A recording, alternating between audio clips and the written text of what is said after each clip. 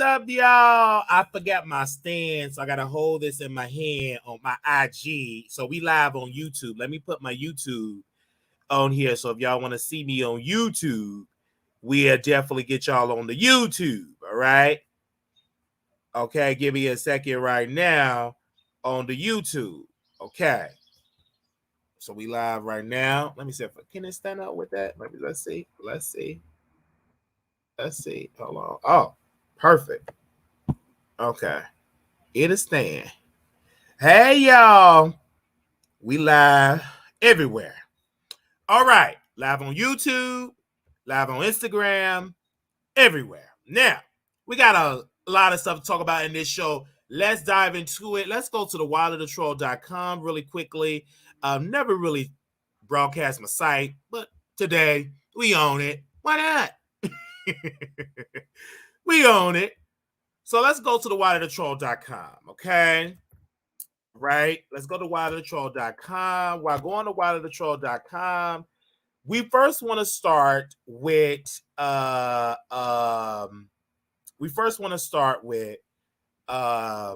daughter of James from Good Time. James, y'all know who? John Amos, okay?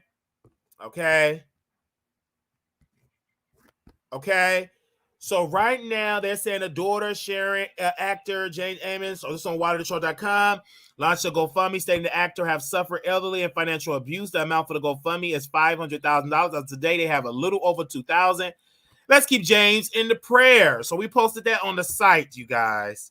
So let's go to another article here.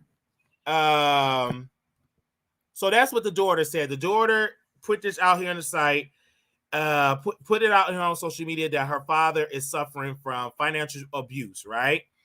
And so, wow, gosh, so many ads on this site.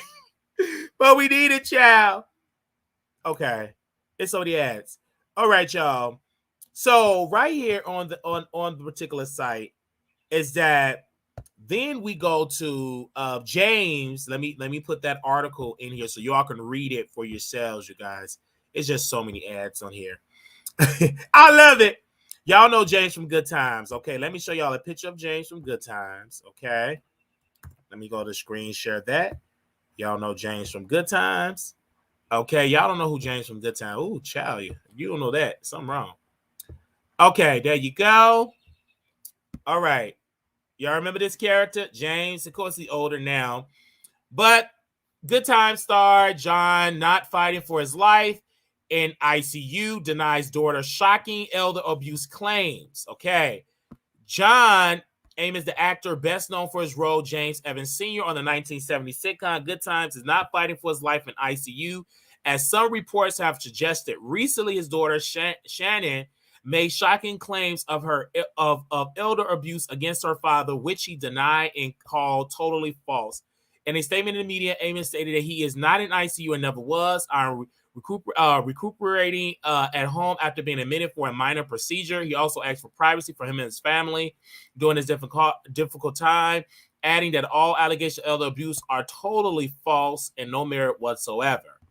The news of Amos' supposed health struggle first surfaced when his daughter on TikTok claimed that her father has been hospitalized when fighting for his life. However, it appears that these claims were false. Amos is a veteran actor who have over 4 decades in the entertainment industry. He is known for appearing in several films and television series, including the Mary Tyler Moore Show, Roots, Different Strokes, The West Wing. Of course, you already know him from Good Times. He's most widely recognized for his role as James Evans Sr., the father on Good Times, a show that ran from 1974 to 1979. John's story serves as an important reminder that false allegations of elder abuse should never be taken lightly. It is important to keep in mind that every situation, including this one, must be viewed and treated fairly before jumping to conclusions. Amos deserves the same level of respect he has shown throughout his career. And of course, we have posted that on the site, and his daughter said these allegations about that. And so it's a lot that she has been saying, you guys. So a lot of times I can't, I've been so freaking busy. So until we get an editor to be Wiley, to approve whatever goes on the site, I have to physically approve every single article that goes on the site before it goes public. So a lot of times, you know what I'm saying, I don't have due diligence. So until I hire an editor to be in charge of approving posts, I physically have to do it. So a lot of times it'll be a little delayed. Now, the daughter also said this, and let's go to screen share this, what the daughter has said, because shout out to the Neighborhood Talk, because they posted this about the daughter. So give me a second while we go there. And we're going to go from there. And also make sure y'all go check out the website. Okay, here we go. Let's go. Let's screen share here. Right here. And here we go. This is what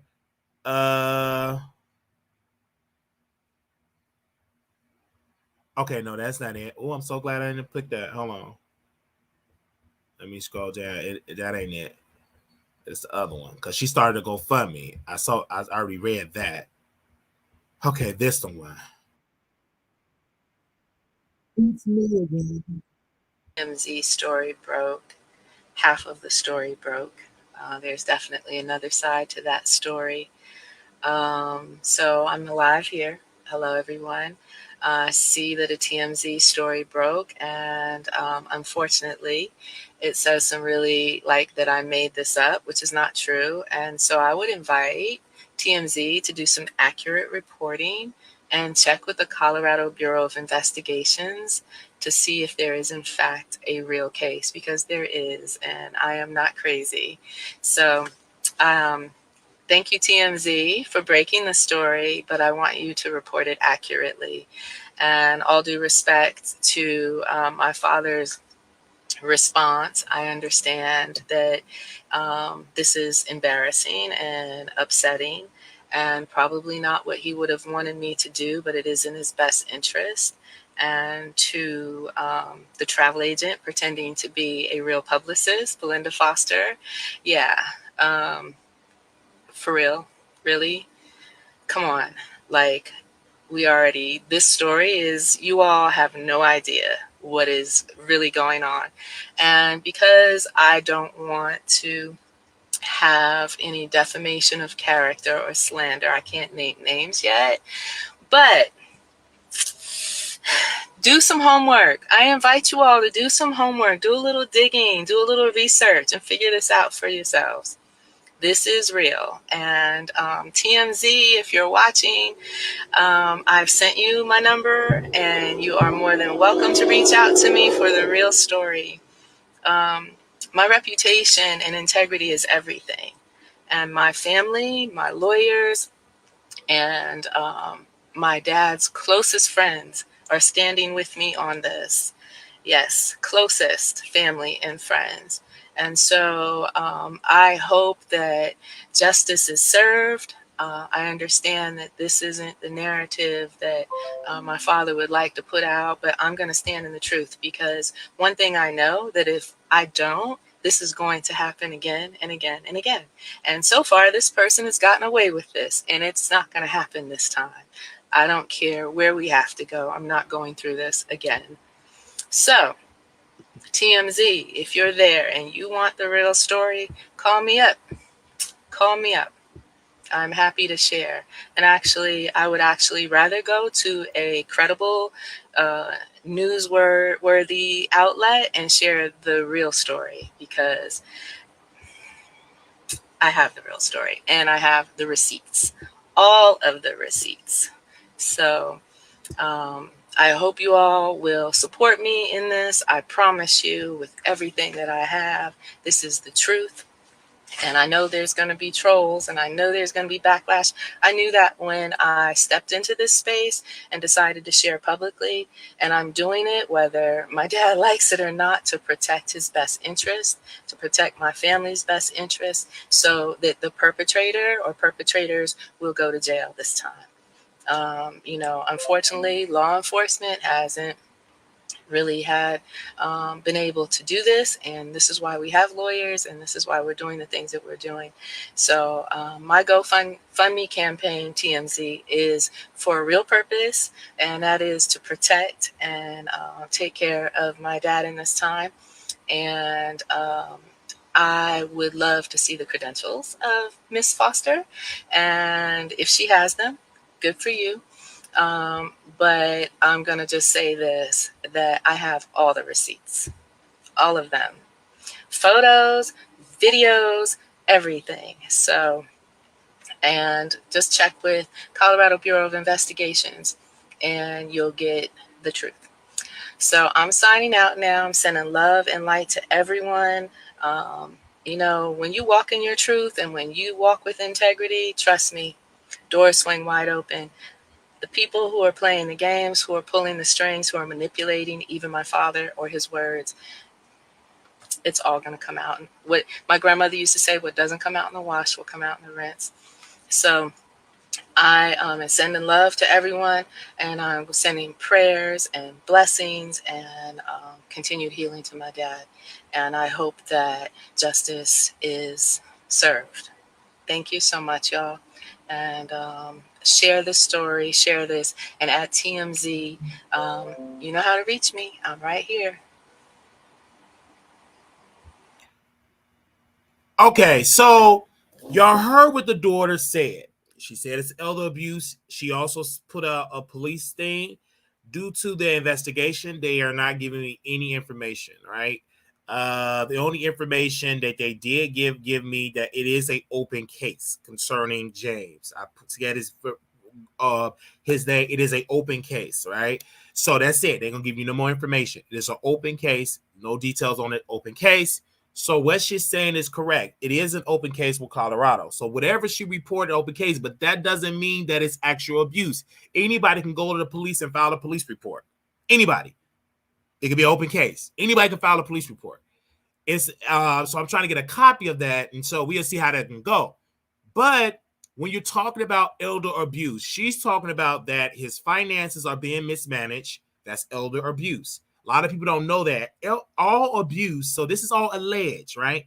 All abuse is not punching them, like beating them up. That's physical abuse, okay? We're going to give y'all the homework. Financial abuse is money.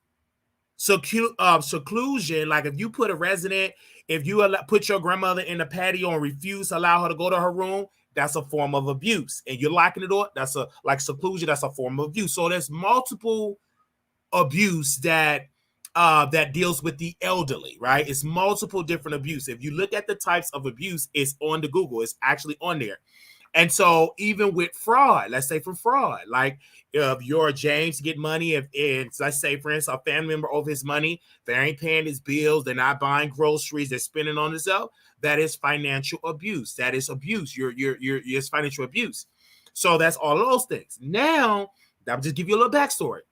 Now, on the internet, we see James and his son, as you clearly can see, look just like him. They always happy. They always hanging out. But just because we all are smiling, that does not mean that abuse is not happening. So you have to get the details. If the police, okay, it's up to their investigation. Now, what TMZ did, they contacted John, okay? They contacted John, the James from Good Times. They contacted his team, and they said that it's all a lie. That he's in the hospital, and it's two different things. They say he's at home recovering, and other people say he's in the hospital. So, regardless of what it is, we don't know all the facts, but I believe that the daughter. This is my thing. I believe that the daughter sees something that is abuse. She probably see her father money. He's not being spent right. It's probably the son is over everything, and she's speaking up. That's one theory. Okay. And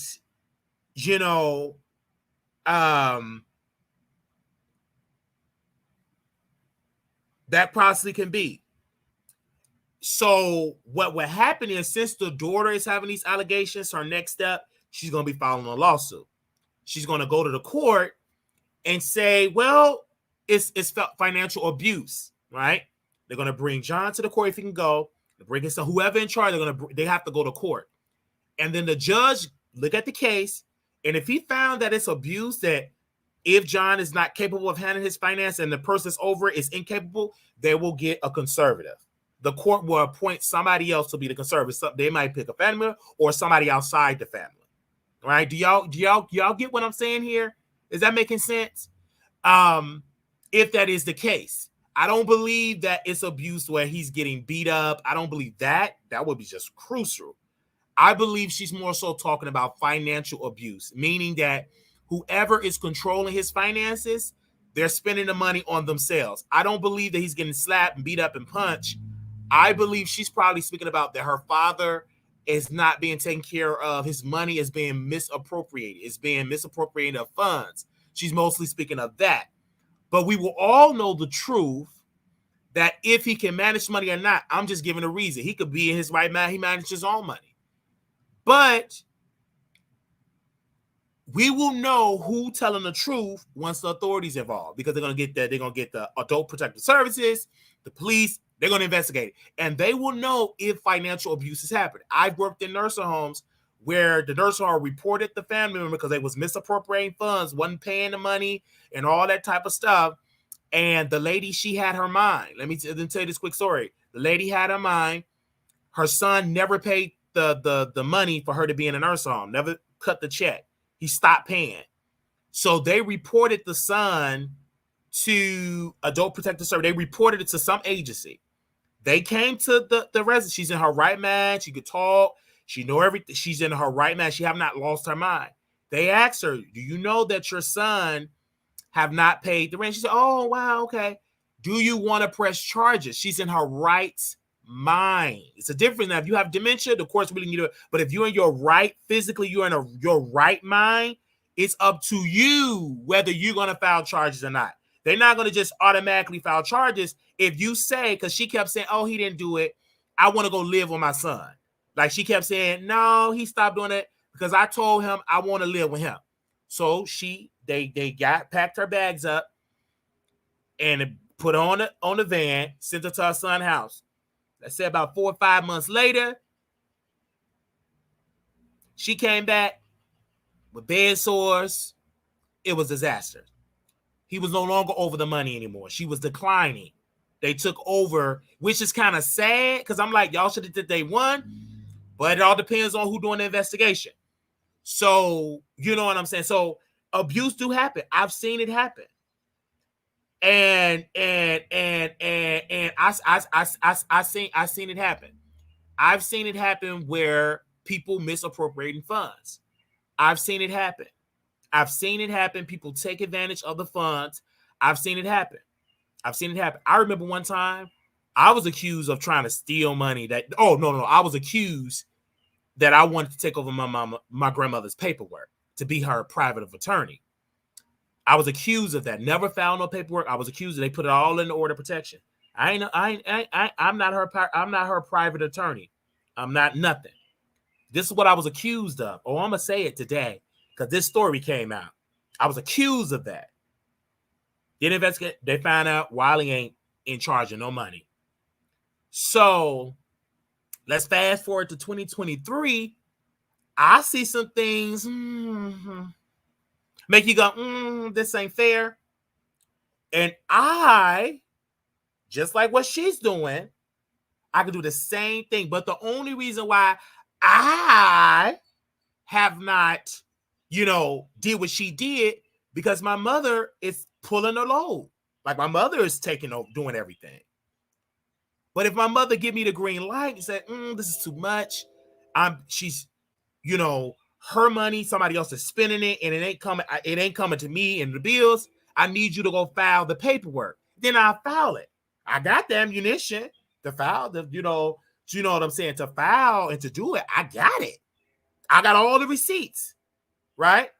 And one thing I can say, without saying much, you cannot get money of a person, you are of their power to you over their finances, and they're living somewhere, and you rarely give the money for their rent, for their housing, for their boarding, for their food. Can't do that. That is financial abuse. Okay? Let me repeat that again. Maybe you didn't hear that. You cannot be over your grandmama or your mama bank account and she living with your sister and you rarely give your sister money for her housing. That is financial abuse. And I don't care if you're a preacher. You can't do that. I was sitting with my grandmother. Let's get ready. My mother, she haven't been out this house in weeks, since Mother's Day. She really wanted to go fishing. I said, okay, go fishing. I got it. So I'm taking care of my grandmother because this is what I do. I'm a trained specialist, what I do. So my mother get a phone call. Ring, ring, ring, ring, ring, ring, ring. Let's take James off, but this ain't about James. We didn't drop that about James. Oh, and then we keep James up there because I got something to say about that raggedy daughter of his a little bit. So my mother get a phone call. Ring, ring. Hello. Yeah, I'm at the move. I'm at the fishing. I'm fishing. Who was my mama? Marquis. He moved back with you. What are you doing there? Well, he moved back. Move back. Okay. I'm just ready. I said, well, if he ready to leap, let him jump. Because you know why you don't know who's with your mama? Let's talk about it. Oh, we talking about the elderly. Because you rarely visit. You rarely come and see mama. I've been here been back and forth, didn't see him once. The one that's over the money. Didn't see him once. Didn't see him bring no groceries, a check, nothing. Let's talk about it. We talking about the elderly. Mama going through, my mother, her caregiver, financially in a bind. She going through in her finances. Oh, yes, she is. So with my grandmother, she have someone over her money that's not paying for her room and board. So when James' daughter is saying what she's saying, it's like that came from God. Because we in the same situation. Only difference is I don't need to run to the internet. All you got to do is go to the courthouse and file the complaint and let the courts decide. There's no need for me to tell the story of to TMZ. No need to tell that. If it's truly financial, this is why I believe she's a scammer for a check. Because if you truly believe your father is being financially screwed and abused, you don't need to go to TMZ. You don't need to go to the shade room. You don't need to do an interview. Only thing you need to get your black ass up, go get you a lawyer or do it, represent yourself, file the paperwork, and tell the judge. If it was truly abuse, you won't need to go viral because we know who James from Good Time is. He's a celebrity. But you his daughter. So if it's truly the truth, you would go to the courthouse and file the paperwork. If it was truly the truth. This is why I know you're a bunch of crap. Because you trying to get an interview. You trying to get an interview. You didn't say nothing about California. I'm assuming that James stay in Colorado or she stay in Colorado. I don't know his residency. Where does James and where do he live? Give me a second. Let me Google it. Let me Google it. Where do he live? Come on. Does James reside? Let's see. He lived in New York, New Jersey, according to Google. So why you ain't file this in the Jersey court? Why do we have to go to Colorado? This ain't sounding right. We ain't talking about California. We talking about New Jersey. New Jersey, New York, New Jersey. Why you ain't file it in that jurisdiction? Many lawyers will take that case. And you can represent yourself. Did you file a complaint with the state? Did you file a complaint with the elder abuse, the Department of Aging, AGING? Did you file a complaint? Because according to Google, James lived in New York, New Jersey, Unless Google got it wrong. Wherever he lived, it's a courthouse, and you can file it. In every city, state, county, got a department that's over the elderly. This is what I do. I work with the elderly. I work with the elderly. We don't know what hospital he is. I don't have the information. I work with the elderly. So you can tell that to TMZ, BBC, and CC. They don't work with the elderly. I do. I've been in courtrooms when people, they challenged and took stuff. I've been there. I've been around that. I worked in the system when money was funny and people started suing, especially the white folks with money. Oh, baby, I seen it. Somebody sued their mama. The mama gave the money to the baby. They sued the neighbor. They felt like the neighbor manipulated the mama. Get someone to sit down somewhere, lady. You out of order. Then, I don't know how true it is because I didn't reach out to it, but a blogger reached out to that sister, and she want to be paid. Then, she put out a GoFundMe for some money. What you need a GoFundMe for? This is a scam. I believe this theory because it's in my spirit. Your father is not giving you no money. You is the one that manipulating James. I believe this theory because it's filling my spirit. And now you trying to embarrass because whoever is over it, they didn't cut you out of the process because you trash. And now, I'm sorry, because John, I'm trying to say, because now you, his name is John, his government name is John. You've been cut out, and so now you want money. Some way, I believe that lady been cut out of the money, and she now want to use this as a scam. Either her father cut her off, somebody cut her off, and she's desperate for some cash. She is desperate for some money. She desperate for some cash. She desperate. And she said, if you want the real interview, she gonna charge. She ain't gonna do that interview for free.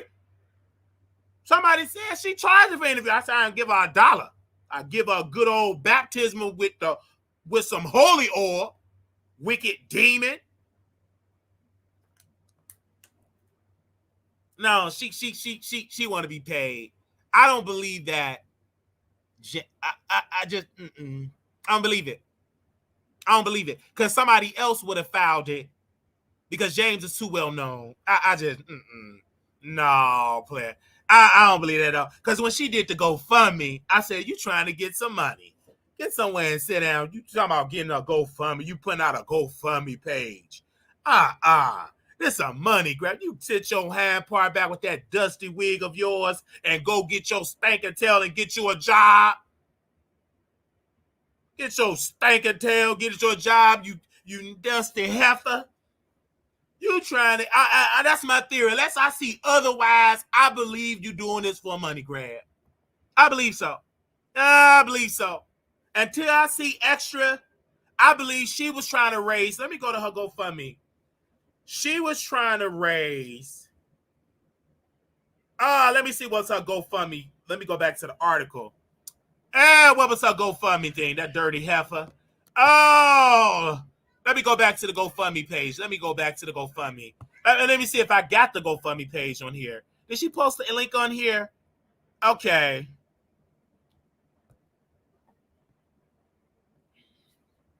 Let me see. Is it on here? She asking for $500,000.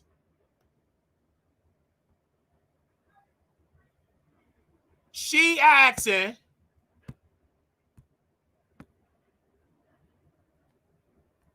for 500,000. She asking for 500,000. It's on my website. She have a GoFundMe page. Go to my website right now. She asked for 500,000. Not even $5. 500,000. She trying to get some properties. And it's over 200,000. It's a money grab.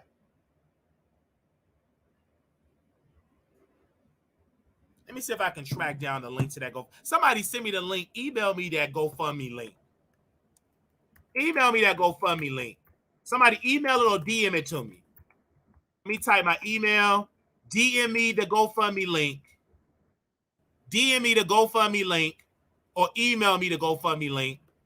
DM me on Instagram at Wiley Show or email me wileyshow@gmail.com. Yeah, send me the GoFundMe link. Send me the GoFundMe link. Send me the GoFundMe link because I need to read that GoFundMe link. I need to read what she's saying on there. I need to read what she's saying and send me that GoFundMe link quickly. I need to send me that GoFundMe link really quickly because I need to know. Hold on. Let me see. It's a GoFundMe. Okay. This the GoFundMe. No, it ain't over no 200,000. This the GoFundMe right now. The GoFundMe page, let's see it right now.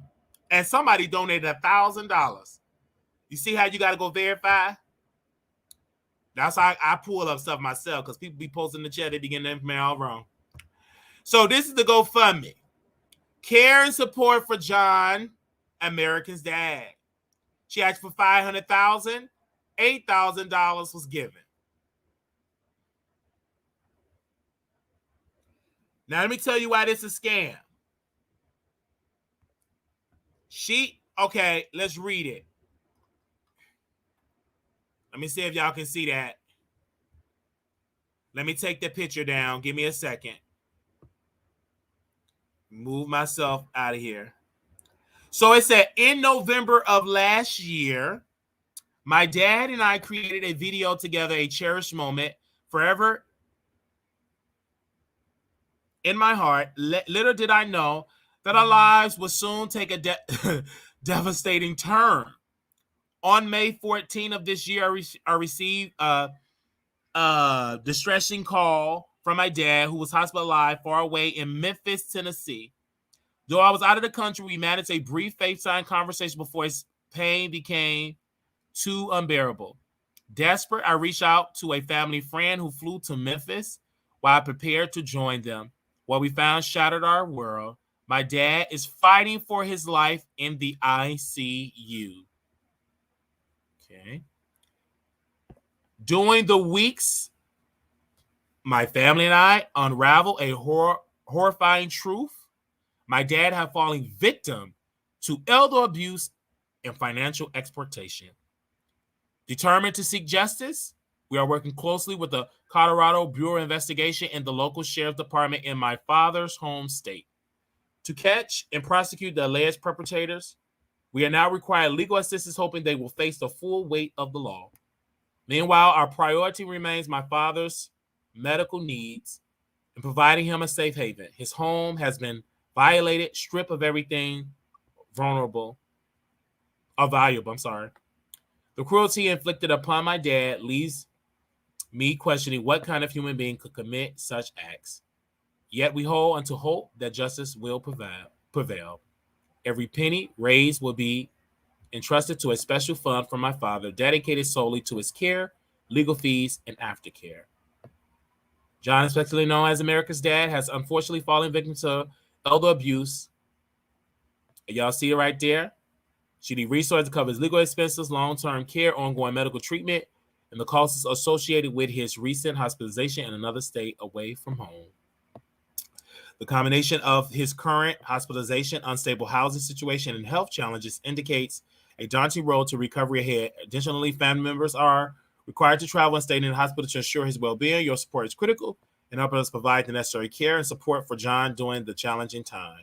Your support makes a difference. Your generosity contribution is critical in securing justice for John and providing him with care he deserves. Together, as John's family and closest friends, let us help him overcome this traumatic experience, restore peace and security, and send a powerful message against elder abuse. With a legendary career spanning over 50 years, John has captivated audience with his exponential talent, from his iconic role as beloved father James in Good Times to his unforgivable portrayal of Kunta Kinte in Roots. John's contributions to the entertainment industry are immeasurable. He has graced over 200 TV shows and films, including his roles in Percy and The West Wing and The Coast, blah, blah, blah. It's about his career. The tragic reality of elder abuse. We are deeply saddened by John victimization through elder abuse and neglect, believed to be this said about a caregiver, by a trusted caregiver. The betrayal has devastated us. Okay, and they want the funds, seek justice, and scroll down. A long road to recovery. John current hospitalization required extensive medical care, rehabilitation. Your support will cover his medical expenses and providing the foundation of his physical healing and long-term well-being. Seeking justice. Okay. Right, let's go down. Okay. They talk about elder abuse. Okay.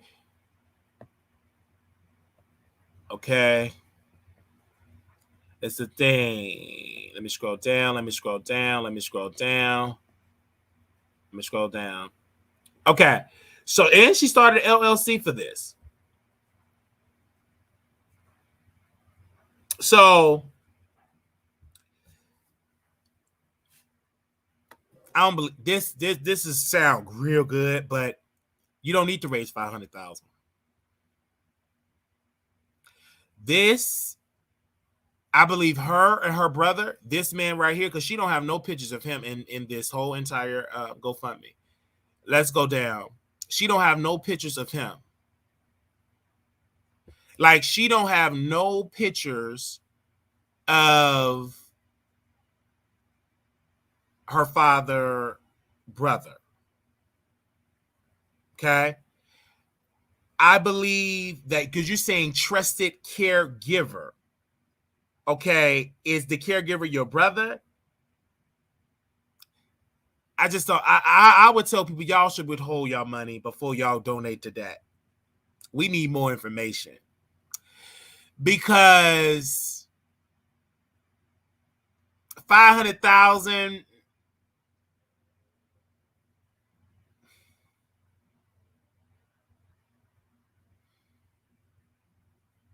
No.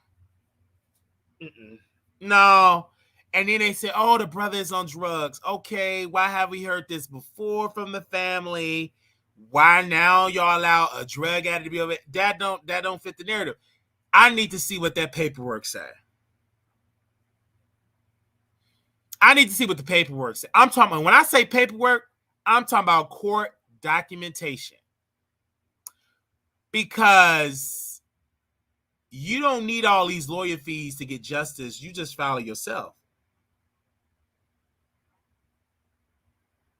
But 500,000?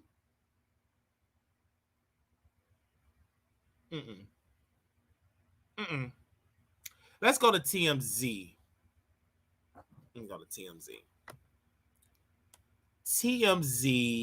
Let me see what the TMZ posted.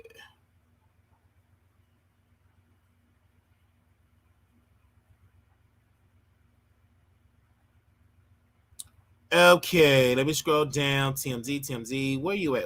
Oh, child, what is your article? Oh, here we go. Okay, so TMZ, they said daughters claim of the abuse. John Rep says she's lying.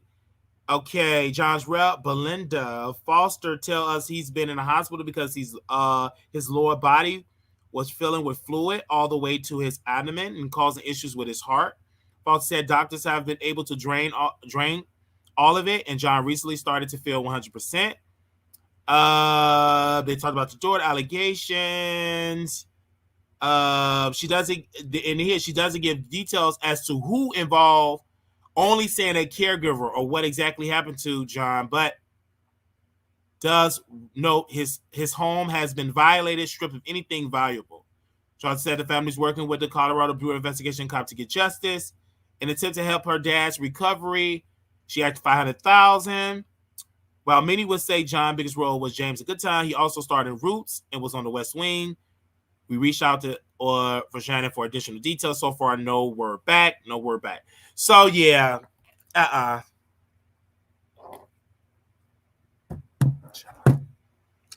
you could tell that to somebody else. I work in healthcare. Ain't nowhere in the world y'all gonna let this man get all abused.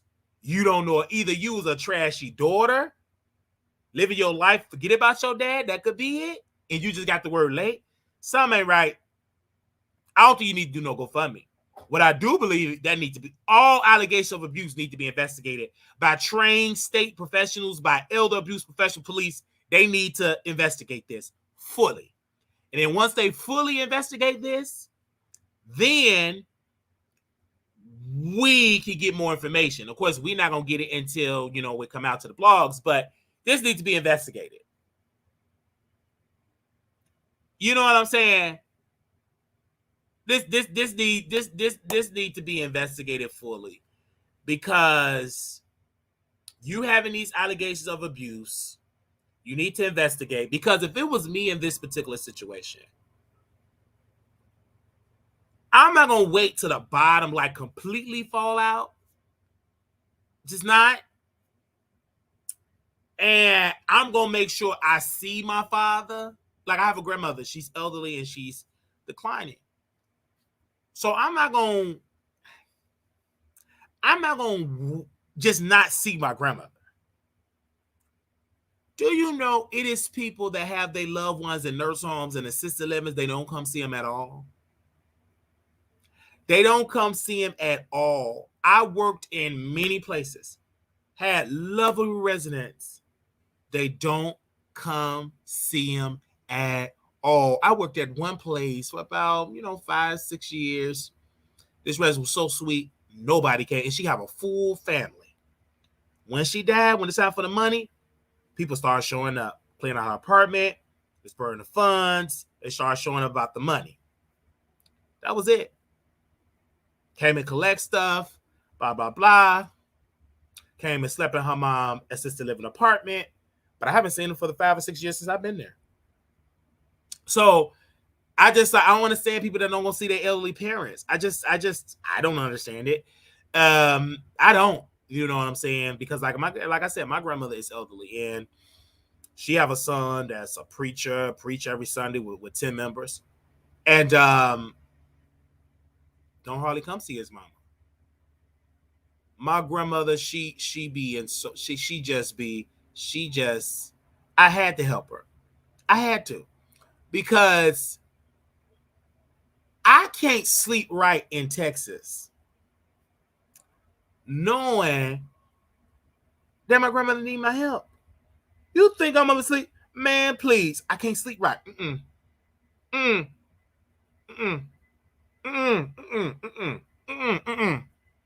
No, I can't do that. I got some of my spirit ain't gonna let me sit there and eat and sleep there comfortable. I can't do that. I need to go back. Something ain't right. And I'm just looking and taking it all in. I said, oh, this ain't right. This ain't right at all. Because I have to see my grandmother. And what irks me is that all these people, I gotta talk about that. Then we can get to topics. But I'm gonna get this off my chest.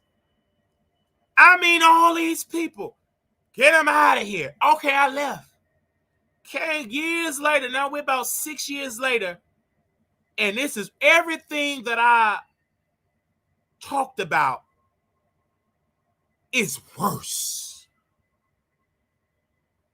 I'm sitting there taking it all in.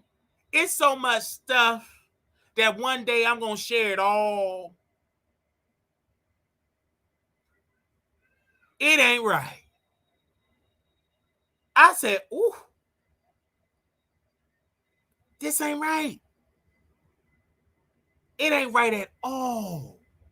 And when I stand up and handle it, I'm going to handle it. Because it ain't right. All I am, secret, just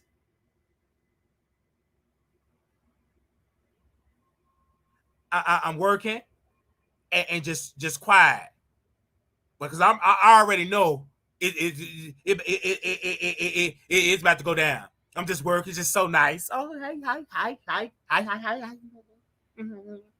then you're gonna see that they're gonna see that side of the mature of righteous. You about to see a side, it's gonna shock you. Because it's just not right. It ain't right at all. That ain't right. You come see how your mama doing. Come see how she doing. Well, he probably don't want to come see it because you over here. What? Wait a minute. What did you just say? Well, he probably don't want to come see it because you over here. Now you know you got to be stuck on stupid. If your mama is going through in her health, she's declining. Let's keep it real. She's getting older. A little bit more work. I'm going to say this, and then I'm going to go to the celebrity gossip. My grandmother, my mother, I'm going to share this. This is all the caregivers. My mother's back was just hurting. And I said, why your back hurting? You know, I got to lift and it's so heavy. I said, lift up. I said, okay. And then I said, well, let me get on the plane and see what she doing. Because she ain't going to tell me all the details. So let me get a front row seat. Let me get on the train, get there. I said, okay, let me see what's going on. Put in the bed and struggling. Because grandma heavy. Grandma used to be small. Baby grandma heavy now. I said, mother, let me sit you down. She's declining in her health. She can no longer stand. Her care have shifted. So what do you mean? I said, now she can help us out a little bit. Let's try her with a sit-to-stand. What's that? Oh, you don't know what a sit-to-stand is? Okay, let me show you. Because this is what I do. When I get to typing, this is sit-to-stand. Oh, this is a lot of money. I'm going to check with her. I'm going to check with her son, the one that's over the money. I don't know if he's going to pay all that. I said he better pay it. And this is what I say. I said, if he don't pay it, I'm going such and such and such and such.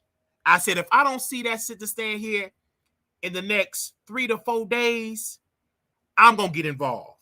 And when she know what I mean when I say I'm going to get involved, she hurried up and called him and said, you know, Marquise, the sit-to-stand. He hurried up and got it. Because I don't play games. Don't hold on to no money, and if it's hers, what we saving it for? This is for her care, not for your suits, not for offering, not for no snakeskin shoes, not for no jewelry, not for no cufflinks, not for any of that. That go for her care. Spin it because she got it. Where's that? The house was sold, they paid cash, they sold it. So where's her money? Okay, sit-to-stand come. We got to set up the sit-to-stand. They don't know how to do that. So me, my sister, and her, we were setting it up. Now, I got to train y'all how to use the sit-to-stand. This is what I do. This is what I do. I know how to do it. I do it for living. Step back. This is how you do it. Strap it, put it on the arms, do it. Grandmother, put your feet down, hold on to the bars, machine. That's how you do it. Turn it over there. Oh my God, this is so easy. It's so much good. I said, yeah, that's what you need. Now, it looked like the center stand ain't working right. Because it looked like she can't hardly, she's kind of struggled with the center stand. I said, Mother, I'm going to be so sweet.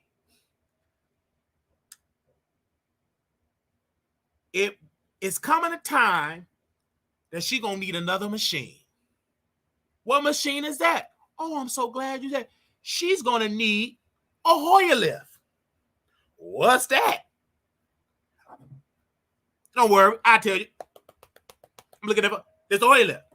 This is how much it's gonna cost. Oh, I don't know if you're gonna pay. I don't know if you're gonna pay it. We just bought. He just bought. I ain't gonna. I said if he don't do it, that's what she need. Then she in the chair, slunched over. She this is how she sits. Slunched over. She in the chair, slunched over. I said, Mother. I said, she now need a Jerry chair. What's that?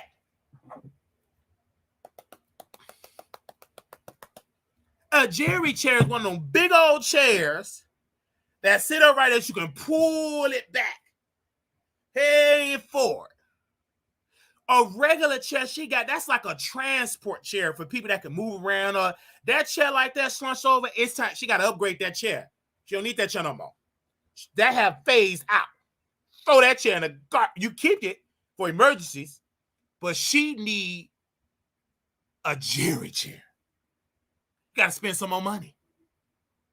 I said, well, let's wait for it. I said, you can't wait for no insurance when she got it. By the time you wait for insurance, you're going to be waiting. Spin it now. That's what she need. This is what I do. I know when people are declining. I see it. I walk around elderly people. But you would know this if you come visit your mama. What my mama can do, she said my hands ain't over the money. I know it. But the people that's over there, he's avoiding not coming. If he come, I would tell him. You don't answer the phone call. That ain't right.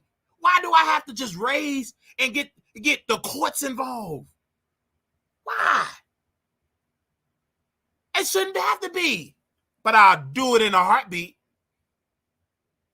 I would do it in a heartbeat because it's not right.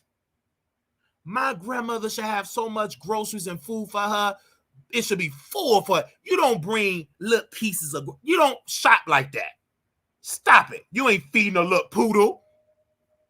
You feeding a grown woman that eat 3 meals a day and plus snacks. You got to shop. Can't come in with a little piece of bag, little piece. I'm talking about shopping. Then since she living here, we got to wash her clothes a lot, all day, every day. Washing clothes, washing folk. You washing. That's wear and tear on your washing machine and dry. Because, you got to wash clothes every day. Ain't no, we going to wash twice. You can't do that. You got to wash every day. Emergency happen. Y'all know how you work with elderly. Wash comforters, sheets. You got to wash.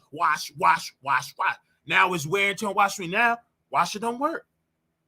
Now, you can go to the laundromat. Struggling finance, you can't hardly go. Costs a lot of money. Because it's stacking up. But I said, who's over the money? And see, when this how I roll. I always get the facts because I'm asking quick, and I just ask so regular. So yeah, I just talk regular. I'm just collecting all this data because when I get ready to go, it's not right. It ain't right.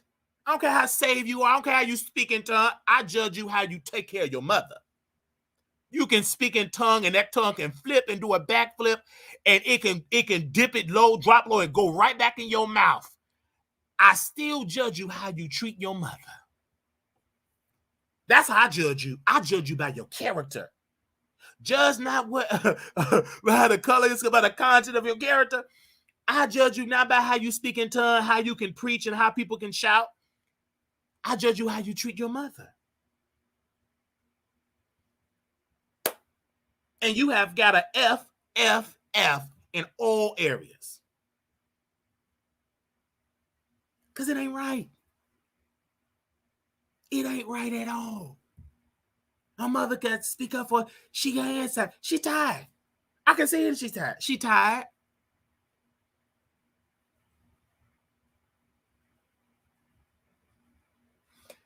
My mother is sick. She going through in her health. I said, Mama, why won't you go to the hospital? Can't go. Who gonna take care of Mama? I said, I'll do it. You need to go. But you postponing doctor's appointment because you got to take care of Mama. I said, he got all this money. Get a caregiver. What are we doing here? Because I said, Mama, if you go to the hospital, then what? You got to take care of you. You got to. And you got to speak up and say, wait a minute, this ain't right. Because it's affecting her health. I'm talking about bad. It's affecting her health. We offered to be the caregiver. We don't want her to be the caregiver. We don't want, you ain't doing nothing. I could be it by a court order. I will override that authority that you have.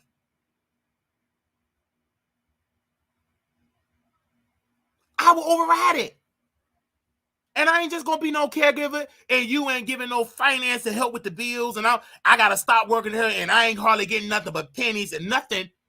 No help with the finance, with the bills. That ain't right. I'm slaying to do all the work and you got the money and stacking and ain't paying a dime. That ain't right. I will be the caregiver and I will let the courts get involved and tell them this ain't right and lay it all out. That's what they did to Wendy Williams. Somebody in that bank. Somebody in that bank saw that Wendy Williams was being mistreated financially. Somebody reported it. Somebody notified the bank and said that she's being mistreated financially. And the bank, they must have some strong evidence. They froze her account and brought it to the courts. And the judge, the evidence was overwhelmingly put a conservative involved. They didn't even give it to the son. So whoever was taking advantage of her money, they didn't even give it to her son. They bypassed her son and gave it to a stranger. They bypassed the son and gave it to a whole stranger.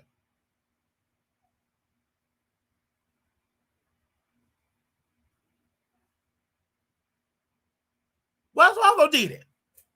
And I don't blame them. They did right.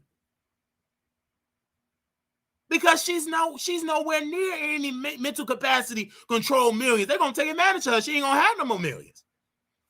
She's going to be in front of somebody building, begging for scraps. So I say that. And people say this, you guys, and I hear you.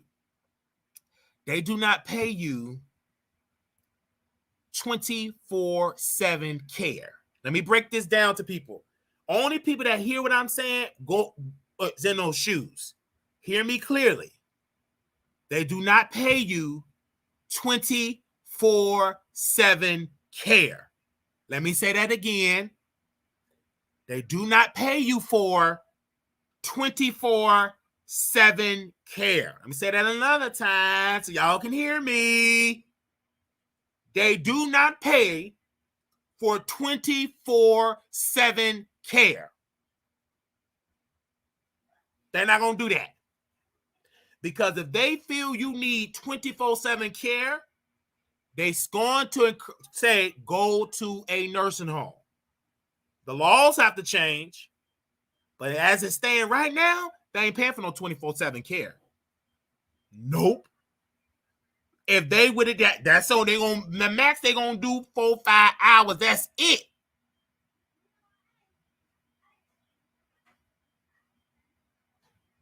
And then people again, you working, and this is the thing. We ain't rich. I'm not rich. Ain't nobody in this house rich. So once you get done for 5 hours, you still gotta work. And that ain't enough to pay your rent, your lights, your gas, your utilities, the gross. That ain't enough. Do you know how much them people get paid? It ain't no $50 an hour. It ain't no $20 an hour.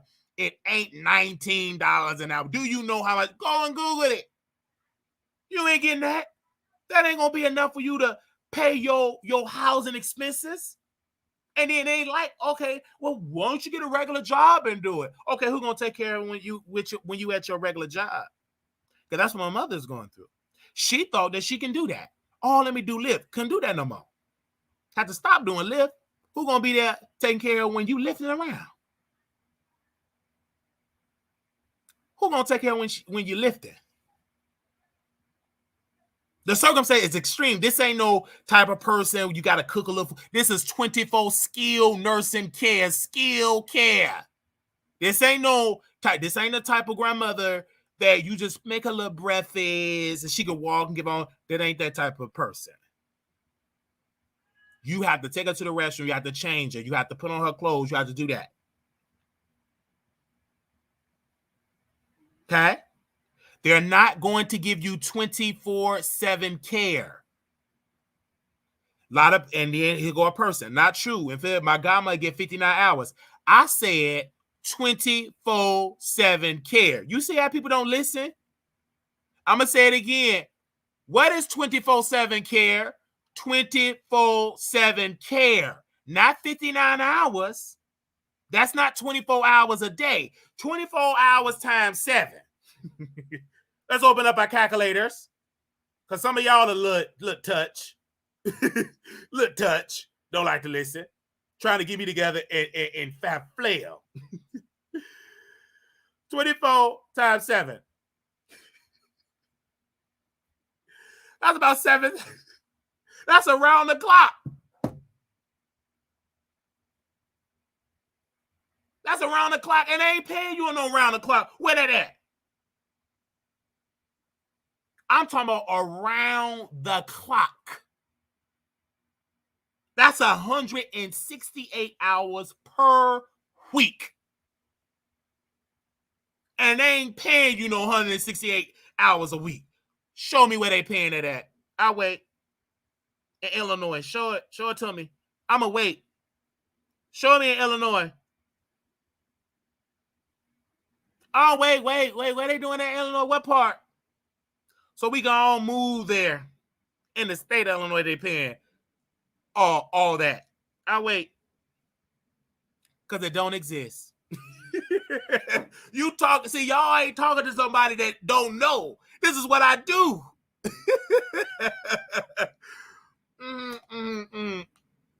They ain't paying for the 168 hours a week. No. I know what I'm talking about. Everybody will be moving there. What? They paying all that? Or we all gonna move. So they not doing it.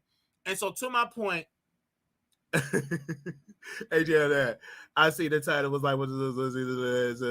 Yes. So, yes. So that's the understanding. You have 24/7 care. Just like children, you got to have somebody with your children, little infants, 24/7. Same thing with the elderly. When they're sick, when they can't move around, 24/7. You can't leave your 1-year-old baby. You got to have 24 around the clock care. And they're going to be like, they need to be in a nursing home. And people are like, well, why won't you talk to them? Let me answer that question and we're going to move on. Well, there is no conversation. Because he's stuck in his feelings. He's stuck in his feelings for multiple ways. Number one, I feel like he's stuck in his feelings all because he dragged the church. Yes, I did. I don't apologize for it. I drag him again. But I'm mostly dragging you because most of the church members are leaving. There are only 10 members left. About 10. Let me write the names down. About 10. Give me a second. I know them all.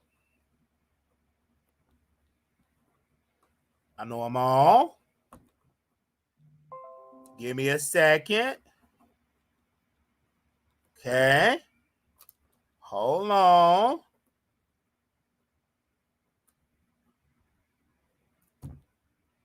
Okay. All right.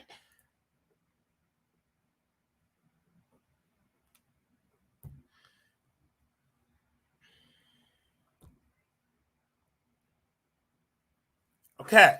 Let's count. Sister W, 1. Sister B, 2. Sister S, 3. Brother N, 4. Brother R, 5. Mother S, 6. My auntie, First Lady, 7. Sister C, 8. Sister S, 9. 9 members. It used to be 10, but he left the church, took his crutches, moved to Houston. That's my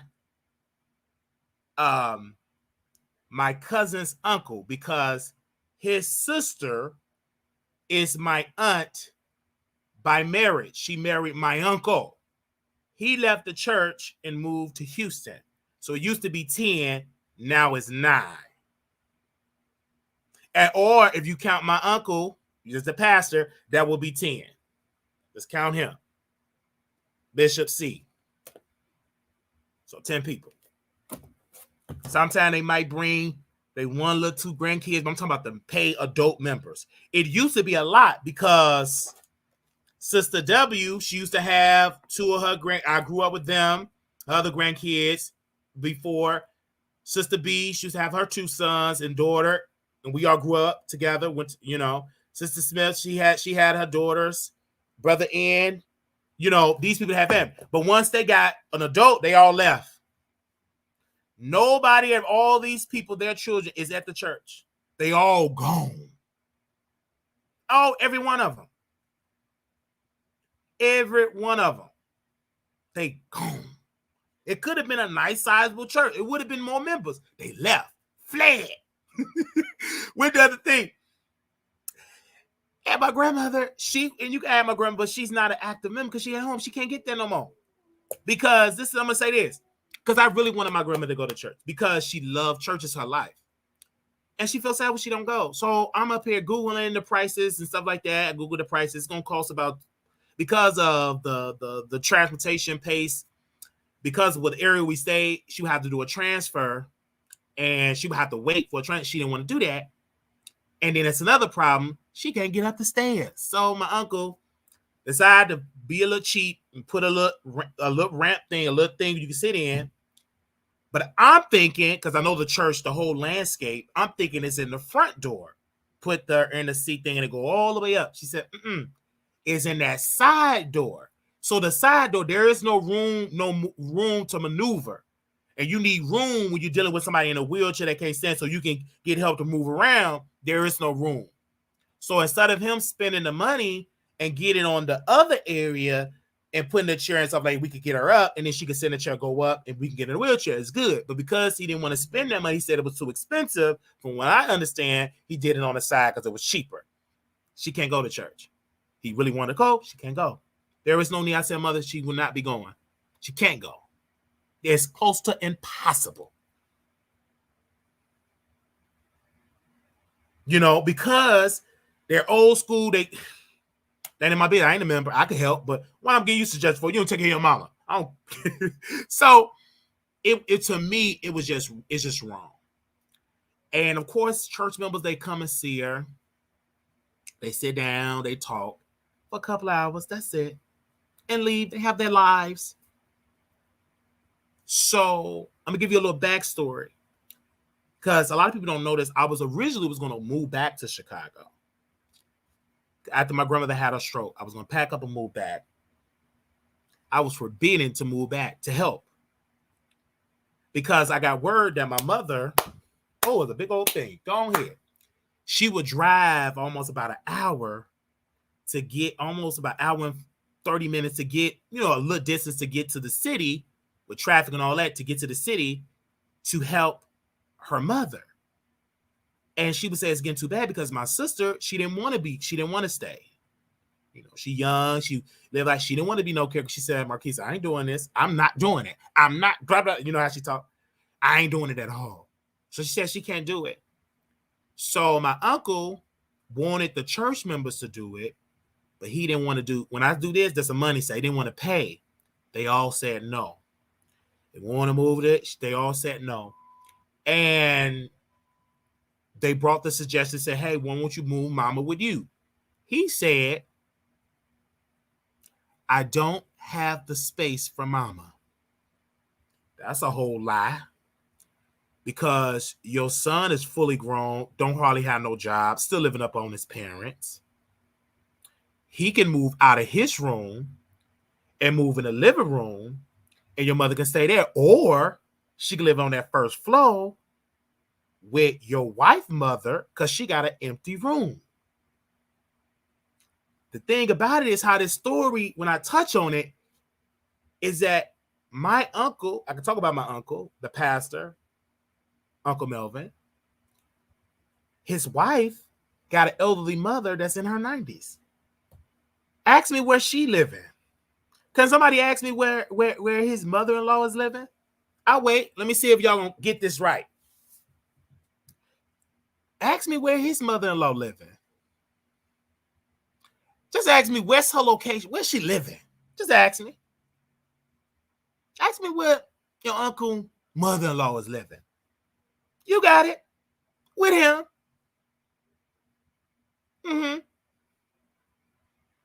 With him. She have her own apartment. They're in a 2-flat building. They at the upstairs apartment, and she got the downstairs on the first floor. With him.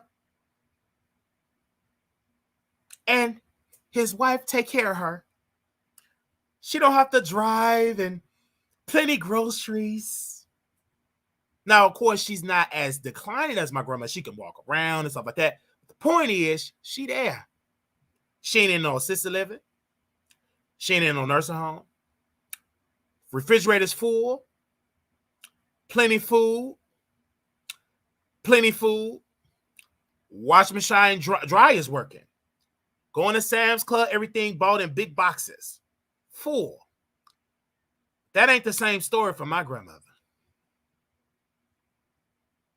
That ain't the same story for my grandmother. That ain't the same story. And if you go all the way back, when I had my breakdown in Chicago, then I never want to go back to Chicago. I believe one of my breakdowns was multiple things, but the tipping point was the mistreatment of my grandmother. That was the tipping point. Because I was trying to take on, and I was younger then. I wanted to help remodel my grandmother's house, remodel the upstairs, and all these things. And I asked different ones. Nobody could help me. And I asked them, they couldn't help. And so I went, and he said, okay, I'm going to tell you. I said, okay, Pastor. I said, okay. And I was still calling Pastor. I never called him Uncle at that particular point.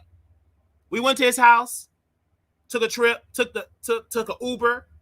Guess who we was in there, and I broke down in tears with his wife, my auntie. I'm going to keep telling this story. I'm going to keep telling him. Now there's more people to listen. So we was in her living room, me and his wife, my auntie. I broke down in tears, and she told me, he ain't going to want to hear that. I said, my grandmother, she's doing too much. She's getting sickly. She's just doing too much. She was just doing too much. Working for church people, just wearing to her body, and her house was full of rats and roaches. It was just too much. And I tried to help, but I didn't have the money. I had a limited income. I'm trying to work a couple of doubles and help my grandmother, like try to fix up the house, but I just didn't have the money. So I go there and I broke down on her, and then he come in with a contractor fixing up the kitchen. They got new. I said, good God, this apartment is nice. New wall, hardwood floors, big old flat screen, everything decked out, new, remodeled the kitchen. And I said, Uncle, I said, Pastor, I don't understand. How you gonna do all this? and your mother place is full of rats and roaches. And she's the mother of the church. And she got one of the worst houses in the entire congregation. This ain't right. And I broke down in tears. I said, how dare you do this? And he said, Melvin, see Marquise out. See Marquise out. His son got up. Okay, yeah. I'm going to just say, without saying, he got up, saw me out, and I broke down in tears. I was hurt, crushed. And I started cussing everybody. I was crushed. I just lost it. I lost my mind. I did. So my uncle, I just started cussing everybody out. Mainly my uncle. Cussed out every church members I saw, the Jews and my grandma. I cussed out everybody because I saw the mistreatment. And was I wrong? Yeah. But I was over it. And I was so over. I was so pissed and crying. The police was coming. Blah, blah, blah. I said, and I was trying to warn people about what's going on, but they didn't want to hear me. And it was hard. So God pushed me out. Well, I'm going to say God, but order protections, they got two. They forced my grandmother to get one. They drug her to the courthouse. She got an order protection. Police removed me from the property. Because, you can't remove me without evicting me. It's a process. So they got order protection. Then my uncle, because we was on that tail, he got an order protection. And I done already left and went to Texas, but he didn't know where I stayed. So he served it to my old job. So I didn't even know that existed. So I go back to answer my grandmother's order of protection, right? Because you can answer, you can fight it, right? And in one number guy, I said, I told the judge, I wasn't in no financial position to fight this. And then before that, my uncle's like, I got an order of protection against him. And he already broke it. Arrest him. And I said to the judge, because I ain't stupid, I said this. I said, Your Honor, no disrespect. I was never served with the paperwork. I didn't even know I had an order of protection. And the judge said, he's right. Sir, Mr. Cartwright, sir, hush. Pretty much told him, hush. He said, he have not been served. So what we're going to do, we're going to serve him in open court. That's what it did. Serve me open court. We got the paperwork. But because I still going to fight for me, I said, can I get my clothes? So they said, okay, we allow you to get your clothes with a police escort. I said, that's fine. I want to get my clothes. And then my uncle said, we need to know where he stayed. We don't know where he stayed. I said, you don't need to know where I stay. They say he stay in Florida. They say he stay here. They say he stay. I said, Your Honor, he don't need to know where I stay. And she said, that's right. You don't need to know where he live at. Why do you need to know? You don't need to know that. So, okay, here we go. And I said, he can't afford. He said, okay, this is what we're going to do. In 2 years, this is back in 2017. 2 years, you can't talk about them at all. No third. I said, okay, for 2 years. So that's fine. But knowing, once I left that courtroom, and then I was talking to my grandmother in the courthouse trying to get my clothes. This is before she had a stroke, right? Trying to get my clothes. I said, okay. And then he was like, he breaking the order of protection. He broke it, arrested, acting ignorant.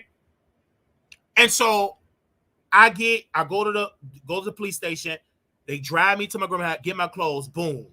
There was no communication. I stopped talking. And it was painful for 2 years straight. Didn't communicate. Didn't talk about the church. I was silent for 2 years. But I knew once that was over, I'm going to do some more talking. This time, you're now getting the more Wiley show impact. You know what I'm saying? The more Wiley show, I got more known as a blogger. I knew how to operate. I knew how to pull back the cuss words and the harassment of calling a phone. All that. I stopped that. This time, I've been following Tasha K a little bit.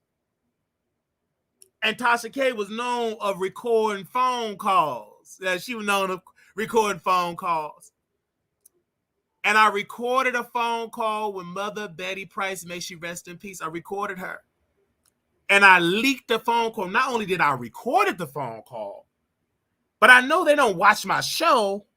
So I stayed up and sent it to every single member, former member, they children. I went down all the members and all their friends associated with the church, and they found me. I sent to them all. It was a it storm. This is what.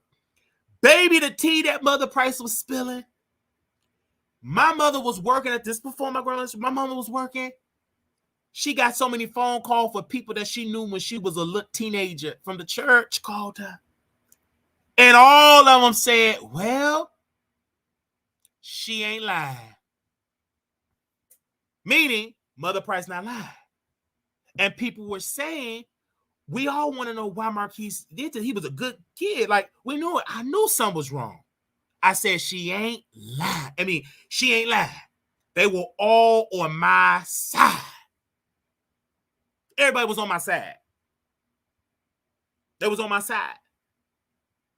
So because the narrative that my uncle put out about Mother Price, he said that she was messy, that she was a lesbian, that she left with Sister House. He put these narratives out about her. And I finally was able to talk to Mother Price on the phone as an adult. Wasn't in the best mindset, but she was able to spill the tea before she passed. And she was able to clear her name about the rumors that were spewed about her. And I still got that recording to this day. I always play it. Then delete it because it's mine. So my show. Texas is a one-party recorded state. Okay? All right? So it's mine. I recorded it. And that's the reason why my uncle is mad, really mad, because of the Mother Betty Price situation. That's why he's upset. That's why he's mad. Because he's upset with me because of Mother Betty Price about what she said about you taking it out on me, but what she said. And let me see if we got it. I don't know if I can find it, but that's what she said. And she spilled in one thing that she said. I'll play it later on one day. I'm going to keep playing that. That's mine. She said that because she had an organization where she was feeding the homeless on the south side of Chicago, on 50-something on the south side. And she owned this organization. Her husband, she was feeding the homeless. She was really good in the community. And my uncle, according to Mother Betty Price, he wanted her.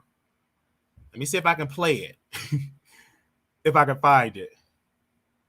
He wanted her to put the FCHN and the church under the True Church of Holiness. And she said, no, I don't want to put it under the True Church of Holiness. This is mine. And according to Mother Betty Price, my uncle told her, you are on your way to the pits of hell. And the way how she said it, I laughed. He said, you are on your way to the pits of hell. That's what she told me.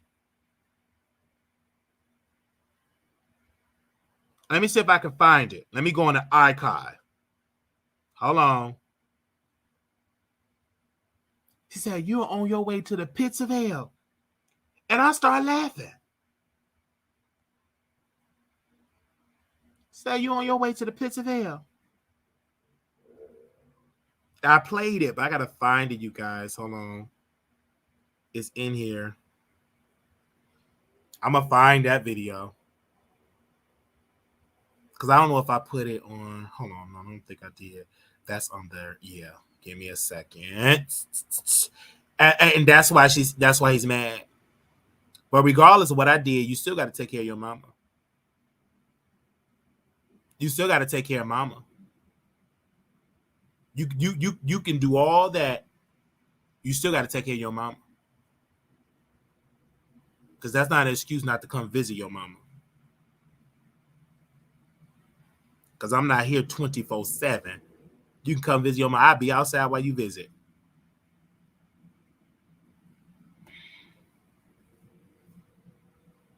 Yeah. So we had definitely play it, but I just had to say that.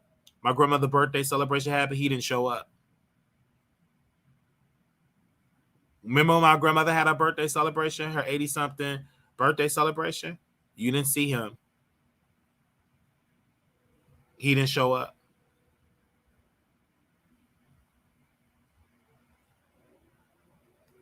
Sure. 80-some. He didn't show up.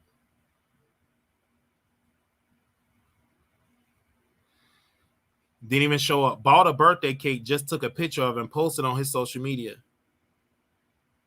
But he didn't show up for his mother's birthday. I was here for a couple of days after. Didn't even show up for his mama's birthday. But she still give her offering because he's in control of it. Still deduct her offering out for his way. We found the video. Give me a second here.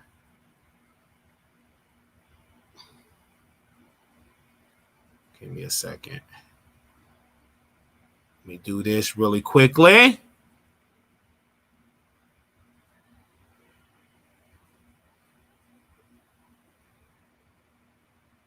Yeah. And so we're going to talk about this. We're going to get to the topic because I ain't rushing to get into these topic with these celebrities. We going to get to all of them celebrities. I'm going to talk about my business first.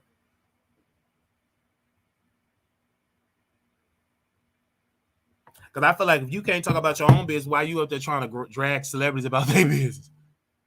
Okay? Give me a second.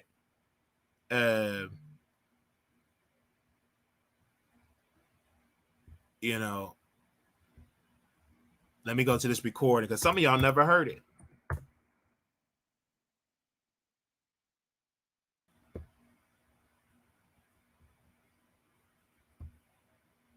Oh, no, that's the picture. I thought that was the video. That's the picture. Oh, hold on. Wait a minute. That's the picture. I thought that was the video. You know what? Hold on, baby.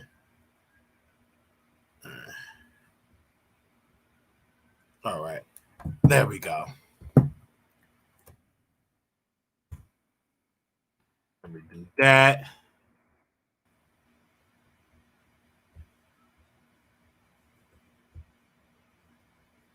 That. Hold on, I'm gonna play it because I want y'all to be playing it up there. There we go. Okay. So this is back in 2018. We're in 2023 now. This is before my grandmother's stroke.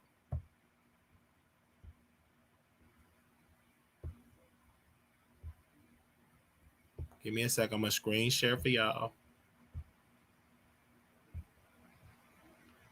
Y'all see it.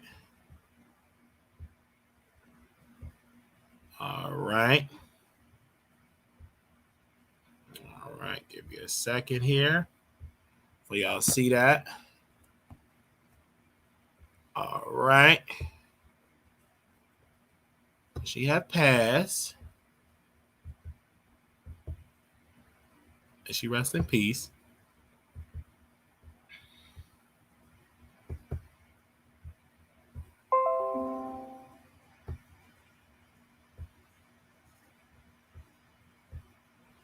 All right. But my point is, they the one, Bishop Cartwright, Mother Dora L. Crusoe, and Ollie D. Williams told me I couldn't go. I understand. And we had a conversation. Trying to get a program started. She really trying to come after me. And the program never got off the ground. Who was that? Sister Marlo, she's trying to get all the terror insurance program going or something like that. And one day she called me and we talked. She hung up. But she had another sister on the other line that I didn't know. So when she called me, she clicked back over the other sister and hung up. So I heard them talk. I ain't gonna go into what they were saying, but they were talking about me like I was somebody I didn't even know. Marla was, but the other sister wasn't. So the sister was trying to defend me. So said, no, she ain't like it. She didn't do whatever. But mother was down to me like on the what. But anyhow, I heard it. So when she knew I was on the line, my bank phone rang. And she said, what is it? Did you hang up on our mother phone? Oh, I don't know. So that time I hung the phone up, but I heard everything she said.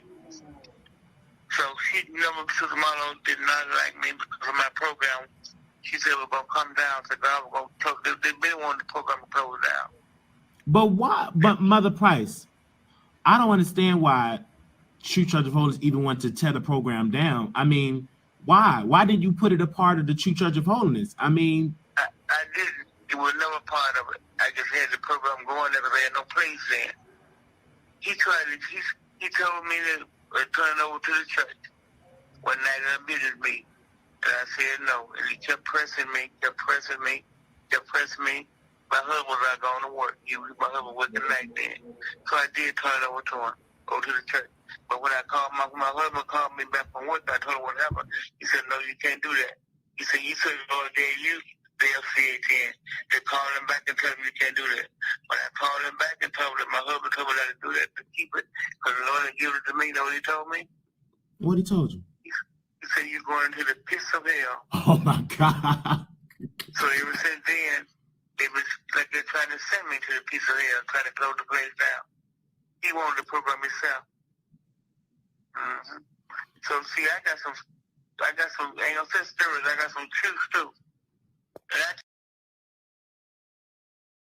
All right. So what we're gonna do is I'm gonna upload it on YouTube. I'm gonna upload it on YouTube so y'all can hear it. But for those that did not hear it, what she said, well, I'm gonna upload it to YouTube so you can get a good, clear understanding of what she said. And we're gonna I'm gonna put it in editing so I can turn her vocals up. So what she said was that it was a member. This member, see every day. That told her, your program, she was talking about her bad. See, church folks been messy. So there was no, Snapchat, Instagram, it was a 3-way. So back in the day, they'll be talking about it, but they'll be talking on the phone. And she thought that Mother Price hung up. She didn't. So that particular member, her sister was on the phone with her, and she thought Mother Price hung up. And then she decided to diss Mother Price on the phone to her sister. Her sister was taken up for Mother Price. And this particular sister, you can't beat her shouting. She'd be speaking in tongue, rolling around the floor. She was dissing Mother Price. And see, you know what I'm saying? And that particular sister that she's talking about was the choir president. I was the choir director, and we always bump heads. She couldn't stand me. She told her grandson that she compared me to a member. And it was bad because my friend at that time, the one that touched my sister, violated him. He was like, why would you say that about him? Yeah, she couldn't stand my guts. And every time she come visit my grandmother, she always asks me when I'm going home. And if it wasn't for the medication that if I'm in medicine, if I wasn't medicated and went to multiple hospitals medicated, because many people say I ain't medicated. Oh, yeah, I'm medicated. She keep, every time she said, when you going, first of all, what are you talking about when I'm going home? I am home. This is my house. This is my mother. You a visitor. You asking me when I'm going. Don't keep asking me when I'm going home. That's none of your business. What for you can gossip? Yes, I'm here to tell everybody I ain't going nowhere. Who are you to be telling me when I'm going? Don't ask me that. We don't talk like that. Your grandson violated my sister. He needs to be thrown in jail. He's being arrested. He violated my sister. And that's his grandmother that's asking me when I'm going home. Don't ask me that until you to get your grandson in jail for what he did to my sister. So you don't talk to me. Don't utter a word. Just go see my grandmother, get in there and pray. And don't say nothing to me and ask me when I'm going home. Because that ain't none of your business. So, yeah. So they tell my uncle that I'm here, and that's why he don't show up. So that it's just stupid. It's just dumb. And the reason why they shook and don't like me is because I exposed all their dirty laundry, and I don't apologize for it. Now, I apologize for cussing. Yes, I apologize for the cussing, but I was provoked. They provoked me. You provoked me to wrath. I was provoked, and I had to do what I had to do. And so I'm saying that I don't care. You and my sister have not healed. Nope. She told my grandmother, I'm going to say, you need to get to church. She said, I don't serve your God. Oh, we're going to tell her. And then we get to celebrity gossip. But this family stuff is real juicy. She told my grandmother's like, you need to get to church and get your one with God. And she said, I don't serve your God because your God allow Charmin Blake Marlowe to touch me and violate me. Your God allowed and did and push it on the rug and told me, what did I do? Blame me for it.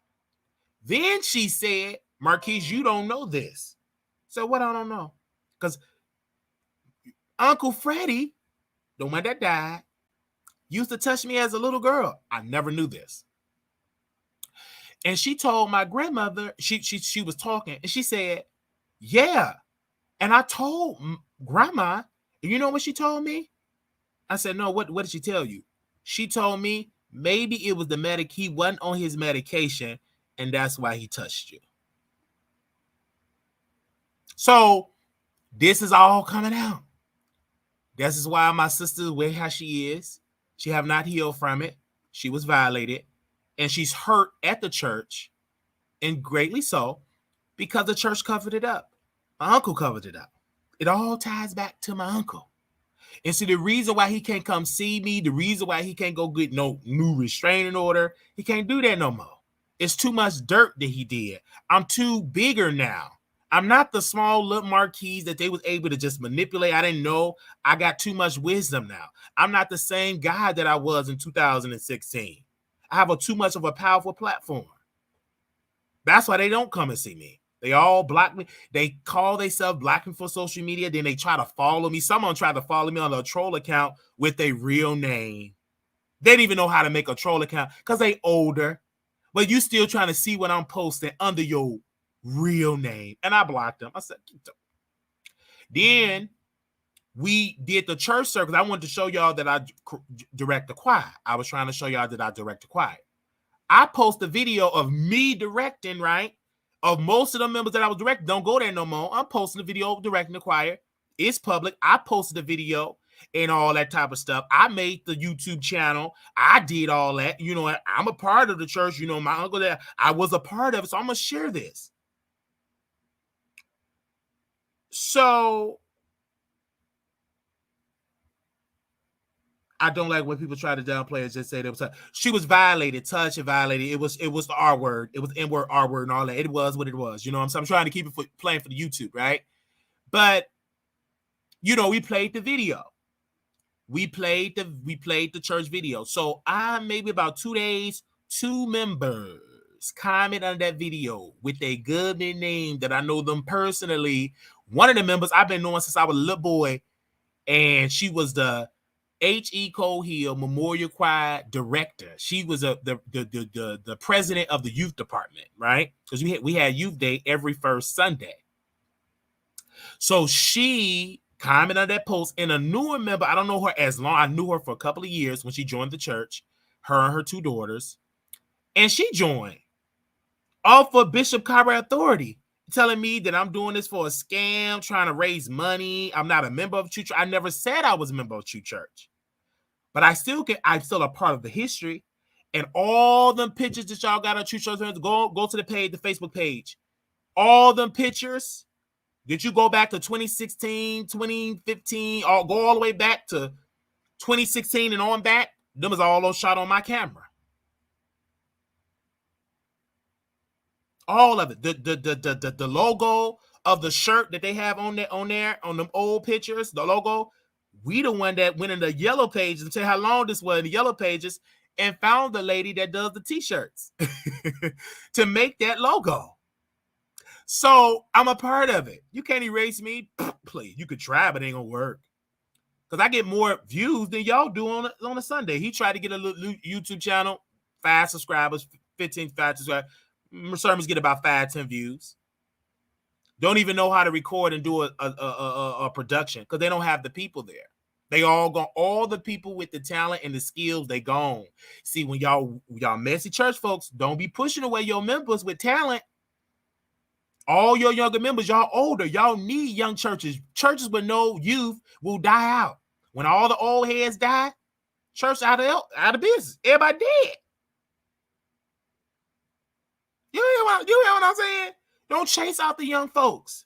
They are the future of the church. Without young people, there is no church. Because once the old people go, it's a church. We call it May Street. They didn't have that many members. All the members pretty much gone. And it was a couple of old members. Now most of them is dead. They got a couple of handful, maybe a 5, 6, maybe 7 members left. Because all the old head, they gone. So, and my uncle is no church with ministers. He don't believe in women preachers, and that's his prerogative, whether he believes. You know what I'm saying? He don't believe. It's very old school church. You can't go in there with pants. You can't go in there with a mini skirt showing your crack. They're going to put something around you, a big old sheet around you. You can't be wearing all that heavy, thick, red, just heavy makeup. You can wear weave. They allow you to wear weave and a wig and a weave and stuff like that. But all that thick pants, especially pants.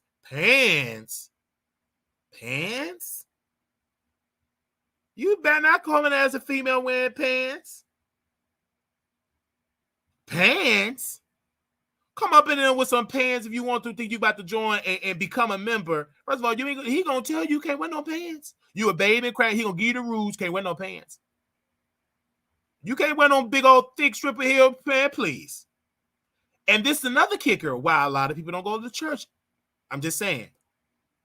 Because if you're married,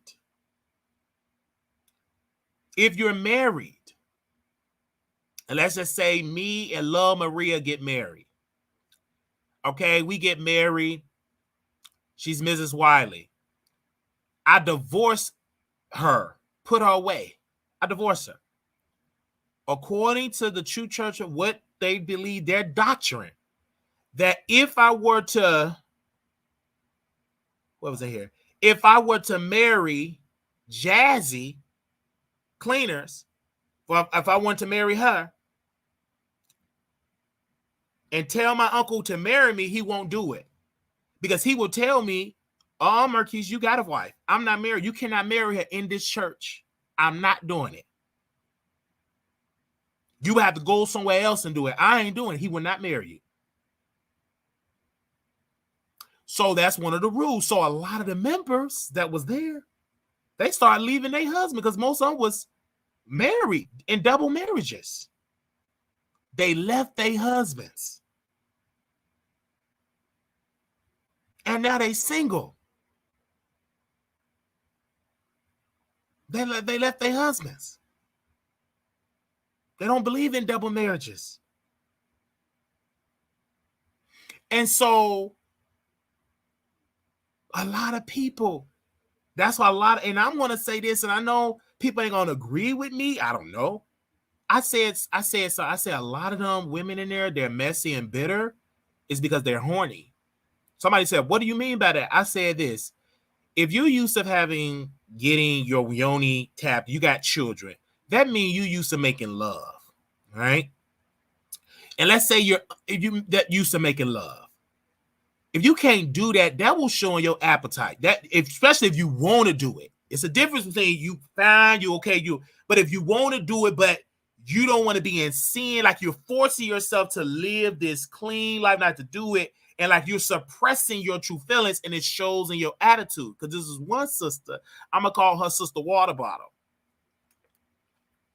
So Sister Water Bottle, that's Charmin Grandma. I'm gonna just say Charmin Grandma, the one that touched my sister. I know he deleted his social media. Charmin Blake Marlowe, Charmin S.O. Blake Marlowe, Charmin Blake Marlowe, whatever hates you. He's a sheriff out in Virginia, a police officer now. His grandmother,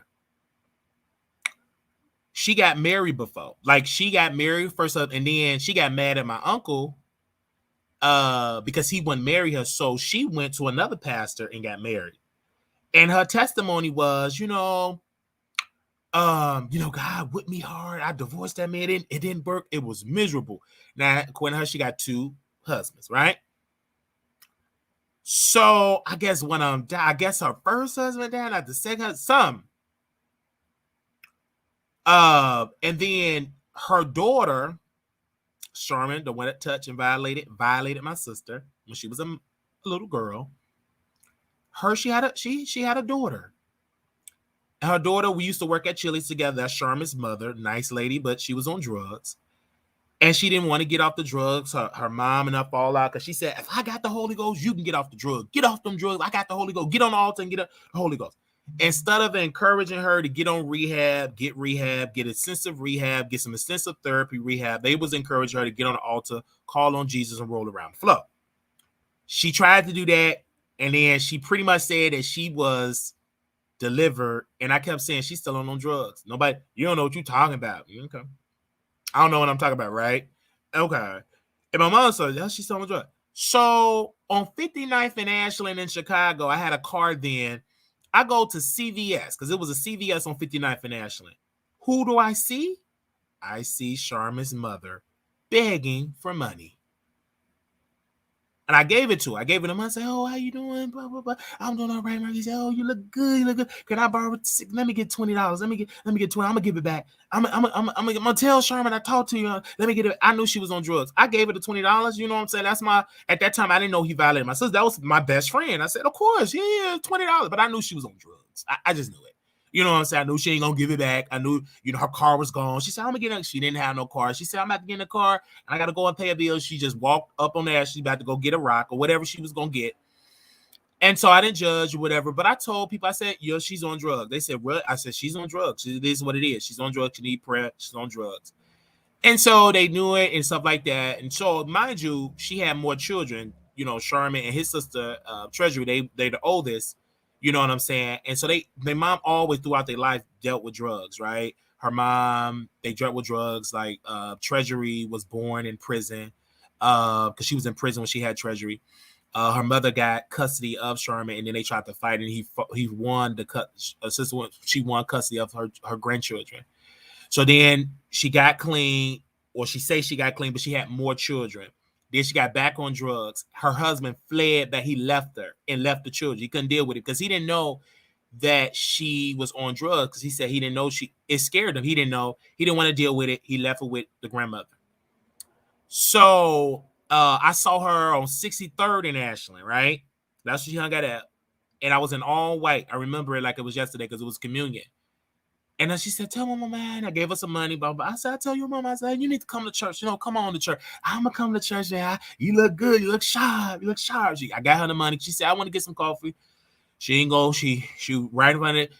She ain't going to McDonald's. She walked right down the street, go to her dealer, get her drugs. So, boom. I went to the church. And it was hurtful. You know what I'm saying? I do feel bad for her because her daughter did. I feel bad for her. I told her, I said, Sister Williams, I saw your daughter. I saw your daughter. She said, oh. She said, did she have on clean clothes? I said, she was all right. I kind of lied. I think I lied and said she had on clean clothes. I couldn't say she was dirty and filthy. That ain't the time. So I just told a little white lie. I said, yeah, she had on clean clothes. Yeah, she had on clean clothes. Okay. So a couple of weeks, we used to have events at the church. This is when we had members, a lot of more members. We used to have like sales, dinner sales, and we used to have like the choir used to do the walkathon where we would walk around the neighborhood, pray and sing. And then one time we blocked off the block and had like but the Jesse White tumblers and all that good stuff. So she haven't seen her daughter. They said, Marquise, but did you see? I said, oh, wow, I haven't seen her in a while. So I went up to 59, went up to the McDonald's. I haven't seen her. Nobody have seen her. Like nobody have seen her. So she was looking. So to my uncle's credit, he said, well, why don't you check the morgue? And she kind of laughed. Well, Pat, you're so funny. You gonna check the morgue. So that's what she did. So she called the morgue. And the morgue said, yeah, we have somebody here, but it like around that age, right? A female, we have a black woman here.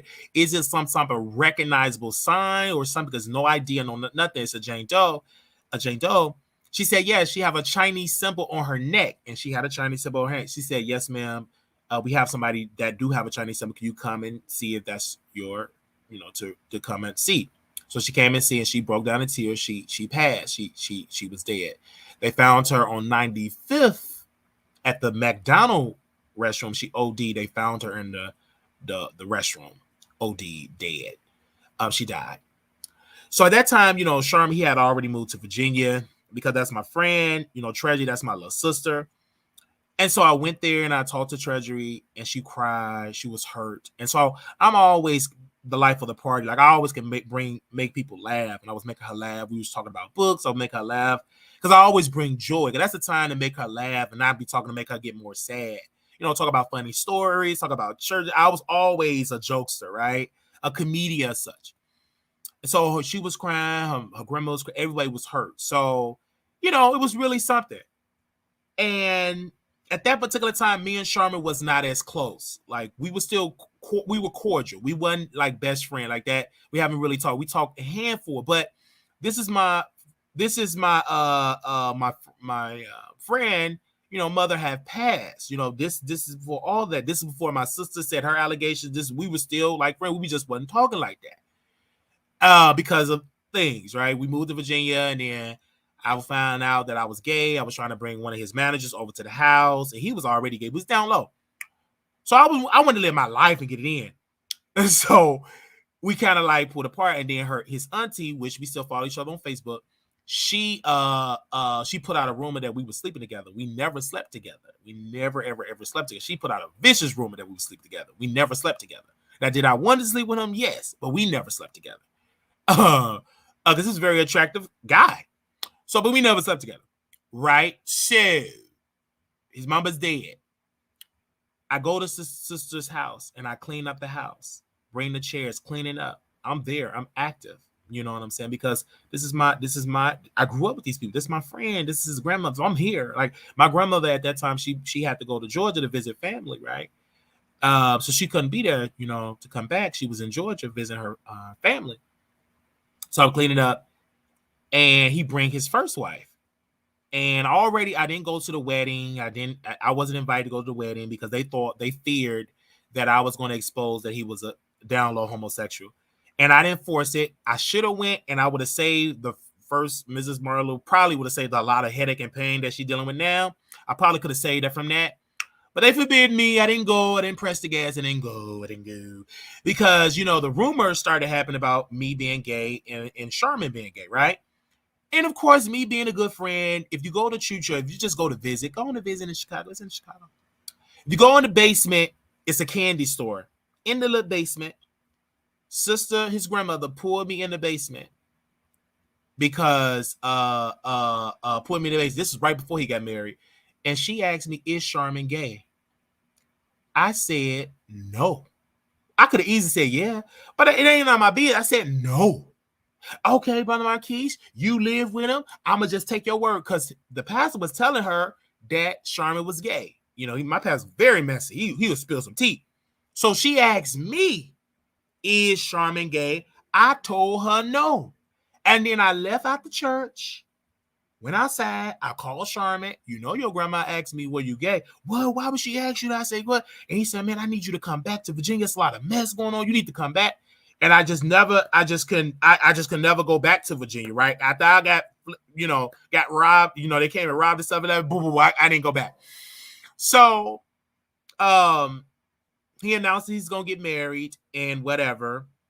Because before that, then my uncle, shortly after Sister Williams asked me, my uncle, we was in a car because like clockwork, we would go to Dunkin' Donuts, would buy me a donut. He would buy himself some coffee. I would eat. So we would have this we eat. And so one time we were driving in that Mercedes Benz.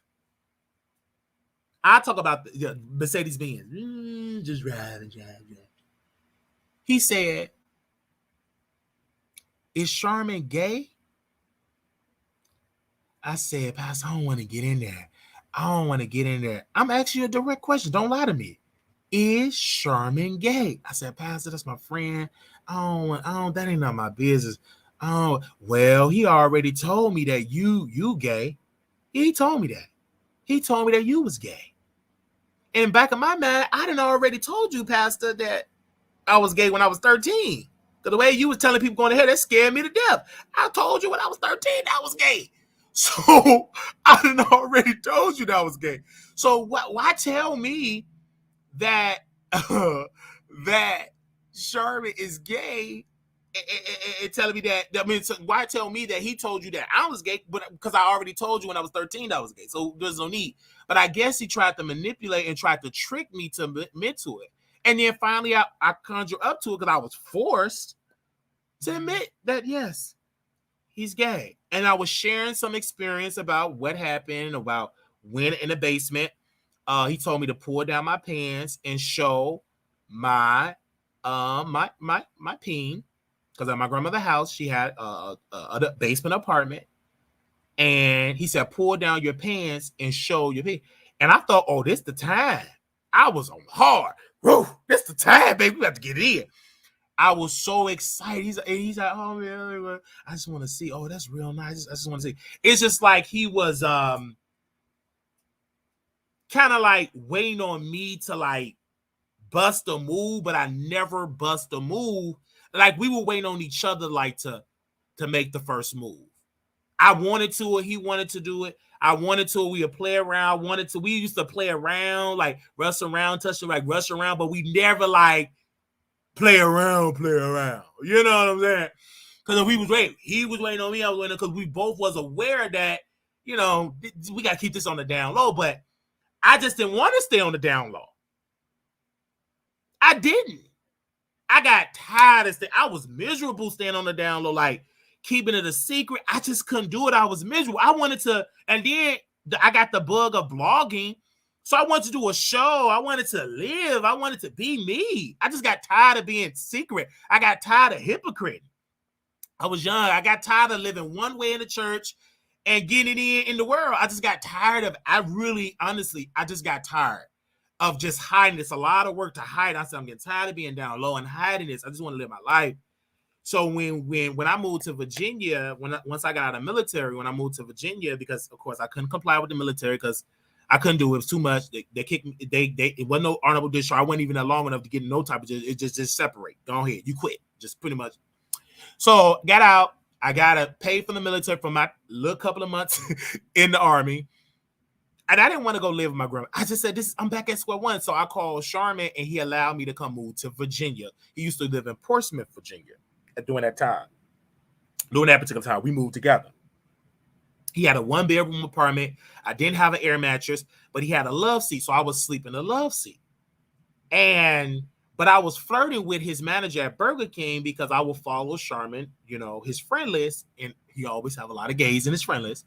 And one particular of his friend list, he had a manager there. He was very attractive. And we would flirt and we talked, and I really want to see him. So we started messing around in his apartment. And he told, I don't know if Sherman showed up, but I guess the guy told him that we was messing around. He said, man, don't have him in my house. I want the church. And the church, like the new community center was like Bishop Tom, may he rest in peace. He was the head bishop of Virginia in that jurisdiction.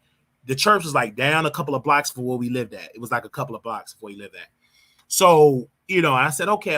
And then, you know, Charmin, I probably will say he is bisexual, right? I didn't know that then. I can say that now.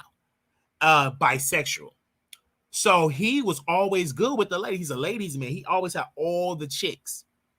So he had a lady at the church, one of the deacon's daughters. She was an adult. Because when you see, I gotta say that she was an adult.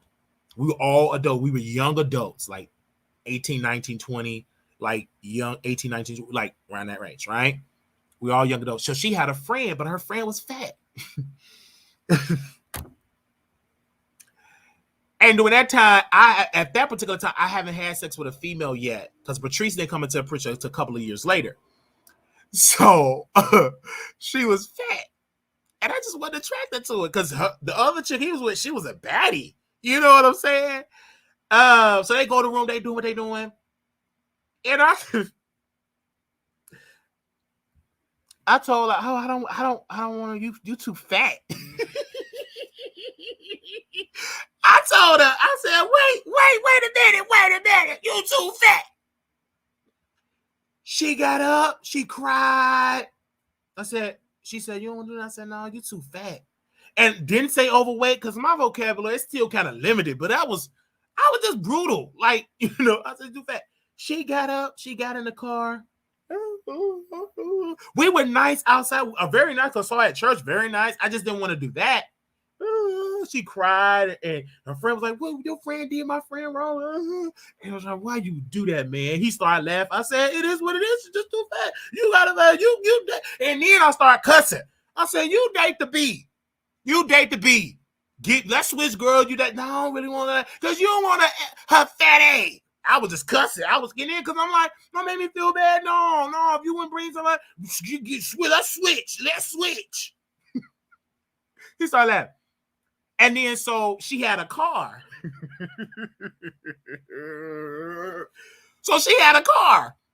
And I need to get driven around. So I said, so I started being real nice, going up to her job. She worked at a little shop, so I'm going up to her job. She had a car. We talking. So I encouraged them to come back. I said, come on back. I'm so sorry. I got you. I'm so sorry. Can y'all come back over? So they came back to the house. Let's repair it again. Charmin go take his girl in his room, and this time, but they ain't do nothing in the room, right? Because she told me they ain't Charmin, they just talked. So they came out the room. He said, let me see what Marquise doing.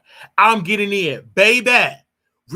Like we were completely new. I'm all up through that, like ready to go in. I didn't know what I was doing. I just watched a couple of movies, whatever. All I knew, I was going in. I heard her moaning. I was going in. I'm getting completely new. I'm ready. He said, oh my God. And the lady said, oh, I'm ready to get it in. I'm ready to get it in. And then her friend, now as I go back to the story, her friend was kind of mad because Charmin wasn't doing nothing with her. And we were getting in, so she enjoyed, let's go. She said, man, wait. And I was like, wait, let's go. Like, she kind of grabbed her, like, wait. And I was like, man, I'm turned on. I'm ready to get in now. I'm with the get in. What you doing? I'm like, what's going on? Like, no, we got to go. You don't want to do nothing. I got to go. And we should start kissing. And so I did it. And I was like, so I stood up, brick. I stood up, brick hard. I told her, I said, what? Like, what happened? Like, what happened? Like, what happened? Why what's going on? Like, what happened? Like, he's like, whoa. And he started, and then at that time, he's like, started talking about my body parts and blah, blah, blah. That's all that stuff. And now I look at it, I know you was that bigger. You bigger than me. And you cut. I'm not cut. I said, of course I'm cut. My mama got me circumcised. So we started talking about that, and I was kind of like, whew. And so we started talking and blah, blah, blah. And we started, talking, communicating and stuff like that. And yeah, we just started we really cool. Like we still keep in touch, like to this day. She's married, she have children, but we still keep involved and stuff like that. We would have had Mayla, but it was like always she said she ain't gonna do it unless her friend come. Like her friend don't deal with Charmin no more, and she don't want me dealing with you, or we couldn't be friends. And I'm like, oh, that's cool. I understand. I'm kind of pissed, but kind of glad that I'm kind of glad that she did that because I wasn't ready to be no father. Because eventually, would have kept doing it, I would have been a young father, and I wasn't ready. So I'm kind of glad. So that one number got.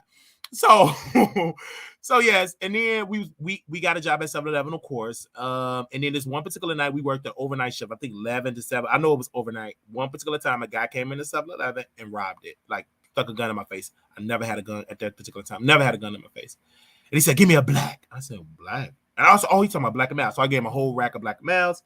He didn't get no money because we dropped all big bills in the safe, so he didn't get no big money. But I was scared. I was like, I called my pastor. He was preaching. I said, wait a minute. I'm in Portsmouth, Virginia.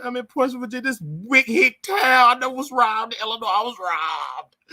I told the cops, can you hold me? I was so scared. Hold me. They put a hold me. I'm scared. I was so scared. I was like, I was scared. I was scared at that 7-Eleven. He wanted some black, and he robbed, and he wanted some Black amounts. So I was scared, and so I couldn't stay at the job. I was scared. Like I was scared that I was gonna get robbed again. So I left, and then there was no income. And I said, I'm ready to go home. I was over, and then the time I was trying to find another job in Virginia, and I couldn't find no job. So I said, okay, it's the time to go. So I left Virginia, and I went back to Chicago. And that is sum up that story. All right, let's get into the gossip and tea. Now, y'all got into my business. Now let's get into these people business in here, okay? All right. Hey, you homie. In the words of Nate, I love Nate. Okay. Let's go. Okay, let's go. Now, I want to definitely get into this, and I have to be humble with this because we covered this story earlier about when is the Megan Cunniff situation? Hold on. What did I do with their picture? I had both their pictures in there. Let's see if it's in here. I'm sorry. Hold on. Okay, it's not on here. So what we're gonna do is we ain't gonna worry about that. We got a picture of Milagro. We ain't gonna put a picture of Megan Cunniff in our mind. We just make it toward Milagro. So yesterday we broke actually Dennis Byron broke the story and said, hey, the LA people, they're gonna file charges against a blogger. All right, y'all saw this tweet breaking. According to my Los Angeles sources, an arrest warrant has been issued for a blogger for alleged threats made related to Tory Lanez case. This is a developing story. Then another post was like, according to my sources, the alleged threat of violence was made using a computer device, and the alleged victim believed the threat was serious.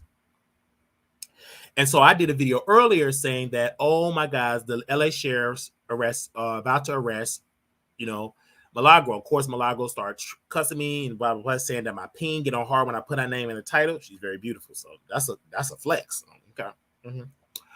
Mm-hmm. So we did that. And so then people were saying, Armon Wiggins is live. I'm like, my favorite celebrity is live. So he go live. So adorable. And he did a title with Megan Cunniff in a title.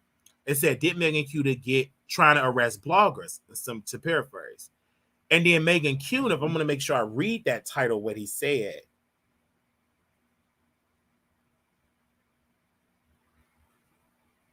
Okay. Let me see with Megan Cunniff. Okay.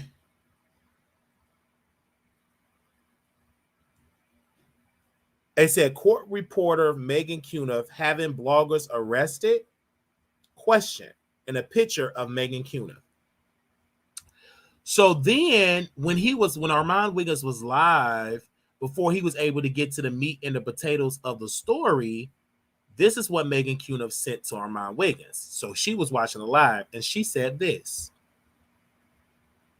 Let me take the thing across. Hold on. She said, I'm signing off, but if you want to chat, DM me on Twitter. Good luck with your show. Your intro always cracks me up. Now, everybody know I roast and gag Armon Wiggins and blah, blah, blah.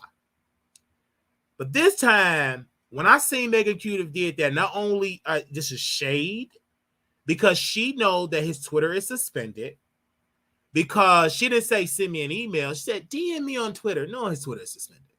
Not send me an email, DM me on Twitter. Oh, your intro is so good luck with your show. Your intro always cracks me up. I'm like, okay. She's trash. She's the slave master's granddaughter, great-granddaughter of the slave master. I've always told you that. She's messy and you can't trust her at all. And she's throwing shade because obviously when she came on the chat, obviously she's a part of this. It may not be with Milagro, but she's a part of this. So when Armon Wiggins was talking and explaining the story, how he called Dennis Byron about, what happened because Dennis wrote the tweets, Dennis Byron did not want to share the information about, it's not Milagro. He didn't want to share nothing, right? So Armon Wiggins is talking and he's doing a commentary and saying, hey, I believe it was Megan Cunniff. She didn't want us in the courthouse. We were lit. We was the most popular bloggers in the courthouse. He didn't name Neek at night. Neek didn't get named. It was Milagro and me. We was the most popular bloggers, not Neek. You know, she wasn't there to pick me. Mm-hmm. And I believe she had something to do with this too. That's a whole nother conversation. Yeah, she had something to do with it. So they talking. Armon talking about story. He said he called Dennis Brown. He didn't want to share. And then Armon was like, listen, we were supposed to, you know what I'm saying? We the most popular bloggers. And then he said, well, I'm hearing that it is about a blogger, but it's not Milagro. This particular blogger are unknown. She don't have a lot of followers, right? I know who the blogger is. I ain't giving her no press because she ain't give me no check. And she is a nobody. So it's about a nobody blogger, loud, ghetto black woman, threatening a white woman. Now, allegedly threatened Megan Cunniff. And on the behalf of Tory. So we're having this conversation. I'm listening to Armon talking. And then he said, you know, Dennis Byron, I believe that I like him, but Dennis Byron kind of jealous or slighted about him being a journalist and we're being bloggers. And that he don't like it that we're trying to infiltrate his space. He feels some type of way. He's bitter about that. And I'm going to add this to this Armon Wiggins point. Add this. I believe that Dennis Byron is jealous. Yes. I also believe that Dennis Byron wants to be a commentator. He wants to be a commentator. Drop a number one in the chat if you all can hear me in the chat. Drop a number one. Can't hardly hear sound. He just ain't got it. He don't get no views. He used to get a lot of views for Tasha K and Cardi B. Everybody was getting views. But that story is gone. Now you really got to show your personality. He ain't got it. He went from having thousands to 1, 2 people, 3 people in the chat. He don't got the personality. He's boring. Yes, you got the facts, but you would do well being a producer of my show, The Wiley Show, or anybody's show. Give me the facts. Let me deliver with my comedic gesture because you can't deliver because you ain't entertaining. They ain't going to entertain you. They're going to go to sleep. Even regular news want you to be entertaining now. They don't want you if you dry like potatoes. They don't want that. They want somebody with some entertainment that can entertain the audience. You too dry. You're an older guy. Nothing wrong with you being older, but you can't keep up with the personality-wise. Now, there's some great older people that can keep up with us. He ain't one of those guys. No shade to him. He just don't got it. He's a gifted writer, a gifted, interviewer, a gifted investigative journalist, pull court records. That's his gift. But he's not a personality. He's not a person in front of the camera. That's not his ministry. So he was having, Armon was saying that he was correct. He was really correct. Armon Wiggins said that Dennis Byron was saying they looked like the Dumberman twins. He was like throwing shade, taking up for Megan Cunniff, Dennis Byron, you know what I'm saying? Because he's taking up for more so a journalist and then a more so that white is right, black get back, brown stick around. He's more so with white validation, right?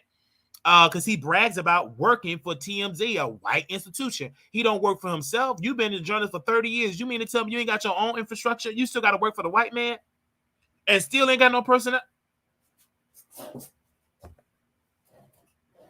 You get... Okay.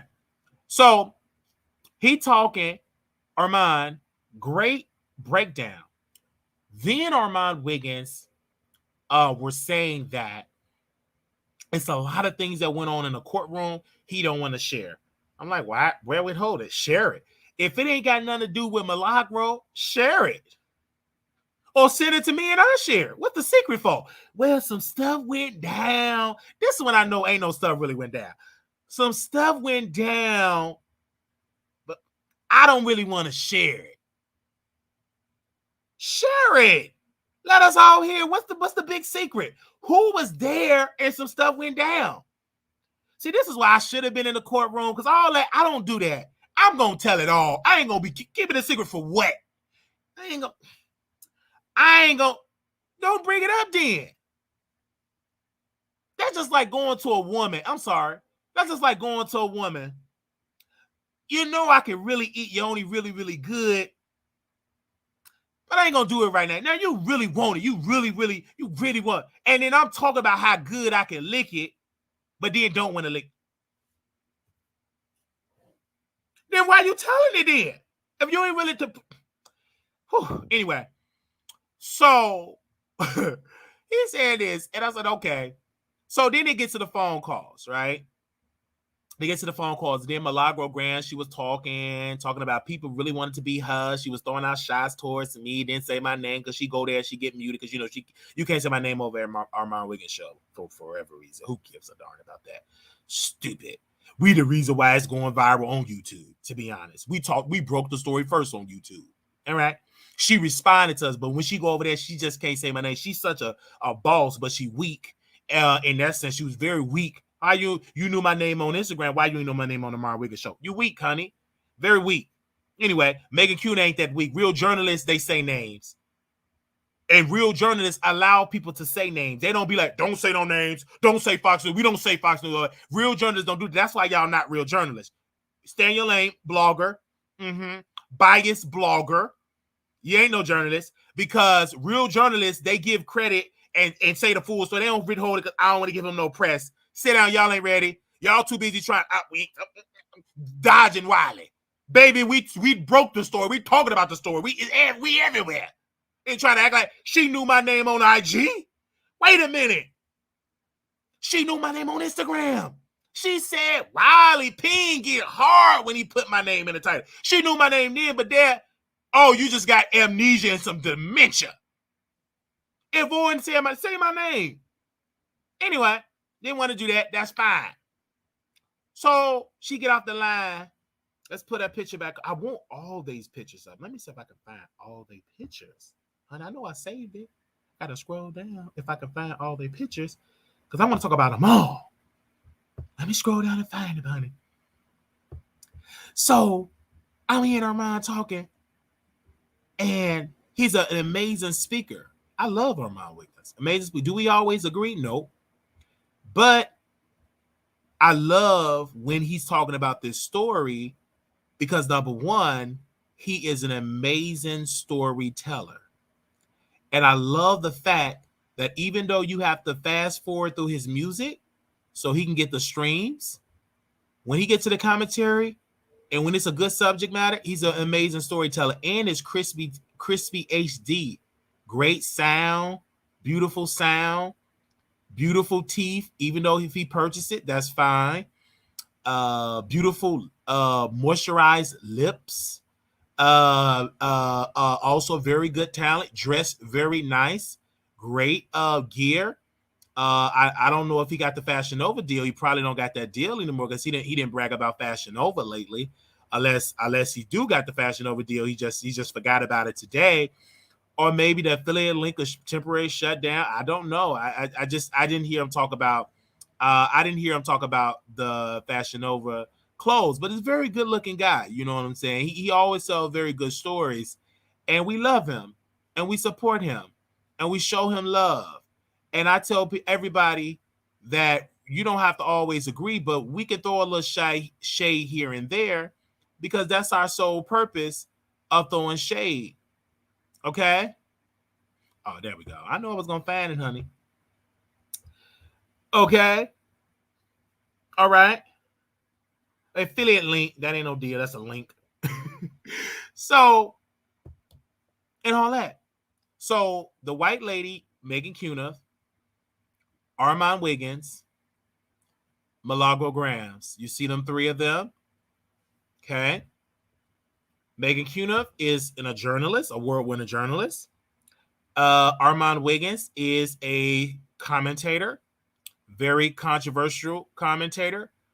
Milagro Gramz, she's a defender of black men that R-word people commit crimes, and she defended them and said they're innocent. She's obsessed with it. She said it for Kaylen Walker. She said he was innocent, played the S tape on her Discord. Said the man was so innocent, right? The victims, they all liars, like she doing for Megan Thee Stallion. And Kaylen Walker was found guilty of all charges, and he's sitting in prison right now. So when it comes to Megan Cunniff in this case, Armon and Milagro, they broke the rules of the court. We broke the story that they were banned. Okay? Broke the rules that they're banned, and now that Megan Cunniff, she was allowed to be on her laptop, and she was able to stay in the court because according to the rules that you can use your laptop in the hallway, but you have to use your phone, I believe your mobile device outside the court building. They didn't do it. They had their phones all out, live streaming, and they were banned. So Armon Wiggins said something so great in the live. He said that these blogs did not talk about it. Milagro Gramz said the blogs posted it to being shady and alluding that I did this, that I was the one that did this, but they didn't post when we covered this case. Armon Wiggins said they didn't post. None of the black blogs posted. And of course, we stood up and we agree. We stand with our YouTubers, because not the Neighborhood Talk, the Shade Room, Baller Alert, Hollywood Unlocked, all of these people, BET, Essence, all of these people did not stand up for or repost any of the people in the show. Not that's the Essence. All the people that's on here did not post them at all. Okay, and not the Shade Room, none of them. They posted Megan Cunniff and gave her a nickname and said she is Megan the Reporter. That is her name. Okay. MadameMuzo.com didn't post. A big publication didn't post them. None of these publications, black publications, posted Milagro Gramz and Armon Wiggins. And let me tell you why they did not post it. Because black media today, some of these new black sites, they only love to uplift white people. And most of these people, they love just posting white folks. Let's speak about the Shade Room and Neighborhood Talk. They're owned and operated by black people.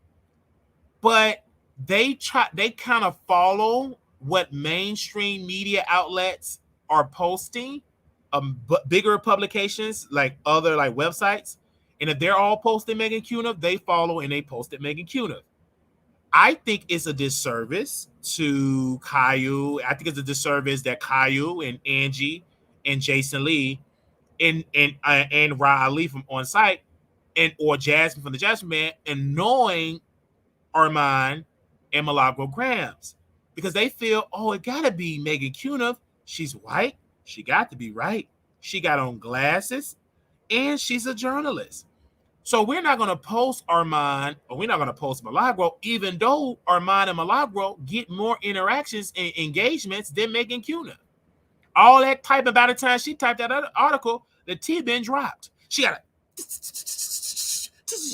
and right out of time she tried to write that article and proofread it, send it to her editors. We didn't already drop the T. Armon didn't already broke the story. Get in there, get in there, get in there, get in there, get in there, get in there, get in there, get in there, get in there. Everybody get in here. Everybody get in here. Get in here right now. Get in here right now. We got an exclusive right now in the courtroom. You got Milagro Gramz. Bro, trim me $20. Y'all know that Tory Lane's innocent. I'm eating my breakfast and all that. He's innocent. The courts and does all that. They didn't already broke it. We didn't already got the tea. So she sent the information late. You know, she may have a big reader base, but it ain't black people. It's mostly whites. So that read stuff about black people and gossip about them at the breakfast table. But us, urban, we get our news from YouTube. We ain't waiting for you to type that article. Type it. Wait a minute. Gotta get fact check. Gotta go to the legal department. We ain't got no legal department. Baby Armon, get in that chair. Smoke him a couple of blunts. Do a little sniff. A little sniff. Drink you some liquor. Going live. Milagro, smoke her a couple of blunts. Fix that wig. Put on that makeup. Grease up that breast. Hitting that live button. Going over there with DJ Academics, putting that breast up in the camera. We ain't waiting to go to no legal department. We ain't got no producers. We ain't got no editors. We are the boss. And we just go live and break the story. So we ain't waiting for all that. We ain't waiting for all that. We don't wait. We eat and break the story. We don't, Megan Cutie, she gotta eat a little, she gotta be growling and just eat a little something type. Baby, we'll eat white. We'll do a mukbang by breaking the story.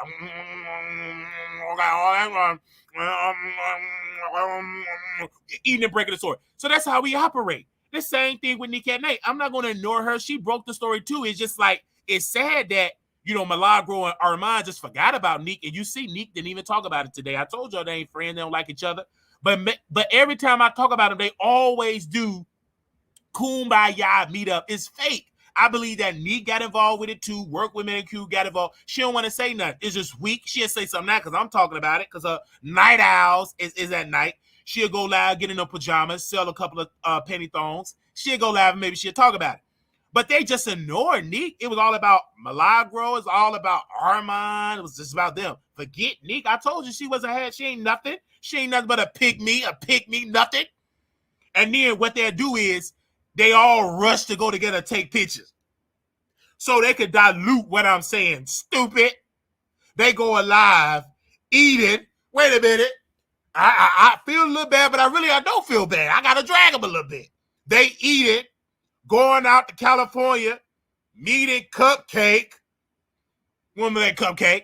Now, I'm thinking it's a cupcake like when you eat, like a little cupcake, not somebody named Cupcake. Cupcake. She go there. They supposed to be breaking the story. They on lunch break. Wait a minute. They all eating. They supposed to be breaking the story. Now, Megan Cunniff posting the story, getting reposts. All the black media, let's skip this. Let's skip about toilets. Let's clock out. Let's all go eat. It was Neek, Armon, Milagro, and Cupcake. Okay? They all in that eating. Stuff in their face. Eating $40, $50 French fries. Instead of them being a boss like Armon, I'm talking because he a man, he making close to $1 million, sniff. Instead of him pulling out that black card and say, wait a minute, I got this, and pay for it like a boss and leave a hefty tip, here they go. All right, your order is going to be $285. Well, okay, okay, all right. We are gonna split up the bill. Let's. This is what they said. Let's drop it up in the air. Let's drop it up in the air and see where it lands. This according to what they said happened to her. Let's just see where it lands. To pick me, all these people with money. Let's just drop it in the air. So they drop it in the air. Whoop, it land on the floor, meaning everybody got to pay for it. Okay. So they said we dropped it in the air. We need to split it. We really don't do that. And so service, nice server. She split it up with all these 6-7 people, splitting up the bill. Have to go back. Wait a minute. She got to go back at the wall.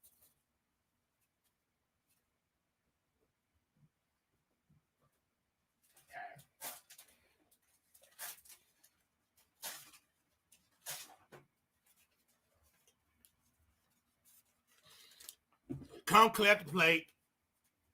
Have to bring all these different receipts. Receipt number 1, receipt number 2, receipt for Armon Wiggins for his meal, for his drinks, and burgers and fries. You know, you already know Milagro. She get high. She wants some barbecue rings and fries. That bill is heavy. And you know, Neek, let me write these people's name down. Okay, Milagro, Armon, and then Neek, she love to eat. That's a thick girl. She love to eat. I know that bill was hefty. And Cupcake. Okay? Cupcake. She ate about some fries. I guess, according to the streets, she only ate some French fries. In her mind, I ain't gotta pay for that. I don't have a little piece of fries. Y'all drop that bill. All right. Okay. She got up.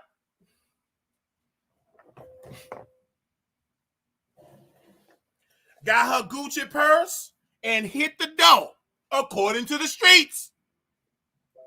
Hold on, according to the streets. She got up and hit her bag, hit the door. Okay?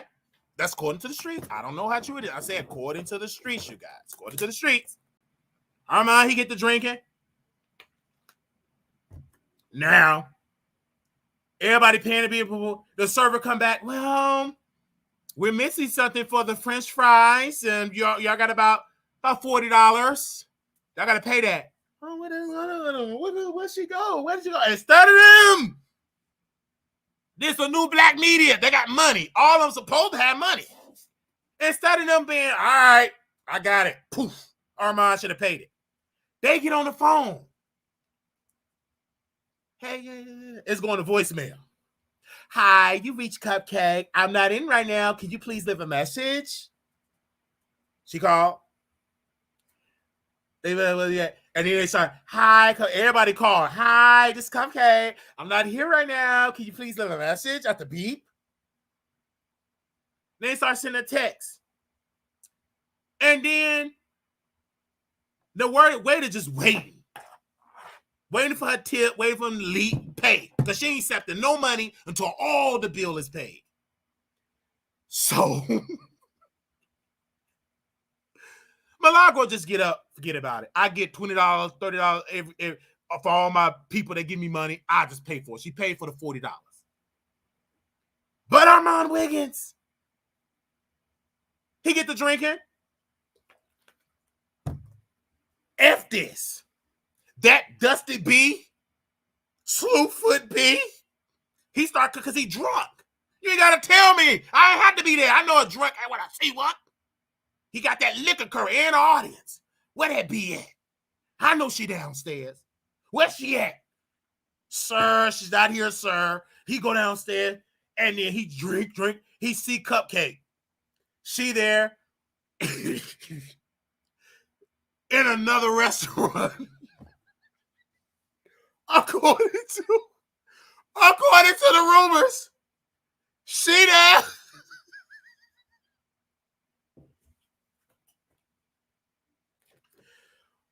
With a menu. She went somewhere else. She got a new menu.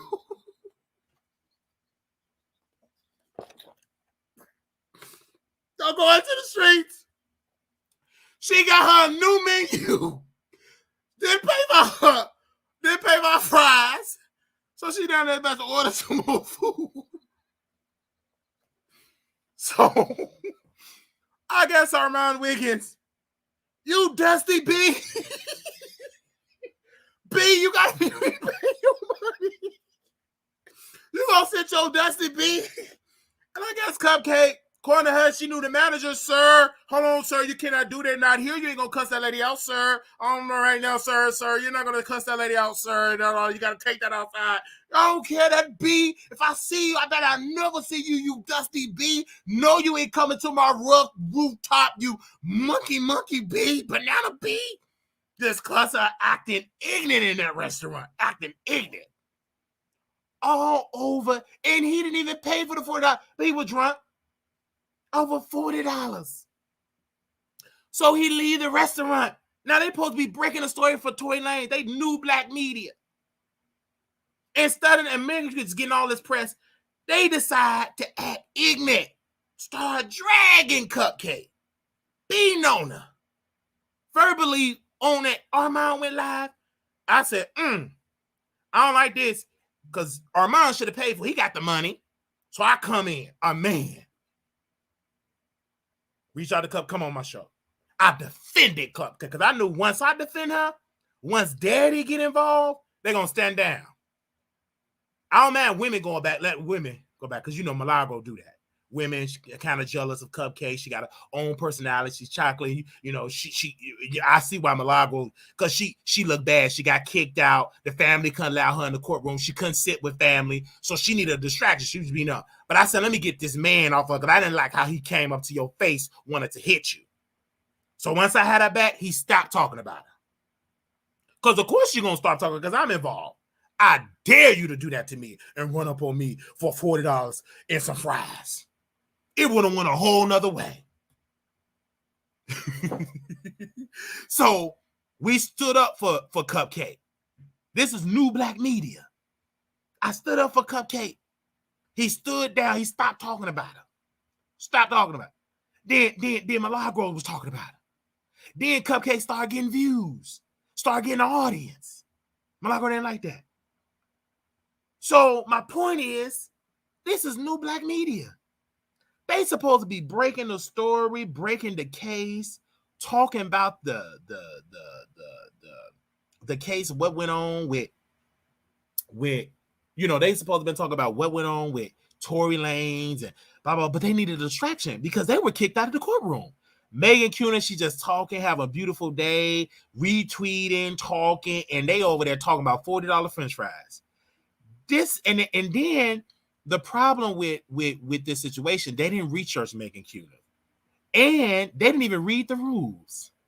They didn't even read the rules of the court because they were so busy trying to be new black media for a fashion show, dressing up, looking like twins, looking like they ready to go on tour. Man, it looked like they came from a Kojic convocation the way they was dressing. Okay? So they was dressing for a fashion show. Armon just went just for people see him in fashion and labels. That's like they ain't went there for break no case and they went there for some clout. Ain't nothing wrong with that. So they got kicked out in the distraction.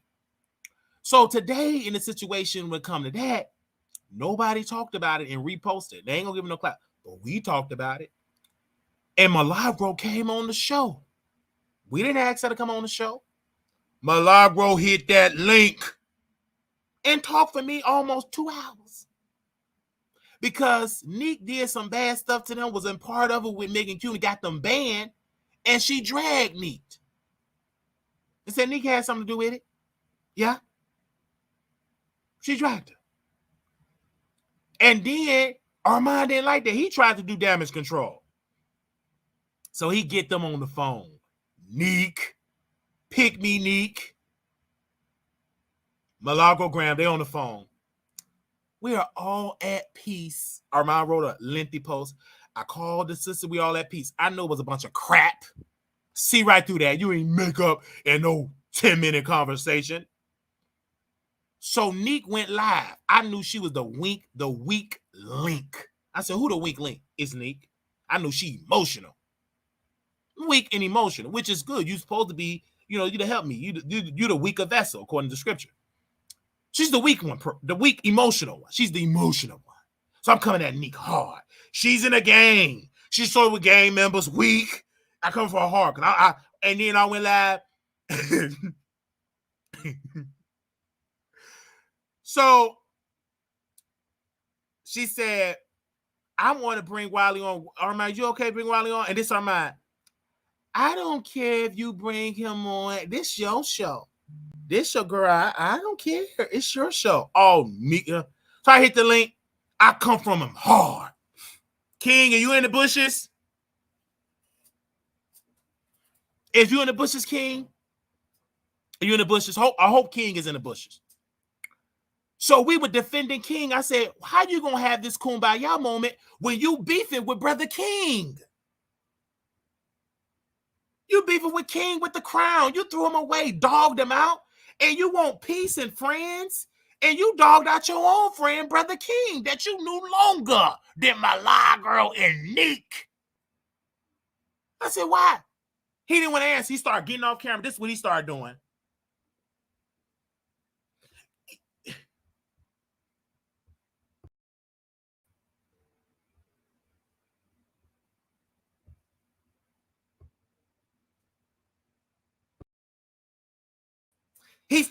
He started getting off camera. He started ducking and dodging. Just weird. Because it was the truth. Now we in this month of June. Who beefing? King and Armon. They beefing now. Because I knew it was the truth from day one. They were beefing. And he didn't want to address that beef. I was on his tail then. Go back to the live before she deleted. Because she had probably tried to delete it. I was on the live talking to Armon hard. Saying what I said. Megan Cunniff is the slave master great-great-granddaughter. I stand for black media. Put some respect on my name. How y'all gonna be black media if y'all don't put respect on other black media name? Real media don't do that. well, this is the pick me, because Armon gave her a look like, get him off. This is neat. My night owls, and she thick chocolate. My night owls with her beautiful self. My night owls, okay, Wiley, my night owl said they want you go. None of her night owls said that in the chat. But I said, that's my, she thick chocolate, thick. I'll get off. So, I'll go in the chat.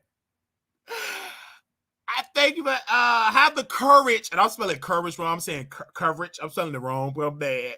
Not bad, but I'm trying to troll, couldn't spell. And then I said one thing I got right. I said I stand for black media. Y'all, I stand for black media. And Nick was mad. She started responding to me in the comments.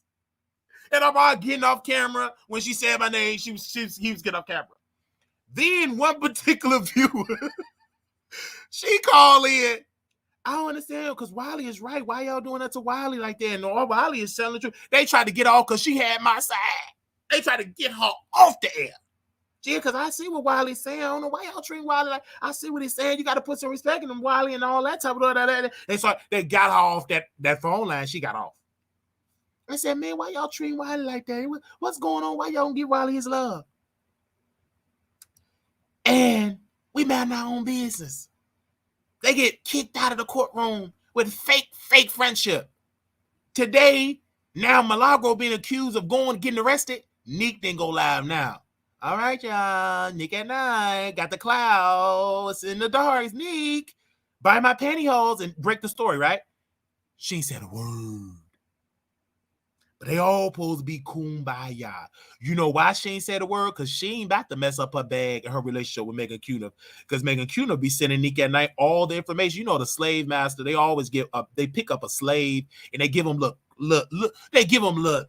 They don't give them the full. They give them a little share of a crop. A little piece of a crop. They give them the hand-me-down stuff that she really don't want to do. She give her a little crumbs. When you're a slave, you see the little slave, the little baby, you eating a little burger, whatever. You give them the last piece of the burger, a little crust, a little chitlins. You gonna get the bad part of the pig, and she gumping it up. You get the breadcrumb. That's all she get. That's why she ain't said. You think she about to criticize Megan Cunniff when she giving her some tea about different cases and giving her the word because she lazy to do it the next way she get it off of Megan Cunniff? She ain't saying nothing. So,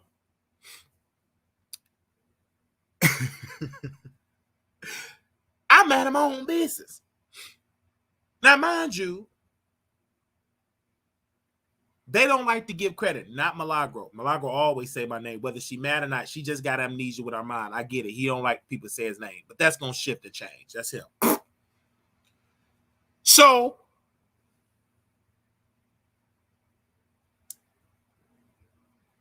we got a situation that happened today. And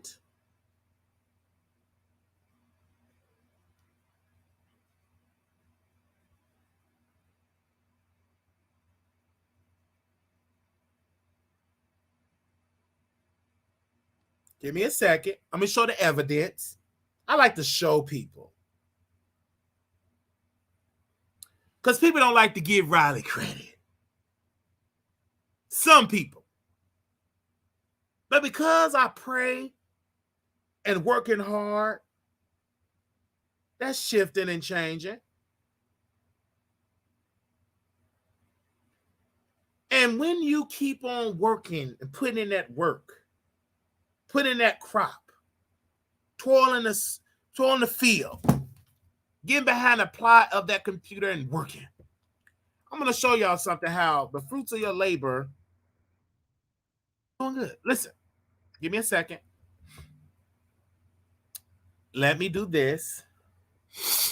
Oh, my allergies, child. And it's kind of chilly out here, but I ain't going to go in the house because I'm already out here.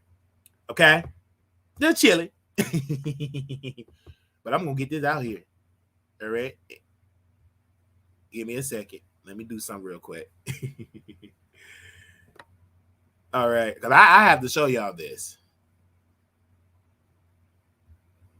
Give me a second. My mom is make sure y'all share this live because I always say, you know, people watching the Wiley Show, people think I'm joking. Oh no, they don't. I said people watch the show. And today on the Shade Room, I get a tag on the Shade Room. And I get a tag on the Shade Room earlier today.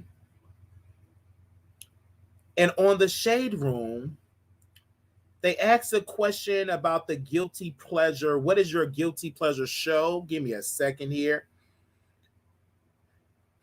What is your guilty pleasure? Let me see. Where is that? Okay. They said a new study, this is on the Shade Room. A new study found 87% of people have a comfort show. What's your comfort show?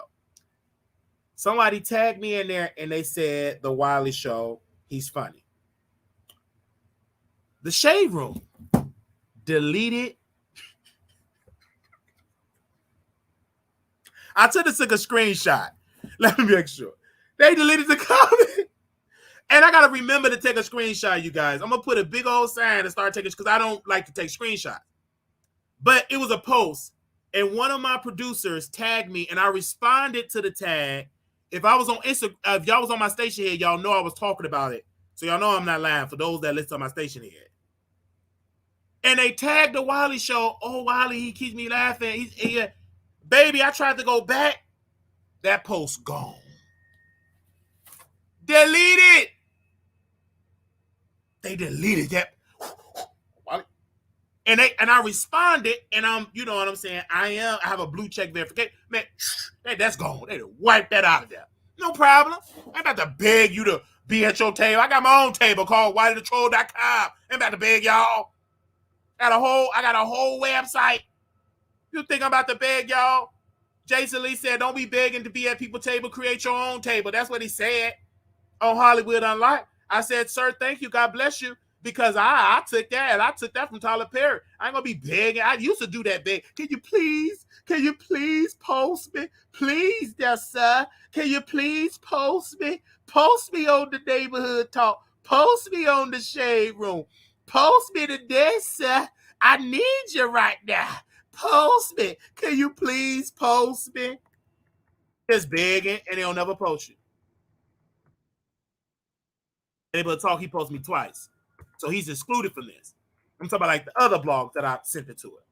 So Kyle did post me twice. I'm talking about the other ones that we sent ourselves. They seen it and didn't even post it. Okay, we did a whole story with Roland Ray. He was all in the news. We interviewed him the same day he was in the news about the mess. We getting the tea. None of them, Jason Lee, none of them post me. They didn't post me. Jason Lee kind of excluded. He never posted me on. He saw me on YouTube, but never posted me on Instagram. Went on break, man. Shout out to Milagro. Okay. Shout out to Milagro. Even though I'm shady, but one thing about her, when she's on her platform, if Wiley breaking a story, Milagro gonna go live and she gonna talk about the Wiley Show and give me my credit. She's not like Armon Wiggins. He's stuck in his feelings. But Milagro, she gonna, yes, Wiley. Shout out to Wiley. You know Wiley did that. And Milagro had my back when Storm didn't want to say my name. And Milagro, she said, man, don't do that. You fake. Say his name. Now you don't want to say his name because Larry Reed wanted to say my name. He said, no, don't say no name. Mind you, Milagro did. I give her credit. She always say my name. Always. Whether she cuss me out, she gonna make sure she say Wiley. Everybody don't do that. So I told y'all about the thing. People don't like to give credit, or mine don't like to give credit and all that type of stuff. And I told you, I said, people going to start coming in the show, start watching the show. They're going to start jumping out of the bushes. They're going to start showing that they are here, making their presence known. So one particular blogger showed up in the chat. They got over 100,000, a millionaire on multiple properties, worked for herself, a boss, Michelle ATLien Brown. She came in the chat In the chat, we laugh like we laugh now. In the chat, she jumped out the bushes. In the chat, Wiley funny, so entertaining. You up? I'm enjoying the show. I'm giving her praises and her roses and stuff.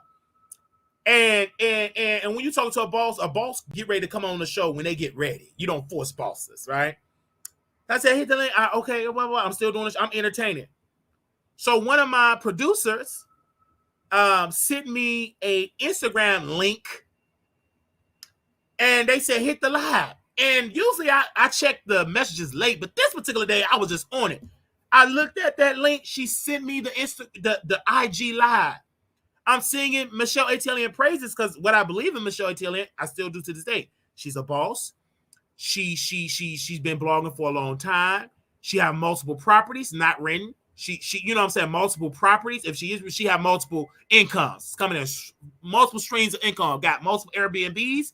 This is the same landlord. There was a landlord fucking on Diva. He messed up her place, pooped all on the carpet, got high in it, didn't want to pay. And she had to sue him and got partially her money back. So I always give her praises. So I'm just going, I'm showing my talent. I'm Wiley. I'm dragging everybody because I'm a talented brother. So she live on IG talking about a subject. I don't even know what she was talking about at the time because I came to the IG live late. And said, hey, Wiley, singing praise and all that. And I started talking about Fox Soul. I trashed Fox Soul. And she was like, she said, Wiley, hit the link. Oh, she sent me the request. I'm sorry. And I'm trying to make my bacon in the kitchen. Right? Michelle is the blog goddess, right? Thank you, mouth open. So I'm putting my bacon in the oven. Trying to put my bacon. I'm hungry, baby. I'm hungry. I'm hungry physically. I'm hungry in this blog. I'm just hungry, right? So I get to the kitchen, in the kitchen, trying to put the bacon on the pan to put in the oven. My boiled eggs is finished, but I need some bacon so I can have some bacon and boiled eggs. That's the only meal I have ate all day is bacon and boiled eggs. That's the only meal I have for today is bacon and boiled eggs and some water. So I'm trying to eat, and I get on. She did the live, and I'm on the live with Michelle ATLien Brown. That's associated with Real Housewives of Atlanta. I mean, just check her resume, right? She's a close friend with Nene Leakes. Check her resume. The list goes on and on and on and on and on. Because I'm hungry. I didn't say, no, I'm too hungry. I said, skip this. This bacon can wait. Hit the link. Instantly went into action. Talking fast. I'm hitting my points. I'm going in. I'm talking about Fox Soul. I said they got a colorist crackhead and a down low man. Okay? I ain't worried about no lawsuit. Dragging Armon Wiggins, dragging T.S. Madison, dragging this person, just all my talking points. Dragging T.S. Madison mama, just entertaining. I ain't cussing. I'm just dragging. Without a cuss word. Everybody can't do that. Person dragging Armon about his drug, cocaine, allegation, coke coming out his nose. Just dragging. Boom, boom, boom. I said, okay. I said, this, and then Michelle said, jokingly, she said, the words of the man, she said, I say this all my words. Saying it loud, then stutter. Got off of it. And they said, you need to repost this. Say this live. Save it. So I'm going to save it. I said, thank you, Michelle ATLien, for bringing me on. Blah, blah, blah. I got off. I'm still busy because I'm still running a show. So it goes on my YouTube. I mean, it goes on her YouTube. And I'm getting all these DMs. I'm like, what's going on my IG? Who is this? I thought it was a troll. It's new followers. Hey, man, I'm subscribing to your show. You are so funny. Send me the link to your YouTube. You're so funny. How did I not know about you? And then people are saying, I didn't even know you were that funny. When you get an opportunity, you got to be prepared. I didn't go on her platform all dry, nervous. Well, Michelle, trying to be all cool like Armon was when he was sitting in front of T.S. Madison. Bring your personality.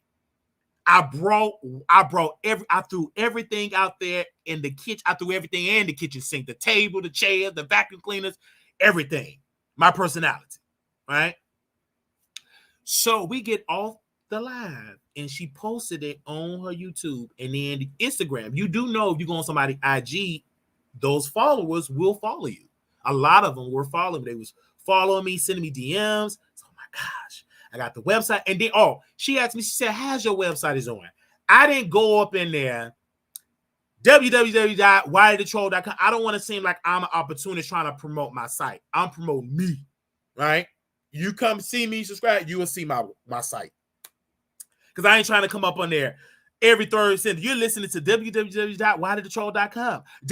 I'm not trying to do that stupid. Ain't nobody going to deal with you trying to. No, bring your personality. You bring the personality, I find out about your site, okay? And so she asked me, how's your site doing? She asked me, do you have ads? Yes. She said, I said it could be better. We just going to pray. And then let me answer this because it's coming to me. So they kept saying, oh, Wiley is a flip-flopper. Woo, woo. I love when people say that. Yeah, Wiley, they said you a flip-flop. I said, well, to answer that, yes, I got bipolar. If I'm a flip-flopper, President Biden is a flip-flopper. Well, what President Biden was the author of the 1994 crime bill. Do you know what that crime bill was? It locked up your uncle, your baby daddy brother, your father, his brother, all type of drugs. He authored that. And go back and Google President Biden, his speeches, his when he was talking in the Senate. He flipped on that position. Of course, he changed now, but baby, he didn't flip. Okay, these people they flip-flop. And then I talked about other people that have flip-flop. I can't remember all the names I said. But then we started talking about the politics. We started talking about the wealth gap. We started talking about that. And then Michelle ATLien said, well, black women are owning more homes. I said, correct. But we still have not caught up with our white counterparts. And Michelle ATLien said, you are correct. If I was wrong, she would have said, you wrong. All right. Yes, we can call it. And what was the word that we was doing? Oh, we was talking about the system of the system of, we're talking about the system. Oh gosh, it's a system of something that Senator Tim Scott was talking about. Is it a system of something? Oh, I'm trying to think of the word. I can't think of the word right now. Oh, wait a minute. It was a system of something. That was my point. It was about a system. I know it was about discrimination. It's the system of it. Let me see if y'all can comment about it because I'm trying to talk about that part of the system. So we were talking about that. And we were talking about how the system is about this system, the culture of the system, and how they're holding people back of black people because of the system, because of redlining and all of that. And it was the thing I want to talk about. This is, I can't think of the term of it now, but anyway. But my point is that Michelle ATLien Brown gave us our credit. And we told her that you allow Peter and myself and you. I said, do you remember during the pandemic, Peter was on your show and I hit the link and you allowed me to come and have a conversation with Peter? She said, yes. That episode, we were having a conversation. It was good. Very educated conversation. If you don't remember the episode, I'm gonna try to find it and share the link on my community wall. Milagro, this is why I have a love and hate, right? She gave me credit. Milagro said on her show, she said, wow, Wiley did a good job. He didn't act ignorant. He didn't slow of his words. It was very educated. He held a very educated point with Peter. They had an amazing dialogue, even though they disagree. Very powerful. So that woman always gave her credit. But just because you give me credit, I don't have to kiss your butt. I still got to be me. All right. But I give you credit where credit is due. So Peter came on and we were talking and she gave me credit. So the credit is there. And Michelle ATLien is going to be the first of many, and others that are going to show up in that chat. They're going to drop out of them bushes. They're going to bring me on their show because I'm funny. Because I am entertaining.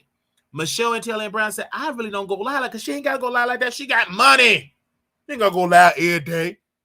She do this. This is a hobby. This ain't just her income. This is a hobby. for her, a hobby. And I said, oh, Michelle, I would love to just be laid back, getting money. You just got someone just getting checks. You don't even think about money ain't your issue. You may have some problems. I say that. You may have some issues, but money ain't it. So money ain't no issue. This is just a hobby. You got money. I said, okay, we'd be left with money and all. Because she said, well, think about it. I don't want to work for nobody. That's all I had to say. I said, me too and all that. And she said, keep working hard. You will get there. And I believe that. And just confirming on the journey that we're on. And so, yes, people are not, all people ain't going to show you no credit. They ain't going to do that. But thank God for those that are willing to have the courage to show us credit. There will come a time that more people will continue to show us credit, and we'll be alive and well to receive it and continue to benefit and continue to offer y'all entertainment. Because one thing about me, I'm entertaining. Okay? Very entertaining. And we were talking about our eye. I was talking about my eye.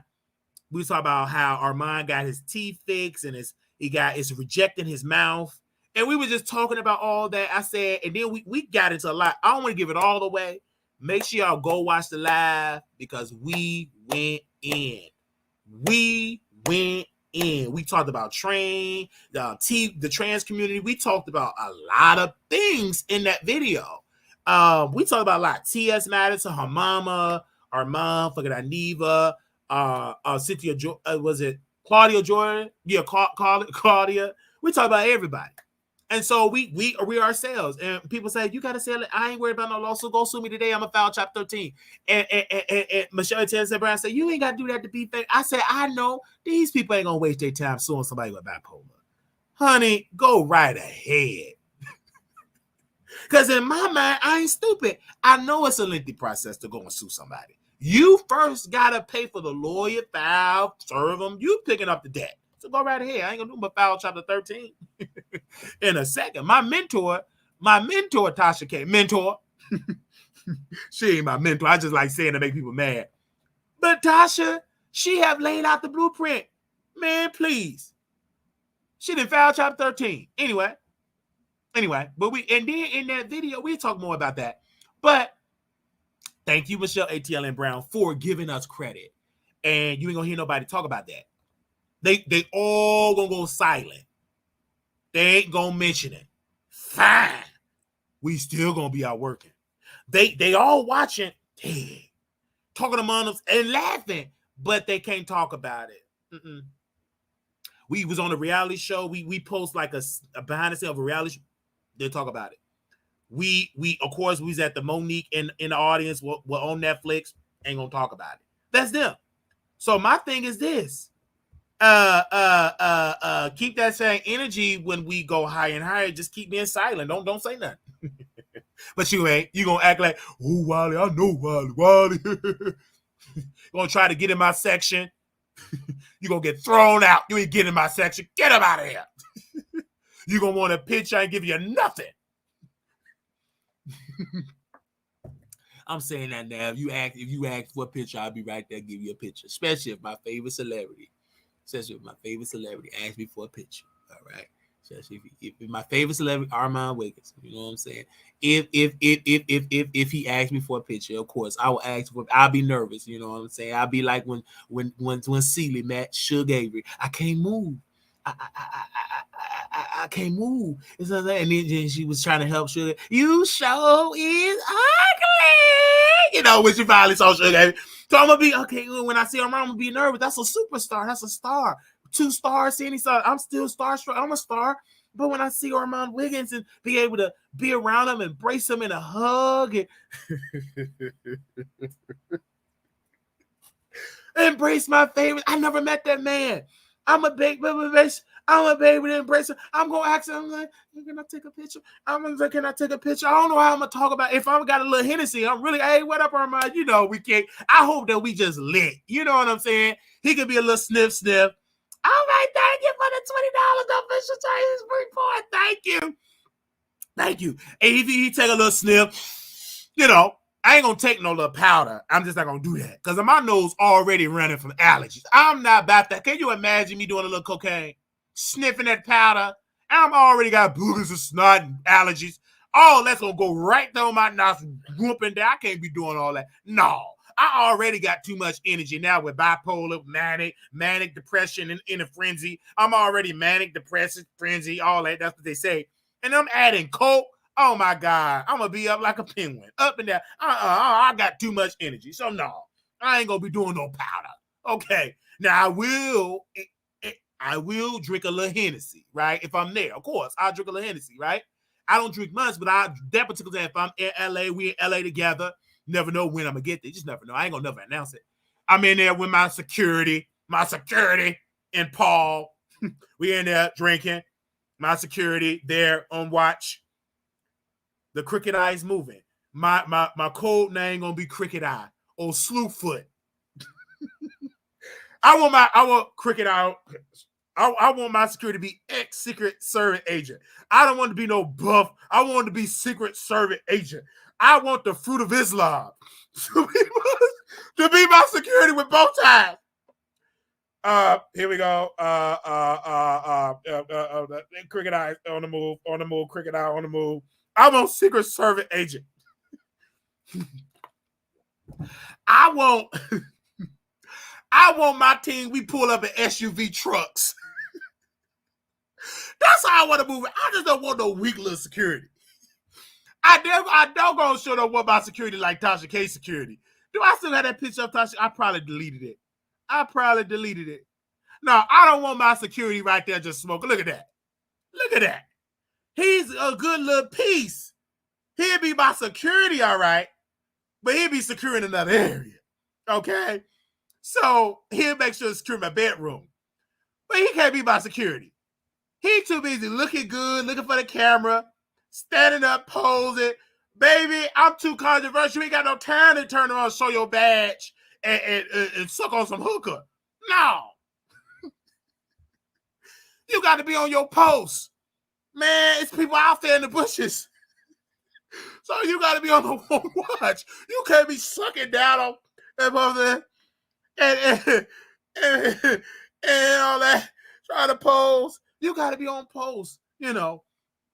So, but I will be meeting my favorite celebrity, even though he want to meet me too. Security, he gonna act like it's. I get it. He gonna act like with his audience. I get it. He that's what shows you. Yes, your home court boy. He's a psycho. I would never be there. You know what I'm saying? But till then, I just keep these pictures up here just for memories. Okay, so take a picture. So in my clothes, do y'all want me up the phone lines? I don't know if they want me up the phone lines. I don't know if they want me up the phone lines. So it with me. Armon Wiggins, he gotta know I love talking about him. I know he roasts me, but it's all in fun. I'm just waiting on him for me to afford to get to LA. I can't afford it right now. I can't afford it. I'm broke. I can't afford no LA. LA expensive. So I gotta do about 15 doubles and 20 doubles. I gotta stack up my bread to get to LA. That's expensive. I can't afford it right now. I can't afford it. I just can't afford to be in LA right now. I can't afford it. Now, if he was in Jackson, Mississippi, then maybe. I can afford a little Jackson. Mississippi. I afford Mississippi, I think. I can't afford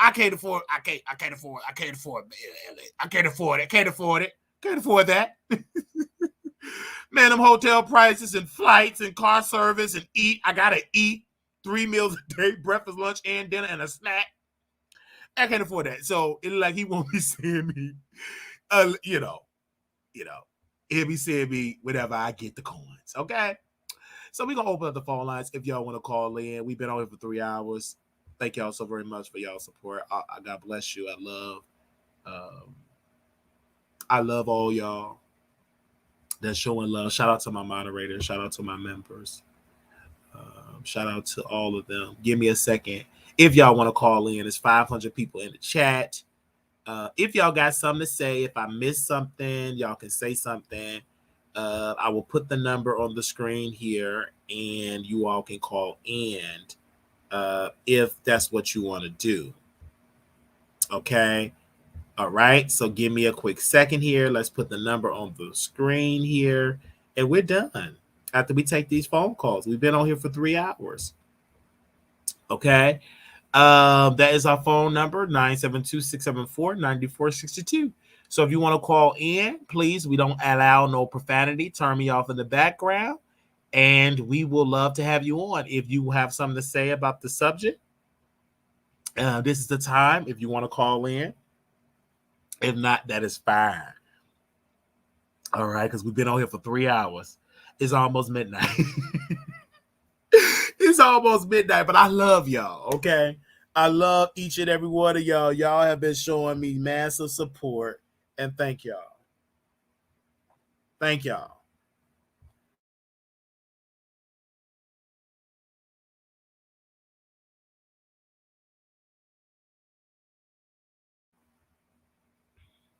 I went to get some water, but went to get some water. Said, thank y'all so very much. Oh, this has been so good. Mm-hmm. I love water, you guys. Okay. Phone call.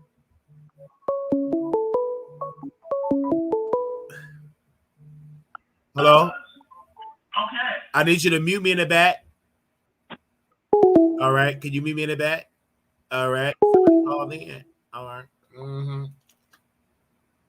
Wait a minute. They called in, hung up? All right. Let's see if they call back in. 972-674-9462.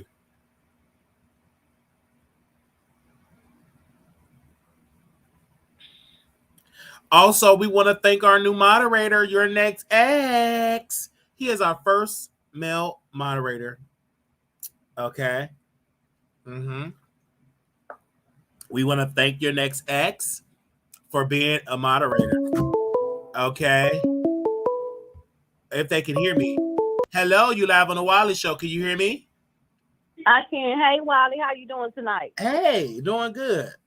That's good. This is Kid Chad. I said I'm gonna get him now. He know my keys is not on the schedule and it's summertime.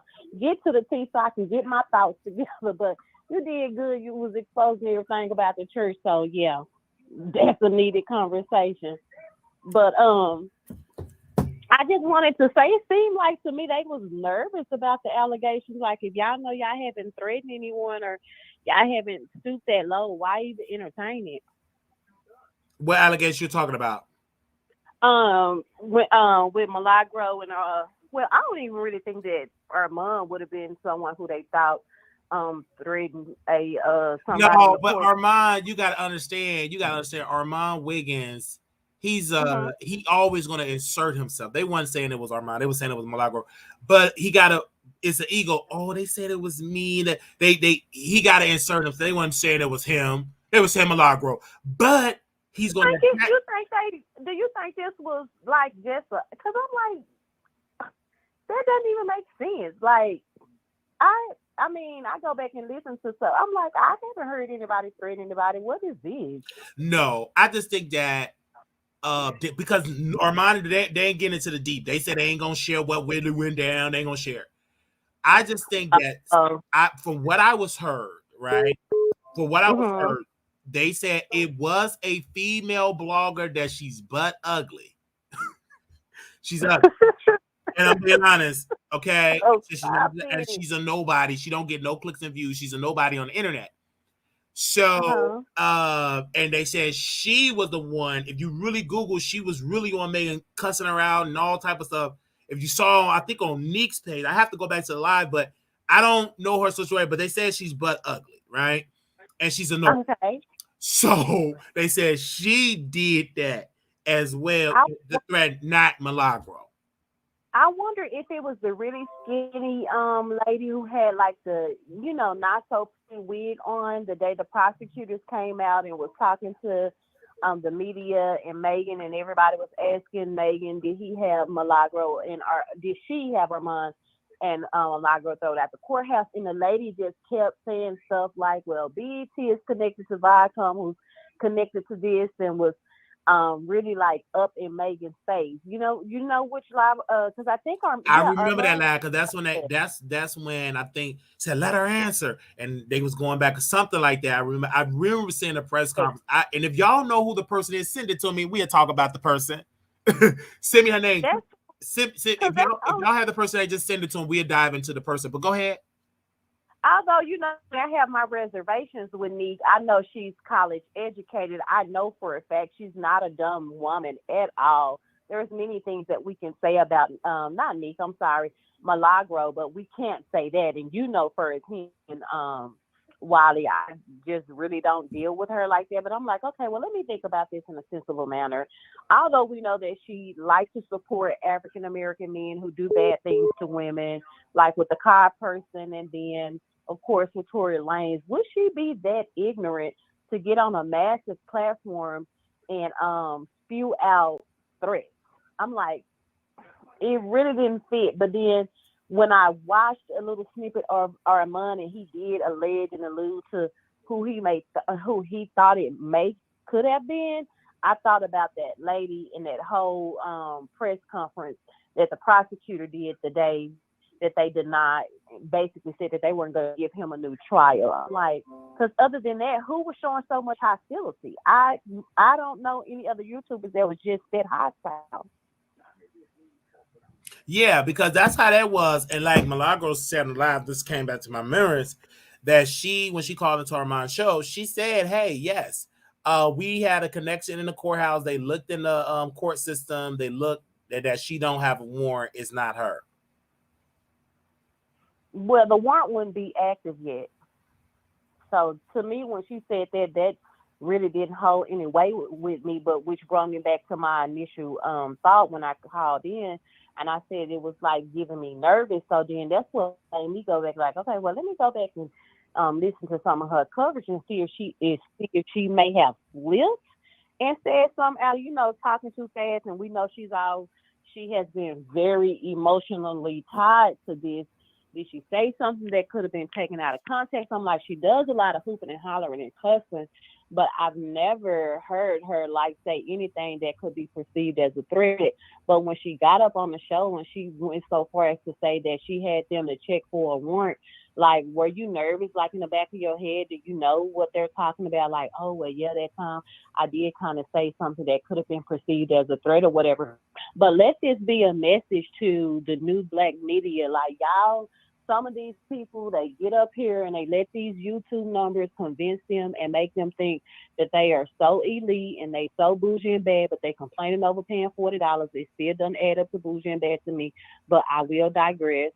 And they get so cocky and driven by their fans and their narcissism, and they go in places. Remember when you were doing your live and you were like, hey, I respect Milagro because she had enough gumption to say my name. And I was like, well, I respect your position on that, Wiley, but I just still can't mess with her XYZ. And remember, I told you, I said, she's always cussing. She does not understand when she's in her room, in her house, her studio, or wherever she records her commentary with her microphone.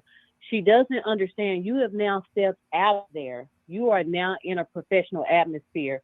And I'm not happy that this happened, and I hope that this isn't her, but let's just say that it is her. I remember saying, like, she needs to clean up her mouth. Like, you cannot be doing all that.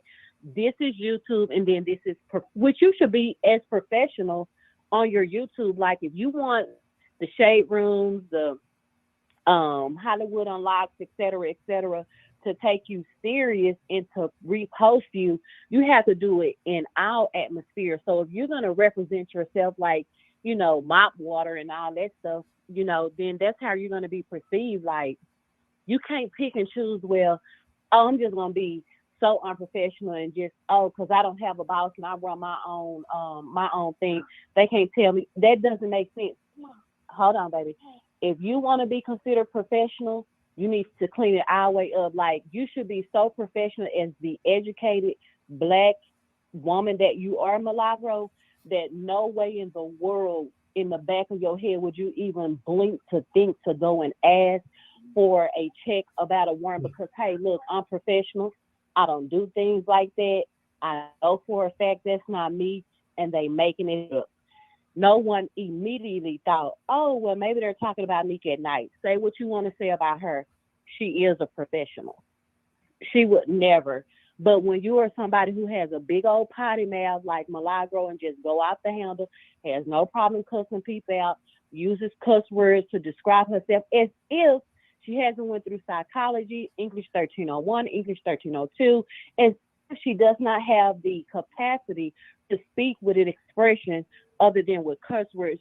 I believe she's mentally capable, but she chooses to do that because she doesn't want to take her mindset out of the hood. And that's just how I feel about it. Well, I disagree.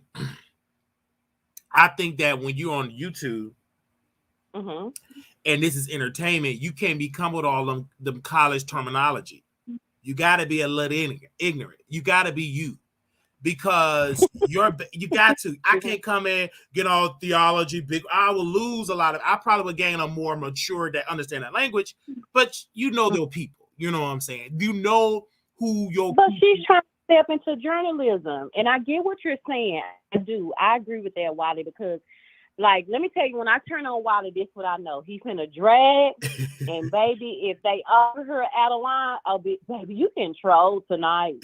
And if he got to make it up, baby, he making it up, and he ain't taking no names and asking no questions.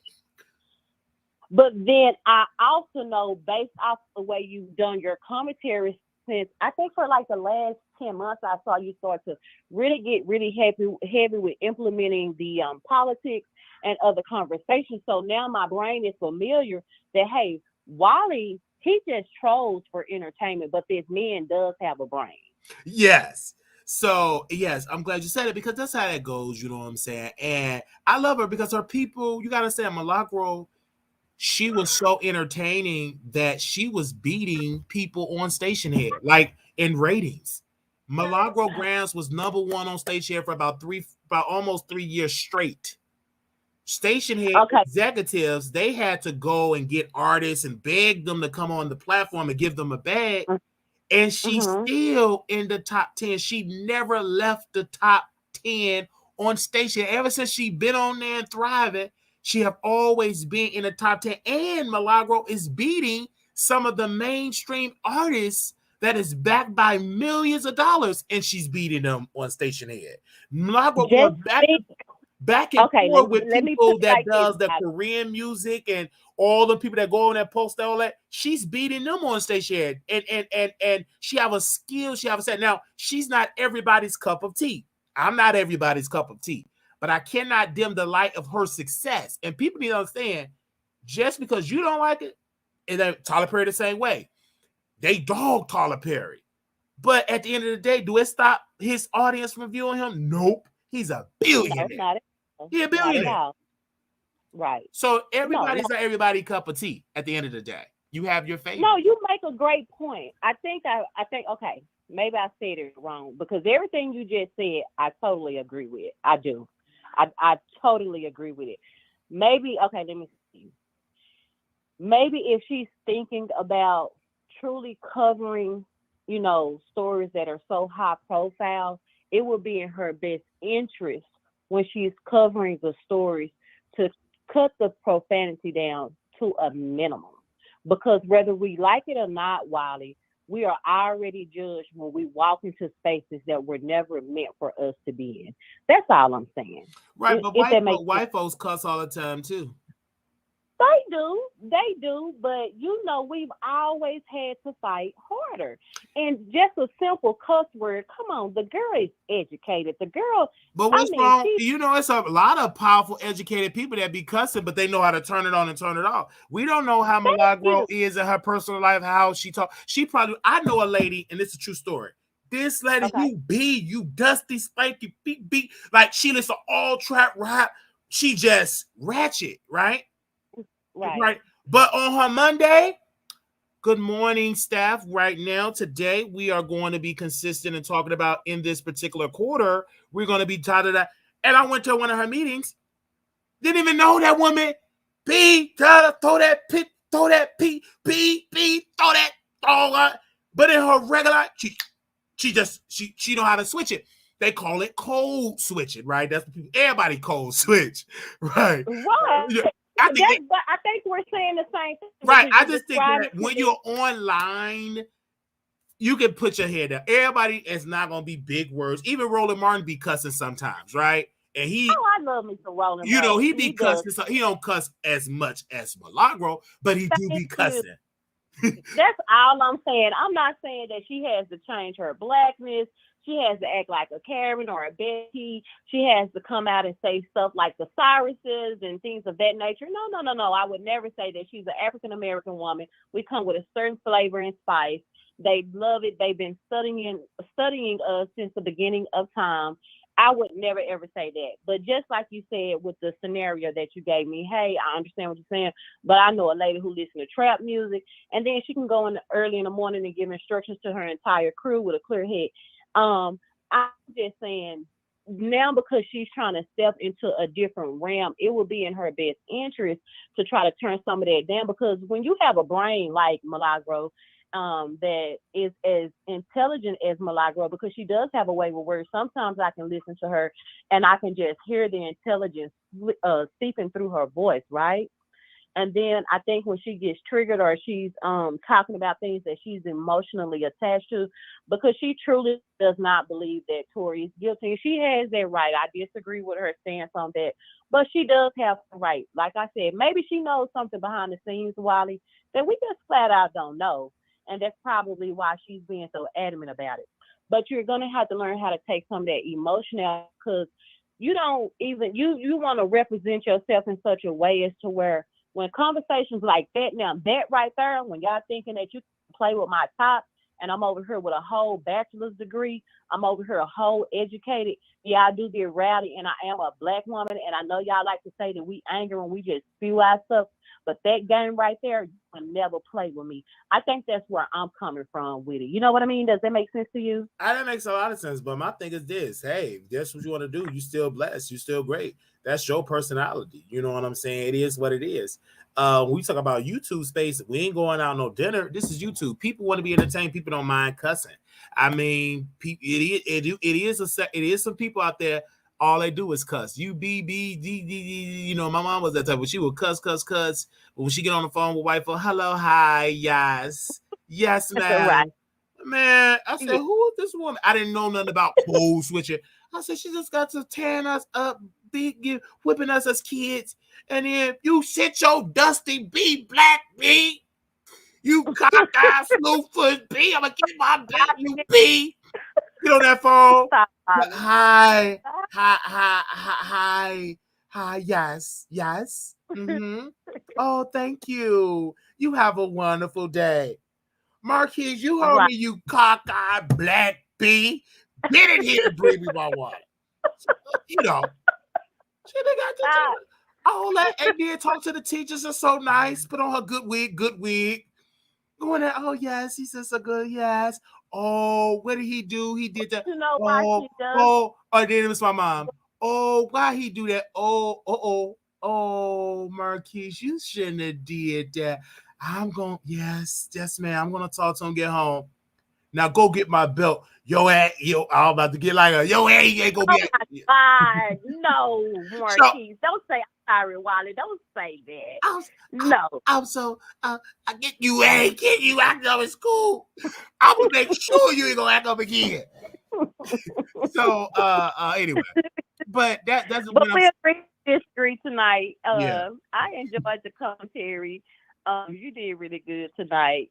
But yeah, that conversation about the church, I mean, you was hitting on some points and some things that some people, they just flat out don't want to hear about the church. But good job, and just keep going, Wiley. You know, like I said, I graduated about 3 weeks ago, so I've been job searching and trying to get work in my field. So tonight what, you got a master's or bachelor's? Oh, associates in small business management. Associates in small business. But I'm going to go to the UNT right here in Dallas, because honey, I can't do Tarrant County anymore. It's too far of a drive. But I actually like their school system better than Dallas County school system. It's just so much better. But for the convenience, it's a drive. Oh wow! I pray that God give you what your heart desire, that you get a good career, good benefits, and good money. Thank you. I appreciate that, Wiley. But you know, always, whenever I can catch the live, even if I'm just cleaning up, I'll let it play, even if I'm not tuned in. Thank you. But yeah, good job tonight, and I'll be tuned. Let me go back in the bushes, okay? God bless you. Thank you. Okay, I think you have Bye. All right, thank you. Bye-bye. I think we had got 2 phone calls. Let's see. Okay, I think we had got 2 phone calls. I think no, it was 1 phone call. If we can call this person back, and then I think I'm sorry, the person you were. okay. But then somebody called in for this number. I don't know if they wanted to speak. I don't know. So I just called them back.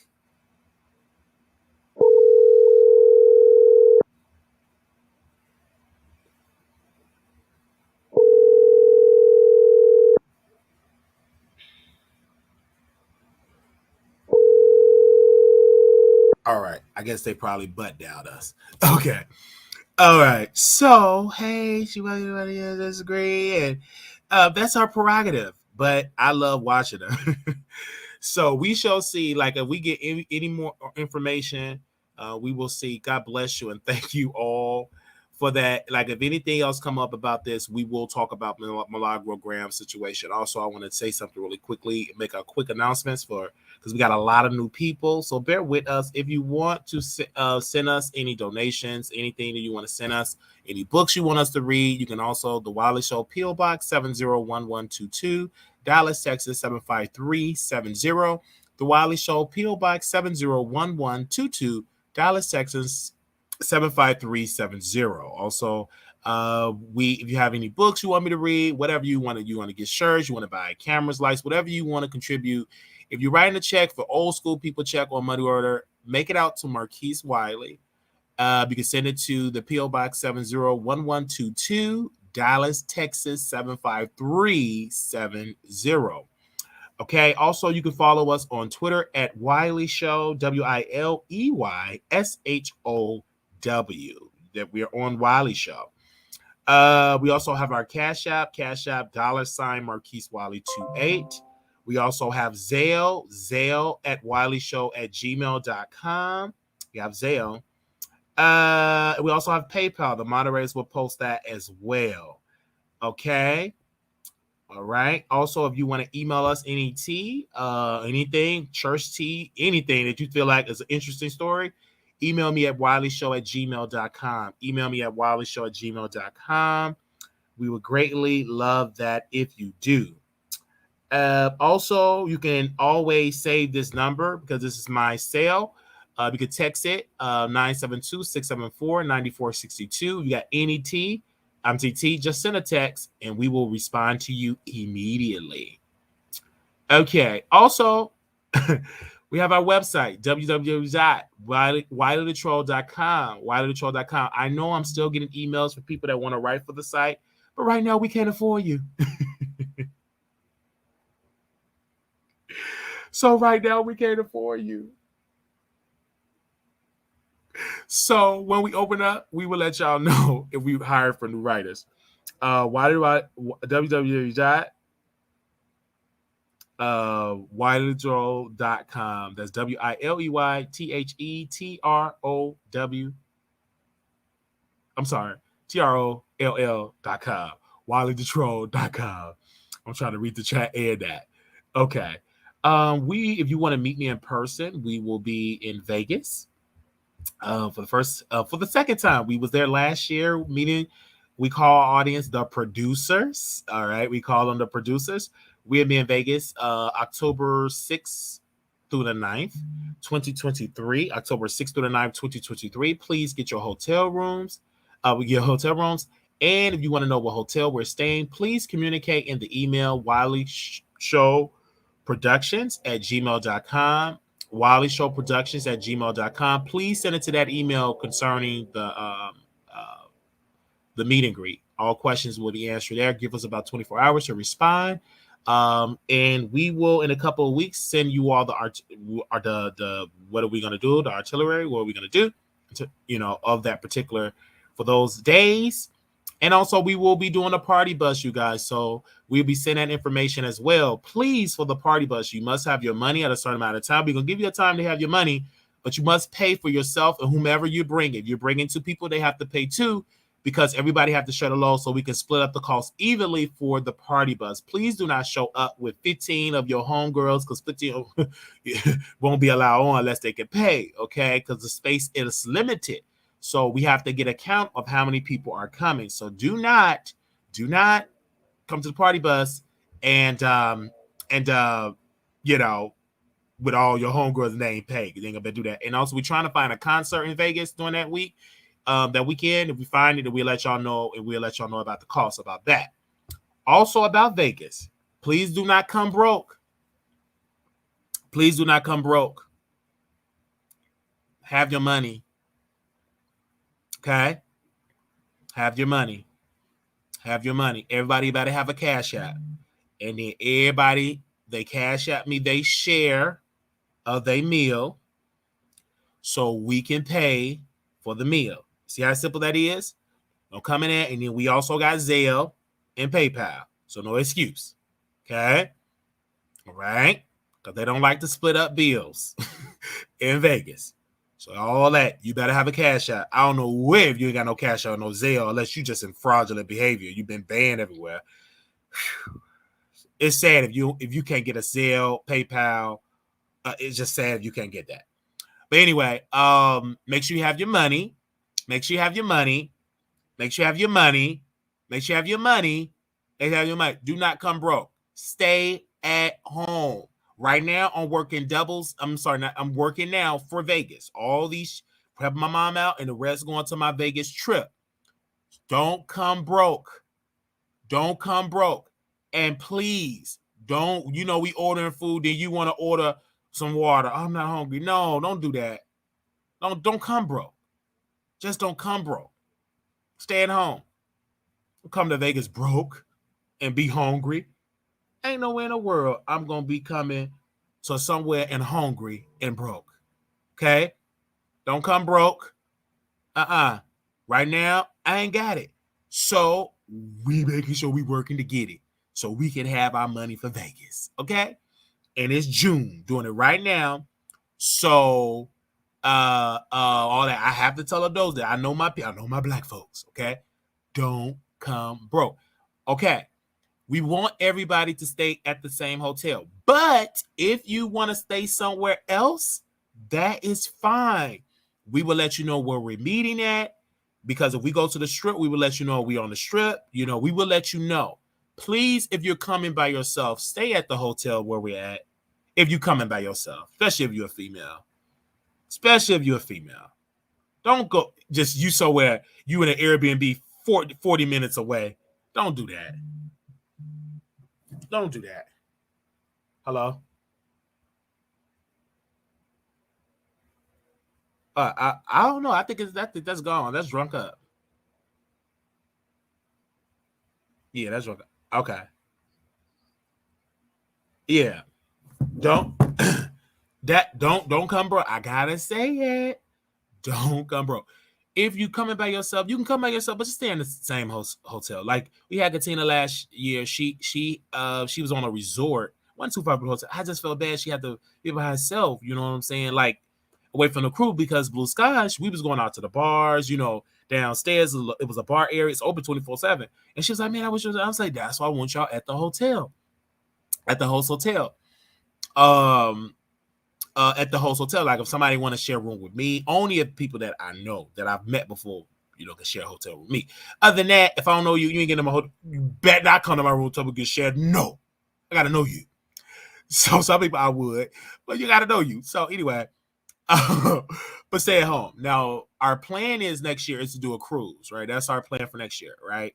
So that's what I'm planning next year. We're gonna do a cruise like next year. That's our plan. So, and then that's different. Like that's like more a payment plan and blah, blah, blah. You know what I'm saying? We're excited. So we will let you all know all those details about that cruise that we're going to do next year. So we will let you all know about the cruise. But please don't come broke. Okay. You show up to my hotel room with garbage bags. You ain't had them. You ain't coming. Paul, get out of here. Oh, whoever. But no, it's fun. But don't come.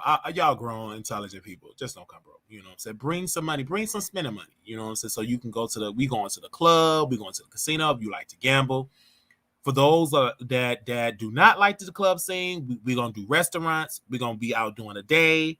You know what I'm saying? Please let me know if you can't really walk around like that so we can make sure we have the accommodation, so we can make sure we have the car service, the Ubers and Lyfts and stuff like that. So we can make sure we plan something where we just drop in front of the event, the venue or whatever we're doing. So please let me know if you have like anxiety, if you don't like concerts, let me know. You know what I'm saying? Like if you don't like concerts and stuff like that, then we'll make sure we try to plan something that everybody get to have a good time and spend time with me. Of course, we're gonna do clubs. We gonna do karaoke, gay clubs, straight clubs. If we can find a strip club, we're gonna do something that we can cater because I've never been to a strip club before. So we're gonna have. It's not just gonna be a gay thing. I don't have to step foot in a gay club. You know what I'm saying? If you're uncomfortable, right? Actually, I like to party whomever, straight, gays, whoever. You know what I'm saying? If you drunk, I don't care what you are. I'm lit. So, but don't come if you don't like gay people. Just stay home. Stay at home. Because that's doing gay pride. So if you're a homophobe, you need to stay at home. Because you know. So you have to pay it for 4 months before the cruise. Before we know it, it will be October to January. Yes. So we will announce the whole thing about the cruise. We will let you all know about the cruise soon. So we'll let y'all know about that. About that with the cruise and everything. That's be good. They said y'all gonna have to carry what? No, I don't think so. No, Lord Maria, they got to carry. They got to carry me to them, but but they had to, said no, they had to carry to the hotel room, but no, they had to carry to the hotel room because I know I ain't ignorant. I ain't gonna be out there just drinking 55 gallons of Hennessy. No, I'm gonna drink a couple of drinks. I ain't gonna be slurring, drinking about 55 gallons. No, I know my limit. I'm gonna take about 2 shots. I'm lit. I just need 2, maybe 3, 4 max. Not having to remind people to bring, but just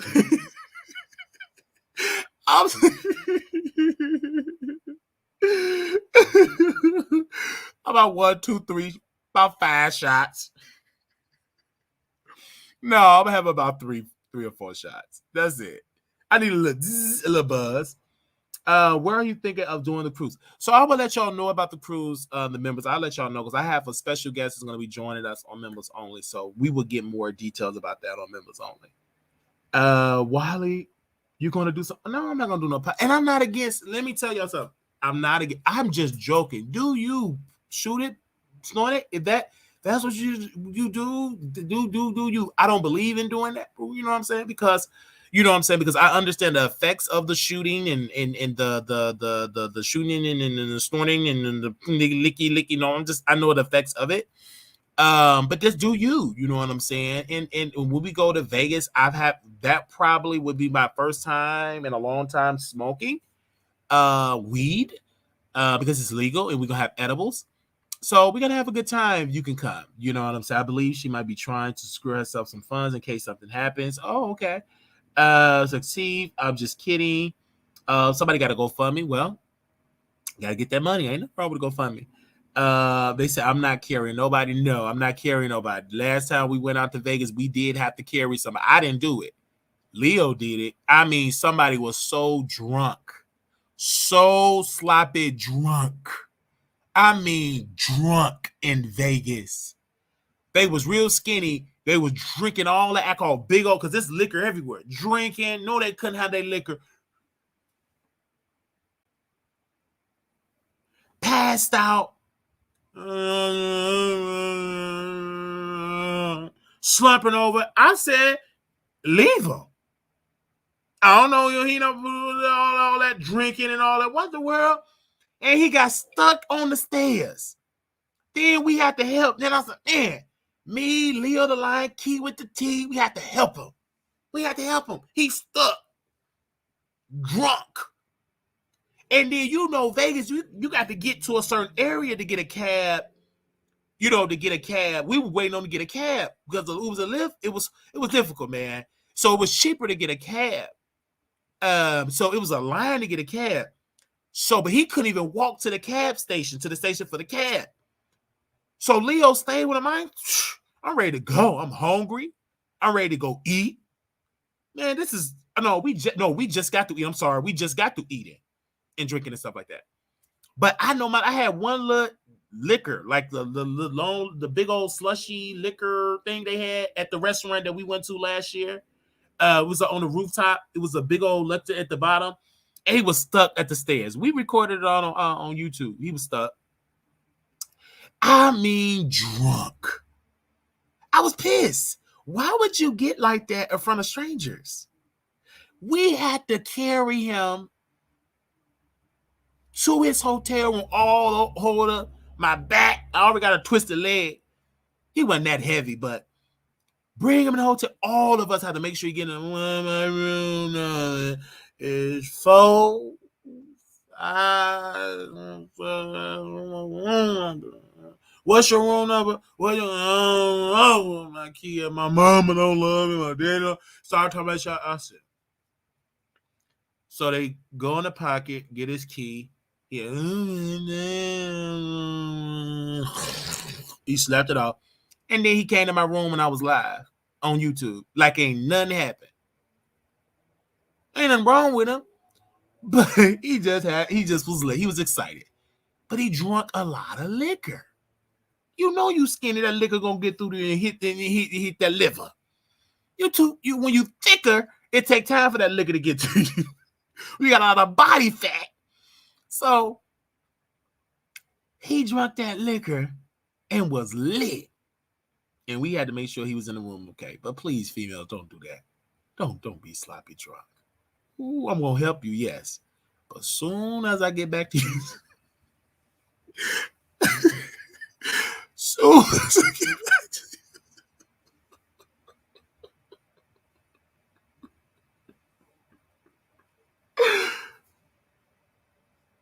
soon as I get back to you,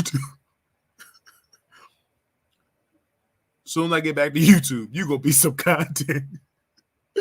No. But please control your liquor. All right, little black boy, you beautiful.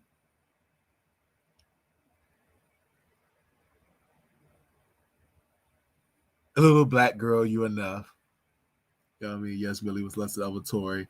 Zoom. Oh, she was lusting. Oh, that's what you're saying? When times get hard, always remember to put God first. Tory Lanez, he deserved to be in prison. Milagro Gramz, thank you. Megan Cunniff, I don't like you.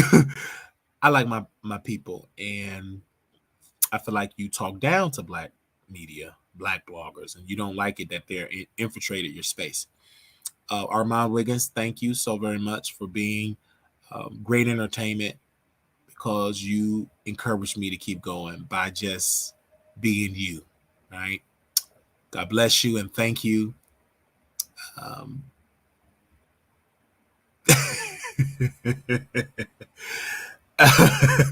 Thank y'all so very much. I love y'all. Milagro, somebody said Milagro does. No, I don't think she deserved to be in prison. No. I will bail her out of prison. I guess if I have it, but no, she don't deserve to be in prison with Tori. No, not my beautiful thick chocolate Milagro. And I'm gonna make sure I be in that prison. I'm gonna transform myself into a woman. I'm gonna transform myself to a woman to be in a woman prison. Man, please. Hello, guys. My name is Raquita, the cross-site diva. Ines and talk about lawyer, get in there, be in her prison, be with her. Then take that wig off. Hey, what up, Neek?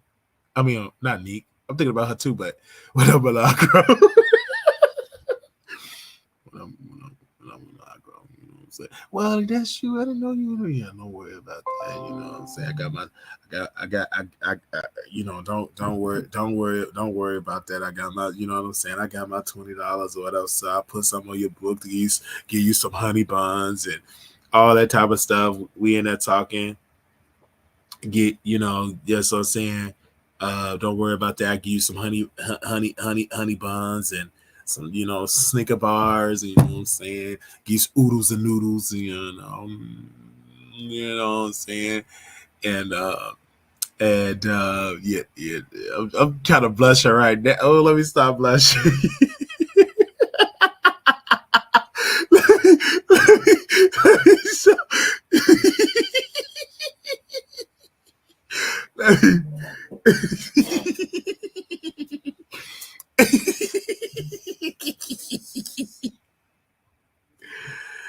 Oh man. I'm blushing right now. I'm blushing right now. Okay. So yes. Well, both of them. I'm thinking about them both.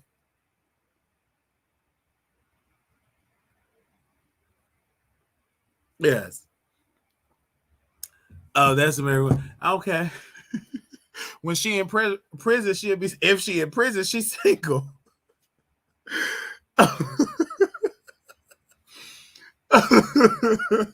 She don't deserve to be in prison.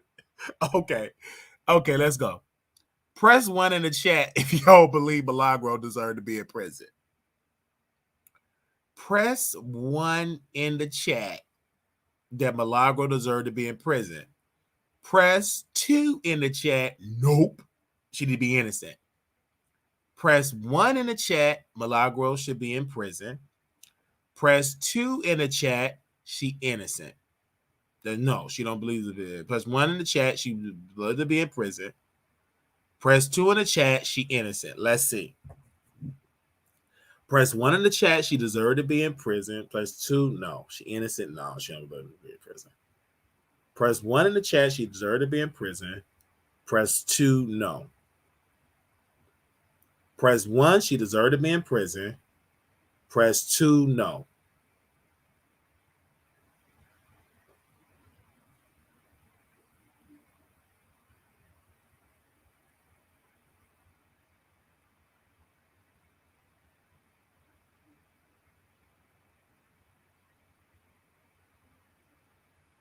Press 1. She deserved to be in prison. Press 2. No.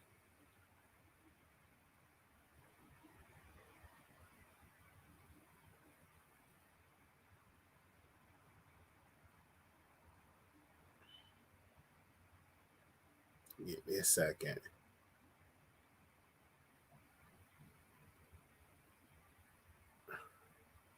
Hold on. Let me see where y'all at.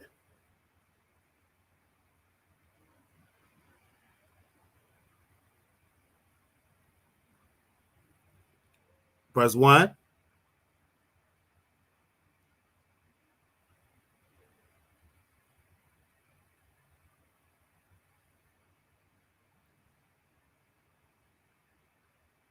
Okay.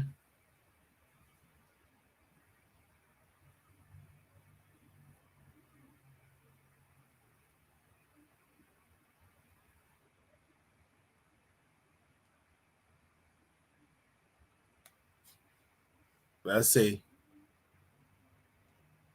All right. It's I see y'all saying that. Okay. Oh, thank you. Somebody sent a cash up. Thank you. All right. Saying to okay. Well, most people don't want her in prison. Thank you. Yeah, just because she had Tory Lanez's back, she don't deserve to be in prison. No, just because she had Tory Lanez's back, she don't deserve to be in prison. Okay, not at all.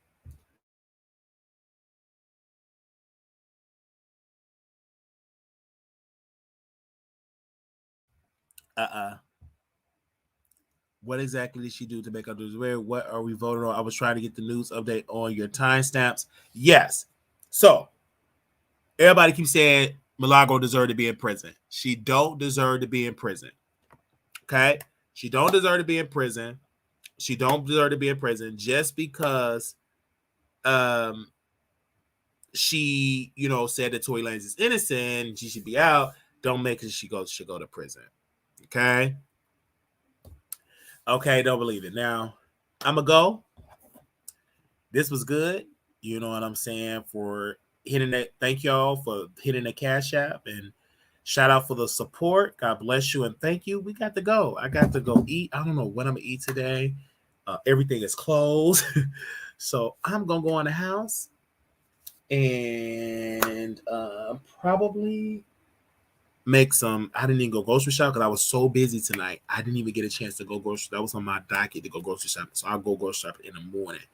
So I'm going to try to take care of my business in the morning and then like later on in the morning. And then I'm going to go then do live because when I'm doing live, I forget. My day going to pass me. And then I got to go clean and help with the house chores. But thank y'all so very much. I got to do that. And I would say it will not be an after show. It may be an after show on Station Head. Yeah.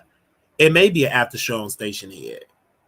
Because I can wash dishes and talk to y'all when I'm washing the dishes. So yes. We can do that. Okay.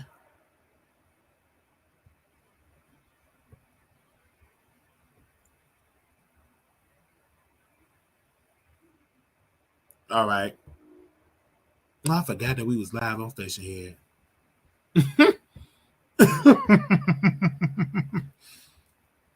Okay. Wow. Oh man. I know one account is getting low. My bank said me one account getting low, child, after I paid all the bills. Child, please. I already know that. I'd have helped the house chores and stuff like that. I know. I know. And then the rest is going to groceries. So I had to do it. I had to help. I'm sorry. I had to help. I can't just sit around and let people be used. I gotta help them. So I'm not going. I ain't gonna stop. Okay. I'm gonna help. All right. And I just work a couple of shifts and stuff like that. I get it. But all my rent paid, my insurance paid. I'm talking about my insurance paid. Everything is paid, you know what I'm saying? So everything, you know what I'm saying? Thank God. Oh, wait a minute, now my cell phone bills, Ew. I think so. Oh, okay, no. That's on the 15th, I think. Yeah, because they would have sent a message to my phone. I think it's on the 15th. All right. I think you should do a town hall on the trial because it seemed like a lot of people are still split, even though the verdict is already, or maybe the court of public opinion could have a retrial. Yes, that's great.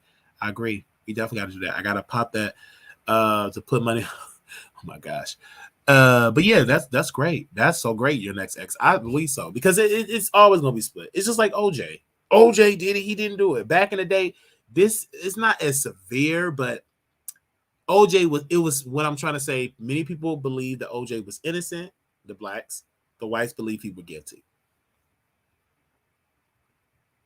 You know what I'm saying? Yeah, many people believe OJ was innocent. The blacks and the whites believe that he was guilty. Y'all remember that? Do y'all go back to that? Remember that? Many people believe OJ was innocent. And then OJ wrote a book and say, if I would have did this is how I would have got away with it. And the family did outrage and they threatened the publisher and they never put out the book. And then shortly after that, he was arrested. So, thank y'all. I think Rodney King's situation had a huge impact on the OJ trial. Of course, it was right after the OJ. Yes, absolutely. And you got to understand during that time with OJ is that, yes, thank you. A lot of African Americans, thank you to that. I feel like a lot of black people just wanted to see a black man win a case. They wanted to see a black man win a case because at that time, they had a lot of things going on in that area. So they wanted a win for Black America. They didn't care. They wanted a win. especially when concerning getting them all from the system. And of course, the dream team, Johnny Cochran and the team, they made sure to put the LAPD on trial. And as a good defense attorney, they put holes in the case. If it don't fit, if the glove don't fit, you must acquit. They judged the system. They put, and it was easy because the LAPD has so many cases of police brutality like they have now. So it's a lot that goes on with that, you guys. And so they put them on trial, and the audience was into it. Television, they made a lot of money. The media loved it. Was a lot of money that media made, and because this was a celebrity and black people was into it, right? Even though OJ was never at that particular time, he said, I ain't black, I'm OJ. He never was an active member in the black community. He really was all white, a white golfing course, a white, gentleman's club, a white, all thing was mostly white. But once he got charged and the lawyers, he started being black and really identify as black. And once he got off, then he started going to black churches, started doing a tour because he couldn't be received by the white counterparts. They threw him away. So I still gonna talk to black people. And so black people applauded him, and black people were so forgiving. So we will open them up. I wasn't old enough, but the black people at the time, they welcomed OJ. They welcomed him back into the fold. He spoke his testimony, black at the black churches. And they stood with OJ. And then OJ was doing well and supposed to do. He was sued in civil court, and he couldn't really get the money because it was protected. I guess they couldn't grab his retirement checks. So then OJ got bored, and the Kardashian got a. Then he started talking weird, just being weird, and started committing crime, and then stealing his items. So I believe they say he stole his items, and then went to prison. Then he got out, and he says what it is, but he's still getting a retirement check from the NFL. So, that's OJ. That's OJ. Hello. Yeah, I'm about to finish. What's up? Oh, okay. I'm about to finish up right now. Okay. All right. I'm about to. Okay. Okay. All right. I gotta get my niece. Okay, well, Johnny Cochran ain't get MJ off. He told him to settle. Yes, because that's civil. Because he told Michael Jackson and said it's just better to settle than to fight it, because if you fight it, it's a possibility that you may lose, right? And so right now, if you don't want to deal with that, because Michael Jackson didn't really want to deal with that like that. He didn't really want to go through that. So that he just went on and settled. But now I think, as we can look right now, I think he shouldn't have settled. I think that Michael Jackson at that particular time should have fought those allegations, right? But again, of course, I believe Michael Jackson wanted to fight it because at the end of the day, it didn't go away. They still put that black cloud over him. I think he should have set, because what was that? Okay. When you settle, that's when, you know what I'm saying? I'm going to say it again. When you settle, it's like you're guilty. So I'm not going to settle. Some things you can settle, but if it's dealing with N-word, that you abuse children, that you R-word a woman, if you didn't do it, then you fight it. But if you did it, then go on and settle. Now, Bill Cosby, my sister wanted me to end the show, child, and I can't bring my niece out here because it's too cold. I'm going to say this and I'm going to go. When Bill Cosby had his allegations, he settled under, and this is how Bill Cosby got off, because the prosecutor at that time said, settle in civil court, settle this, give a settlement, and we will not go after you for criminal charge. They wrote a letter and everything, right? And so Bill Cosby went in deposition, admitted guilt. He admitted some things, and he settled, and he was shielded from prosecution. Fast forward, prosecutors come and go. A new prosecutor, he campaigned that we're going to arrest Bill Cosby because it was a time upsmell movie and all that. Bill Cosby get dragged. That prosecutor knew that this ain't gonna go nowhere in court, but you're a politician. Who gives a darn? This is about optics. So I know I'm gonna get a guilty verdict. We're gonna retry and got a guilty verdict. Boom. But he already knew that Bill gonna get off because he got the law on his side, but he's still gonna be in prison. But I still get a win because I kept a campaign promise to keep my job. But Bill got money. He got long green. He ain't broke. He's old, but he ain't broke. Okay. He fought it all the way up to the Pennsylvania Supreme Court. That's like a baby Supreme Court. Like, it's really tough to get a win with the Pennsylvania Supreme Court. It's state Supreme Court. It's very hard to get a win with that. So they challenged it and they said he should have never been charged because he had an agreement with the prosecutor that they wouldn't charge him.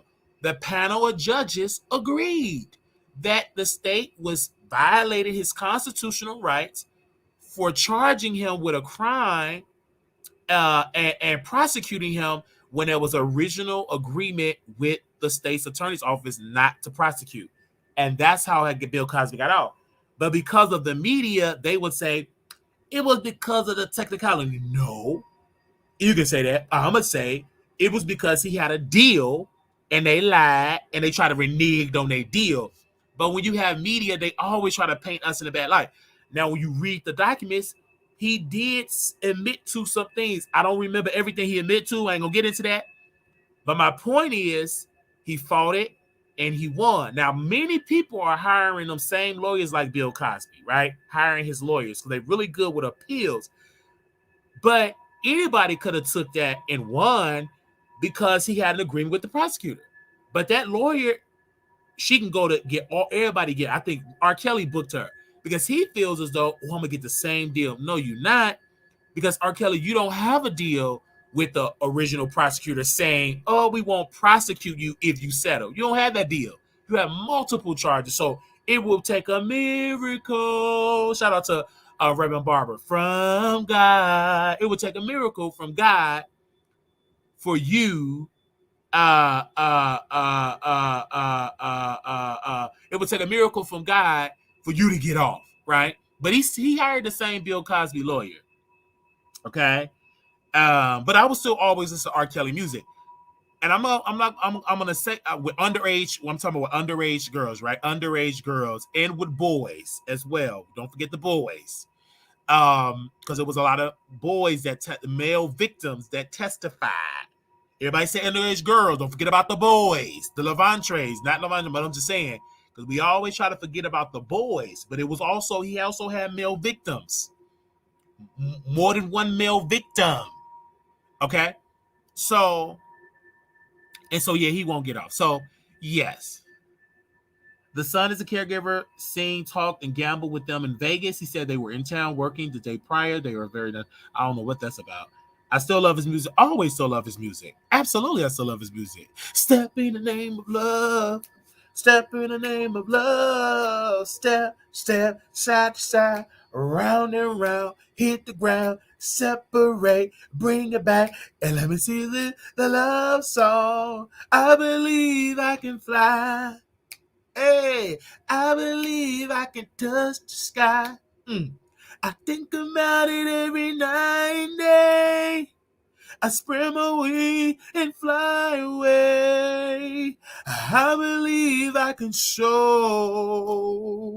You see me running through that open door. I believe I can fly. I believe I can fly. I believe I can fly. See, okay. We're going to close with R. Kelly. I'm sorry. He's singing R. Kelly.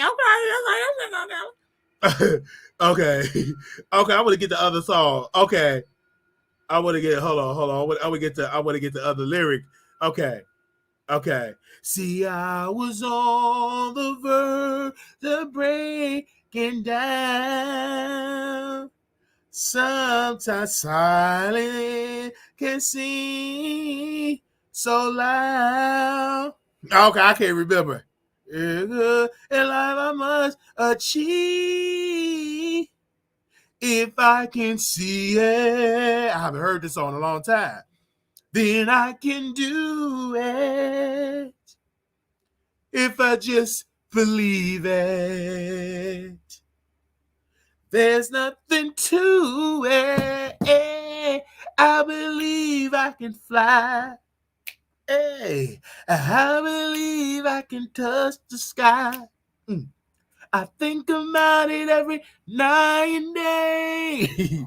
I spread my wings and fly away. I believe I can soar. You see me running through that open door. I believe I can fly. I believe I can fly. I believe I can fly.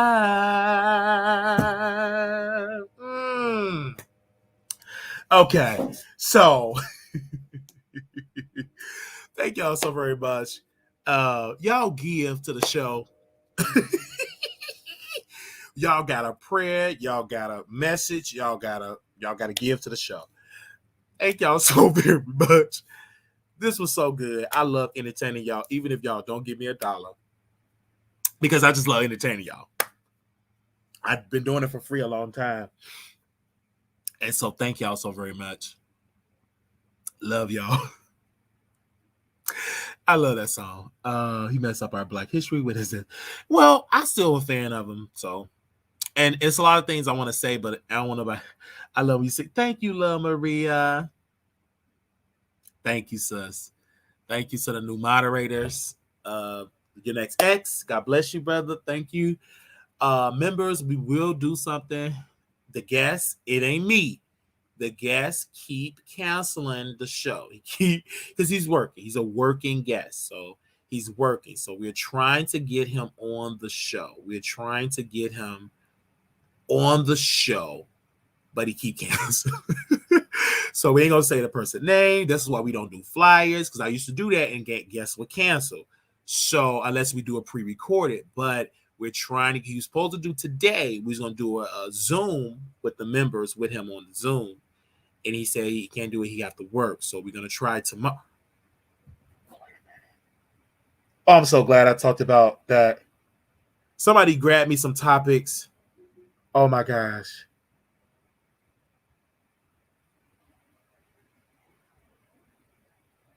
Oh my gosh. Let me get some topics. Okay. Give me some topics. Anybody that's going on, and I need a couple of topics. Okay, I know about Trump. Anybody else? What's other news that's going on? I need some topics for tomorrow. We have a guest that's coming on tomorrow. Okay, this is the topic. Okay, we can talk about this tomorrow. Okay. We can talk about that tomorrow.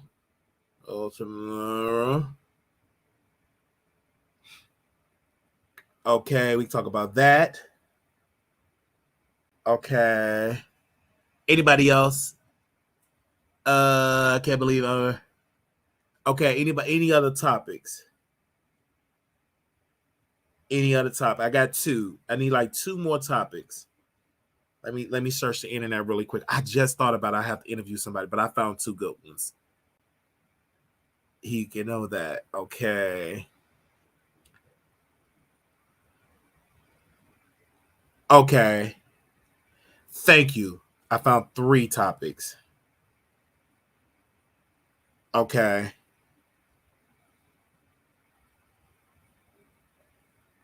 Okay. Okay. All right. Thank you. Okay.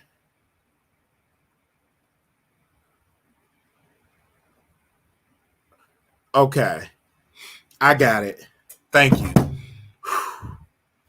Whew. I have to get me an assistant. So that's why I'm working. I have to get me an assistant. Wait a minute.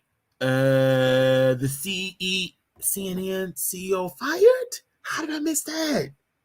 I didn't watch Roland Martin today.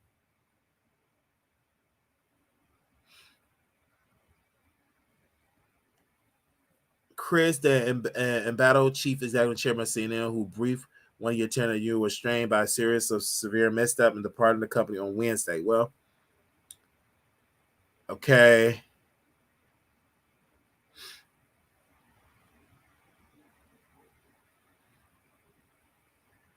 Okay, we could talk about that. Ooh, okay. I'm gonna talk about that. Hold on, let me screenshot that. Okay. Oh, I got some tea about that. Thank you. And that's what y'all email me and send me. Because usually I watch other show like Rolling, but I couldn't watch him today. Could you do a thumbnail saying the State Patrol camera sees Milagro have to have him because she called her? Yo, Casey, I like Milagro. All right, thank y'all so very much. I got to go. Talk to y'all later. Let me go talk to my nieces and stuff like that. Okay. Bye, y'all.